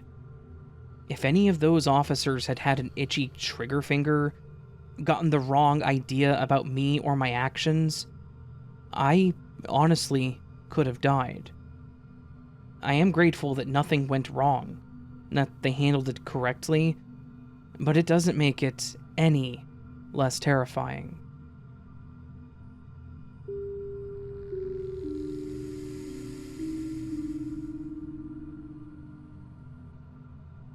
Let me take you back to a time when I was in college, and I was broke AF. I was in between part-time jobs and was needing some cash to pay my phone bill, and I was told by my mom that she had a coworker that was looking for a babysitter for the following Friday. Well, what luck. I needed money, they needed someone to watch their kids, win-win. They had 2 little kids, a boy and a girl, and they were just the cutest kids that I'd ever seen. Well, at first. Carmen was the older of the 2. He was 5 and was a very giggly kid. Carrie was 4, and she was the definition of an adorable little girl. They seemed pretty normal on the surface, like I said. They were playful and cute, and pretty much right away I had this feeling that this was going to be a super easy night for me. They were watching TV for a while, and I was making dinner for them, just getting some pasta boiled and chicken cooked for spaghetti. Carrie didn't like beef, so they used chicken. After the show ended, Carmen asked if they could go upstairs to play while I finished dinner, and I told them that was fine since it would still be a little bit. The 2 of them run upstairs and I'm just left to finish up the food. No big deal. I finished up the spaghetti, and I got it plated for them and then headed up the stairs to let them know that dinner was ready. I get to the outside of their door and I can hear the 2 of them giggling and laughing quietly, peppered with some hushed whispers. I knocked softly on the door and asked what they were doing, not wanting to scare them or anything. When I asked this, I heard a bit of shuffling and then heard Carmen say, "Oh, nothing?" with his voice coated with that sugary innocence that told me they were doing something that they weren't supposed to be doing. It kind of put me on edge, and it just felt off. I pushed the door open to see what it was they were hiding, and my heart skipped a beat. There they were, both sitting on the floor huddled around a Ouija board. Where they got it from, I didn't know, but I was a bit speechless for a moment before I gathered myself. "Guys, you should not be playing with that. Where did you get that from?" I was firm but calm when I asked my question, trying to mask my nervousness. Carmen responded with, "I found it in the closet. It's cool. It spells words." I nodded like, "Yep, that's what it's for." And I ushered them out of the room and down into the kitchen. I went in to pick up the board, and I swear that that room felt ice cold. I can't prove it, but I swear it. We all went downstairs, ate our dinner, and after we cleaned up the table and dishes, Carrie asked if they could color down at the kitchen table. I figured that was fine. They would get into less trouble doing that than playing with a Ouija board at least. I got them some paper, got their tackle box full of coloring items out onto the table. At this point, I had mostly brushed off the whole Ouija board situation, thinking it was probably nothing. That they didn't know what they were doing and that they had to have intent to even do anything with it. Right? After some time, Carrie skipped back into the living room, a proud smile pasted on her face, as she held a piece of paper against her chest and just stared at me with her big eyes. I asked what was up, and she said that she had made something for me. I asked what it was, and she flipped the paper over, and my blood ran cold. It was a drawing of a tall, menacing, incredibly demonic figure, all black with horns and a large mouth, red eyes. It was crude, as children's drawings often are, but there was something horribly unsettling about it. I asked her, trying to keep my voice steady, "Sweetie, what is this?" Without skipping a beat, she replied in that cute little carefree voice, "It's who we were talking to upstairs. He doesn't like you. He said that he wants to cut you up." She then giggled and skipped back into the kitchen to continue coloring. I was honestly paralyzed, her words just echoing in my head. He doesn't like me? He wants to cut me? I just kind of laughed and folded the picture up and put it in my pocket. When their parents got home, I tried to talk about it, but they didn't really see anything concerning about what had happened. They laughed it off and just said, "Oh, yeah, she's really imaginative," and dismissed it. Helpful, I guess. Obviously, nothing else happened that night, and I was never attacked by some demonic being or anything, but the overall feeling I was left with that evening was nothing short of skin-crawling. Those kids were adorable, minus that business, but I was happy to know that I wasn't going to have to babysit for them again after that night. Call it intuition or paranoia, but I was seriously worried that something was going to latch on to me after that. But thankfully I got away. A bit mentally scarred, but physically unharmed.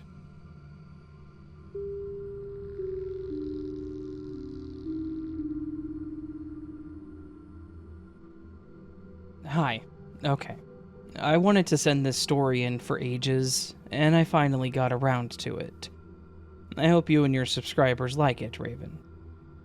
Right after COVID happened and things began to open back up, my family and I were going stir-crazy being in the house all day. Every day. For near enough years. We didn't and couldn't really do any international travel, so instead we decided to go down to one of the more secluded beaches in a friend's renovated van. It would give us privacy and we could leave whenever we wanted to. We ended up getting into some minor debts afterward, and that meant we had to do some things on the cheap. I napped nearly the whole way down to the beach, ignoring everyone. I woke up to the windows open and the smell of the ocean coming through. It was really nice to go out into the warmth and to run around on the beach. There were barely any people there, but that also meant that there were no lifeguards either, and no red or yellow flags to say that it was being monitored. There were some families, and some older couples. I'm guessing retirees who were walking around with their dog. It was a beautiful day, one that I'm going to remember forever. When dusk started to settle in, my dad broke out the barbecue and started to cook for the family, while Mom and I prepared the salad. We ate together watching the waves come in, and made sure that we weren't too close due to the rising tide. We got some videos for Facebook to send to our relos overseas, and for our social medias. I was going to send some beach pictures for you to show on the screen, but I don't want anyone to find us. We packed up and settled in for the night. Since I had already slept earlier, I was wide awake, and I couldn't sleep. I sat using my iPad mindlessly trying to find something to do when I heard a noise outside the van. It sounded like a group of people walking past. They were being loud, and I figured maybe they were drinking. I frowned, turned up my music, and tried to drown it out, and jumped when I heard a loud smack on the side. My dad had already woken up, and he went outside with a torch. A flashlight, but that's what Aussies call them. My family are Aboriginal, and let's just say there were racist slurs written on the side of the van. I'm not going to repeat them, but they were pretty disgusting. The next morning we cleaned it off and went to one of the local fish and chip shops. We got our food, and my mom loves to have a yarn or chat with people. She brought up what happened last night. The lady was pretty apologetic and said that the area had had an increase in racist groups in the town. When we decided to come here, we had no idea about this, and she asked how long we were going to stay. My dad said a couple more days. I think if he was by himself, he would have stayed in the same area, but because he had us with him, he wanted to keep us safe. We drove to another area. This time it was close to a strip of stores, and we got permission from the owners to stay there, especially after we told them what had happened. That night was uneventful. We didn't want to let the racist win, so we went back to the beach to spend some time there again. We had a good day, and we didn't let things get to us as hard as it was. There were a few groups of people walking around, and we were people watching and trying to work out whether they were the racists who wrote the slurs on the vans. That said, so many people were welcoming and friendly to us. When the sun started to go down again, we started to pack up, and it kinda sucked. We had permission to be there, and being so close to the ocean was beautiful. But it changed the trip. My dad was tense, and my mom was worried the whole time. I wasn't too worried. I figured they would only try something again at night, because that's what cowards tend to do. Other than some suspicions and some dirty looks from some of the locals, I'm not sure who it was. When we came back home, we told our family about what had happened, and they were honestly surprised about the area. Since I was curious, I decided to do some digging into it, and there was a supposed increase in hate groups in that section of town. The area was otherwise beautiful, and most people were alright, and I guess that things could have gone worse.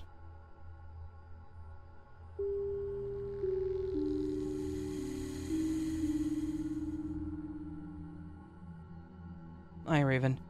First of all, thank you for your channel. I always listen to you while I work, and I thought it would be the right thing to share a story that happened when I was around 9 years old. A bit of background story first. My mom had a small grocery store when I was young. I'm now a 31-year-old woman, and I know that this encounter happened a long time ago, but it's something that I always remembered. And I always bring it up to my mother because she was also a part of it as well. The only thing is that when I bring it up, she never wants to talk about it, because she has no explanation for it, and it makes her feel uneasy. So I let it be. One summer morning, my mom and I were getting ready to step out of the house and go to the grocery store that she had with my dad. My father had left earlier than she did, because he was already on his way there. It was a pretty short distance, so we could walk if we wanted to, but my dad usually took his motorcycle and got there first so that he could start unlocking the locks, putting the chairs out, and turning on the lights. While my mom was making some coffee for herself, I was getting ready in my room, and she sort of rushed me out because we were going to be late. My mother made her coffee and totally chugged it, and I was finally done, so we could start walking to the store. In the process of closing the windows and making sure the stove was off, We heard someone's steps on the front of the house's pebbles. We have pebbles around the house. These are used to avoid mud when it rains, so, as you may assume, where I lived was in the countryside back home. Anyway, my mom gave me a signal to stop doing whatever I was doing, and she focused on the steps. Steps that I also heard. My mom kept quiet until the steps got closer. Then, we hear a voice. A very familiar and unique voice who had called my mother's name loudly. It was our neighbor from a few houses down. Her voice was so unique because she smoked a lot, and it was really feminine, but rusty and deep. Let's call the neighbor Mary for the sake of the story. When my mom heard Mary's voice, she recognized it, and so did I, right away. There was no doubt that it was Mary, and so my mom responded loudly enough, "Hey Mary, how are you?" Then, my mother looks at me with a confused look, and says to me almost whispering, "What is she doing around here so early in the morning?" It was around 7:30 a.m. Yes, it was rare that Mary was around here at that time, because that's just very unusual. My mom says that she assumed it was an emergency or something to come out here so early. But anyway, we took that as maybe she wanted something from my mom. When my mom knew that it was her, she looked through the window. She opened one that we had just closed, and we couldn't see her anywhere. So we found that weird, because I had also just heard her and I also heard the steps. We thought maybe she left because she was also in a hurry. We locked our doors and took off. And while we were walking to the main street, because we lived on a dead end, we passed by Mary's home. Mary's husband was sitting in front of his house, already working. He used to make chairs for a living. Not that it matters, but it felt right to share. It was not weird that he was up so early, and then we proceeded to ask him, "Hey, where's Mary?" And he responded, "Mary's asleep. She doesn't get up till 8 a.m. or so. Why do you ask? Do you need something?" My mom looked at me, and I looked at her. We both sort of were speechless about the whole situation. Because if it was only one of us who had heard it, we could blame it on just mishearing or something. Or maybe that it was a hallucination. But we both heard her. So we explained to her husband that Mary had come over this morning. We heard her stepping in the front of our home. The pebbles reassured us of that, and she called my mother's name, very loudly. And he said, "Look, if you don't believe me, come on in and check the bedroom." And there she was. She was in a deep sleep. A sleep that even a 9-year-old can tell was genuine. Peacefully sleeping. I felt scared after that, and I hugged my mom. It really does baffle me still at this point. I still cannot believe it. I swear that if my mom hadn't heard it, I would have just blamed it on some child fantasy or false memory, but it wasn't just me. And ever since that weird situation, I always think that there's more to it, more to our existence, and that it's not all black and white. I'm sure that I'm not the only one who thinks this way, and this is the reason why I thought it would be nice to share, because at least I know I'm not alone. And, for some reason, it feels good to tell a story that nobody's going to judge you for, or maybe think that you're crazy. Or maybe they will judge, right? Either way, it's okay. It's my story anyways. Not believing it is also okay.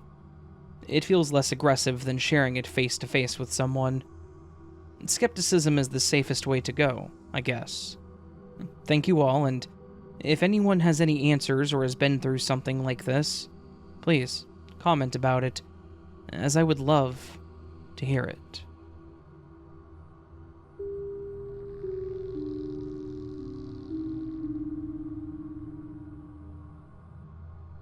When I was a kid, my favorite toy was a stuffed raccoon that I called Ricky. that I brought everywhere with me. My mom had an ongoing joke where she would take Ricky and say, "Shh, he's saying something to me." Then, she would hold him up to her ear like he was whispering something to her. She would say, "What's that? You want to fly?" And then she would throw him across the room and I'd have to go pick him up. It was just a silly, playful way that she had of teasing me. Many years later, when I was 30 and my daughter was 2 years old, I ended up going through a bunch of my old belongings that I had in storage. I found Ricky in one of the boxes, and I told my daughter, "Oh, this was my favorite stuffed animal when I was a little girl." I then handed him to her, and she said, "He's saying something." Then, she held him up to her ear and said, "He says he wants to fly."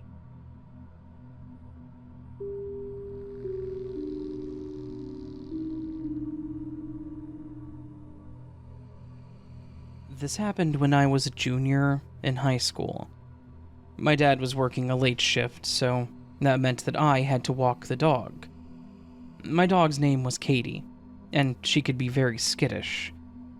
I walked Katie all the way around to the corner of the neighborhood, and then we turned around. As we were walking back, I saw that one of the houses had their garage door open.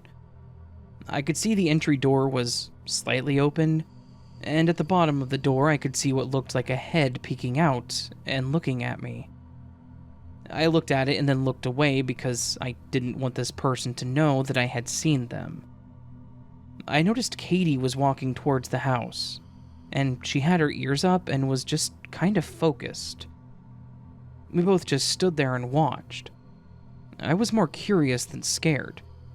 I could see what looked like long hair blowing, which didn't make sense because this was inside of a garage. The head, or whatever it was, continued to stare at us, and so I just kept walking back to my house.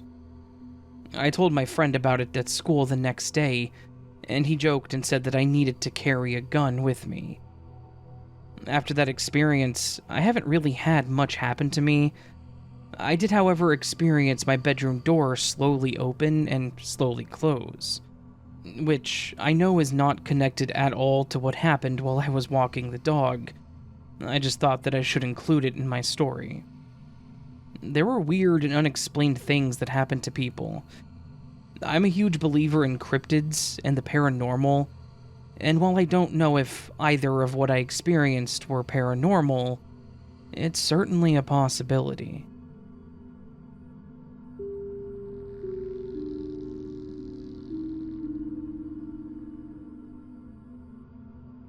So, I used to have this entity follow me around for a couple of months. He never really did anything, but he was always around.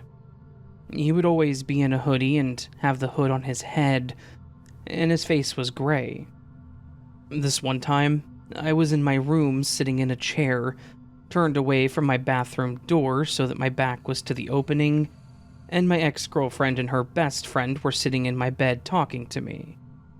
They started freaking out and pointing behind me, so I turned around, and you know how when there's a door open and there's a crack? Yeah, well, he was watching us from that crack in the bathroom door. Then, one late night, I was driving home in a 2000s Monte Carlo, which has a very small back seat. I was coming home from one of those calls, you know how it is, and I was jamming out to some red jumpsuit apparatus. I glance up, and I look in the rearview mirror, and I see the hooded figure in my back seat staring at me. It was one of the scariest things I have ever experienced.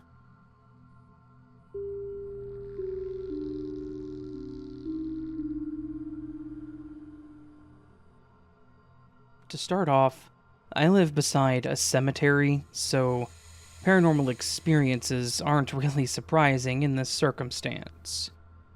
Anyway, when I was around the age of 9, and my sister was around 12, we shared a bedroom. To give you a bit of an idea, My bed was against one side of the wall and hers was against the other, and there was a window between our beds. So, one night, I had woken up, but I'm unsure of what time it was, but I turned over to see a dark figure of a woman standing beside the head of my sister's bed. She had medium-length hair, a tank top, and a skirt on. It took me a second to realize that she had no legs. I put my pillow over my head for at least a minute, expecting her to be gone, but when I took the pillow off of my head, she was still in the same spot. I was completely terrified and started kicking the wall. After a minute or so, my dad got up to check what was going on. So he decided that he would sleep in my bed and I would sleep in his with my mom. Eventually, I fell asleep, and when I woke up, the lady was standing beside me. I jumped and moved closer to my mom. Then, I saw what looked like a little version of me sitting beside her, partially on the bed, wearing the exact same clothes that I was wearing at that moment. In the end, I found out that my sister's boyfriend's cousin was the dark figure that I saw, and unfortunately a few days later, my sister's boyfriend Nolan passed away from carbon monoxide poisoning. Nolan's cousin had passed away many years ago in a horrific car accident. To this day, I wonder if she was looking out for my sister.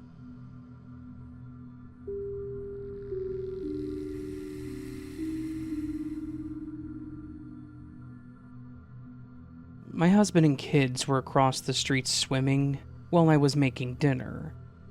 I was sitting in the dining room charging my phone and I heard a weird snapping sound, so I went to the kitchen to see what it was. The one cupboard that I have is being held shut with 2 command hooks and a piece of wire. One of the hooks fell off. I tried to find the logical before I claim ghosts, so I chalked it up to the tension on the wire being too tight and it popping off. When I went back to the dining room and sat down, I heard what sounded like the back door push open and someone running across the floor. Now, the kitchen is the only room in my house with these vinyl floors from, like, the 50s, so they have a unique sound when someone walks on them, kind of like the sound of sticky shoes. I got right up and went to see if one of the kids was home and came in the back door. I knocked on the bathroom door that's adjacent to the kitchen, but the bathroom was empty. The way it's laid out, they would have had to have come past me to go to any other room of the house. I looked out the window and they were all still in the pool, and the back door was still shut. I would have heard it shutting. That wasn't my first encounter. About a month ago, I was scrubbing the kitchen floor, so I had the back door open, and I saw a little girl in a red dress run out the door. I thought it was my youngest, but she was sitting on the living room couch, and she had black stretch pants and a yellow shirt on. So, yeah, you can believe me or not, but that little girl back there is not real. Yeah, I did just go there.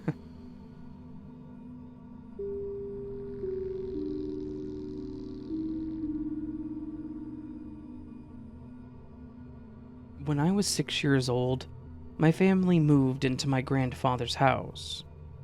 It was a small bungalow, and I shared a double bed with my 8-year-old sister and my 4-year-old brother. One night, my brother woke me up to say that he saw something scary at the window. We talked about it for a minute or so, and decided to shout to our mother to check it out. She was watching TV in the living room, and we called for her a few times. There was an old wardrobe in the corner of the room.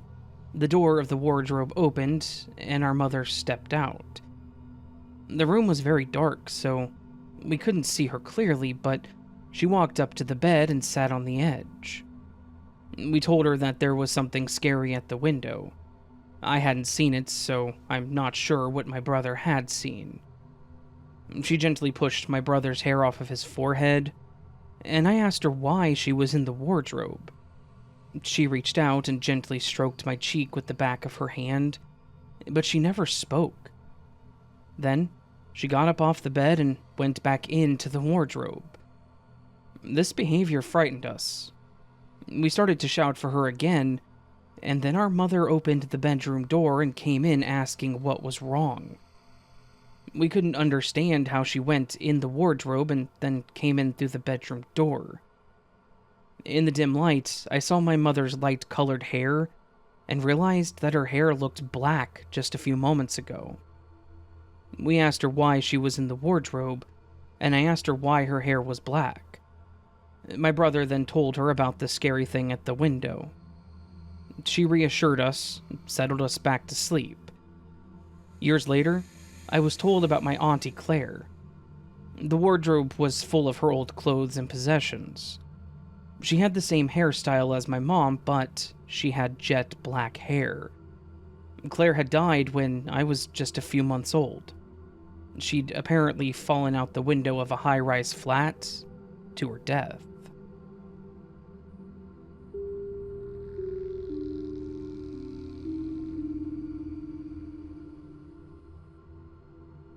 Hi, Raven. This just happened to me last night, on my way home from my boyfriend's. For starters, I want to say that I live in a very isolated area. Second, I want to explain the route from my boyfriend's house to mine. There are 2 roads that I have to take to get to the highway, and then once I'm at the highway, I have to drive about 2 miles and turn on the road to my house. Right after you turn onto this road, there is a little turn-off spot that leads to a neighbor's house, about a mile down. Anyways, I was on my way home, and it was around 11:40 when I left. I turned onto the highway and remember getting the weirdest chilled feeling after I began driving. I thought it was kind of weird, but I just ignored it because, after all, I was just watching a horror movie before I left. So I continued driving past a few cars. Nothing special. I start getting close to where I have to turn, and I see a car ahead of me in the opposite lane. I don't think anything of it, and I turn on my turn signal. They then turned on their turn signal.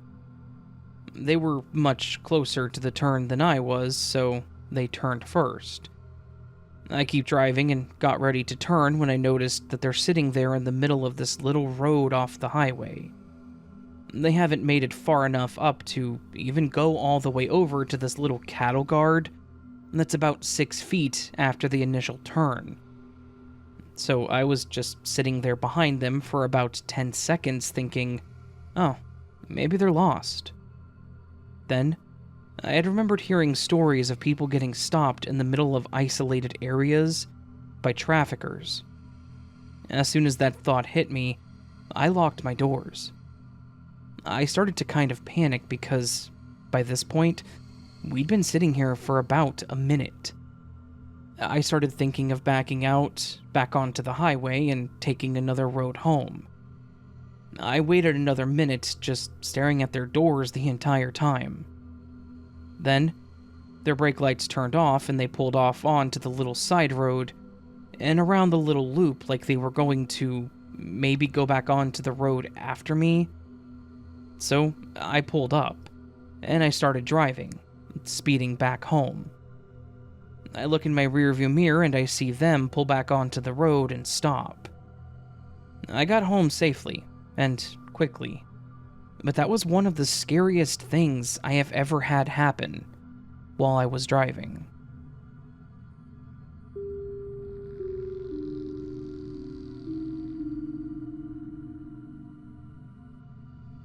My house is very haunted. Mostly from my sisters always using our Ouija board. I as well am to blame for some of the paranormal experiences in our lives. I have a few ghost friends of my own. They're around my age and there's 3 of them. Abigail, Addison, and Grace. Grace is the youngest of them all, and I don't really like her. She has red eyes and continues to knock my things down on my dresser. Abigail and Addison aren't as bad, they just scare me when they show up next to me without announcement, and I don't see them until I turn around. Their dad also follows me around. I asked Abigail if she knew, and she said, "You look like his daughter that's still alive." As soon as I heard her say that, I knew that he meant no harm. These 4 ghosts aren't the main part of my story, though. There's much more that I will be explaining before the woman on the stairs. I started seeing ghosts at the really young age of 7. Because of how much they scared me, I would have to sleep with my mom almost every night. Or, at least, with someone. At my dad's, I wouldn't have those problems because anything that spawned into my mom's house stayed at my mom's house. And occasionally, a few days after my grandma had passed away, I would see her smiling at me while I was sleeping. That would scare me even more, but not as much as it normally would because I had this feeling that she wasn't there to hurt me in any way. Instead, she was there to protect me from evil that comes into my mom's house. Same thing happened when my great-grandma had passed away just a few months later of Alzheimer's. Thankfully, it was a peaceful death while she was sleeping. I never got to meet her, which made me quite sad. My sister's cat had also died a few days before my great-grandma, and I still see him walking around our house to this day, and sometimes still cry about it, because he was such a good cat. But this isn't all of the ghosts in my house. My downstairs bathroom, right in front of the stairs, is a portal between the paranormal and the living. Many demons and angels, even fallen angels, have come through there during the night when it's most active. Sometimes when I'm having sleepovers with my friends, we will go down there, and a spirit will push something off of the counter, and those things will occasionally break when they get pushed. One of the spirits managed to get out of the portal line, and now stays roaming my stairs, making them creak and bang at night. Sometimes even peeking over the ledge at the top to see what me and my friends are doing. The story is 100% real, and I'll write again once something else happens.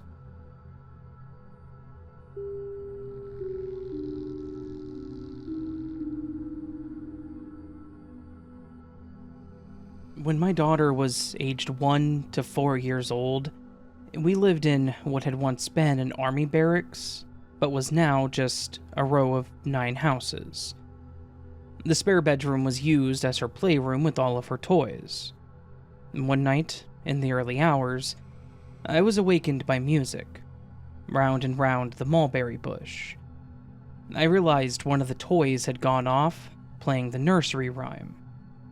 I went into the playroom and saw the toy, lights flashing, music going. It was a plastic pull-along tortoise. It had buttons teaching colors and shapes, and then one for the nursery rhymes. There was roughly 20 nursery rhymes that went in loops, so once a rhyme had played, you had to wait for it to go through all the other rhymes to hear that rhyme again. I picked it up and pushed the off button, silencing the music and stopping the lights. I put it back on the floor and went back to bed. About 5 minutes later, just as I was drifting back to sleep, round and round the mulberry bush starts playing again. My heart skipped a beat as I had just turned it off. I lay there feeling too uneasy to go and turn it off again, but I didn't want it to wake my daughter, so I had to do it. I could see the lights flashing, lighting up the playroom and replaying that same rhyme. I picked it up. My heart was pounding. I felt scared. The toy was still switched off, yet somehow was still playing.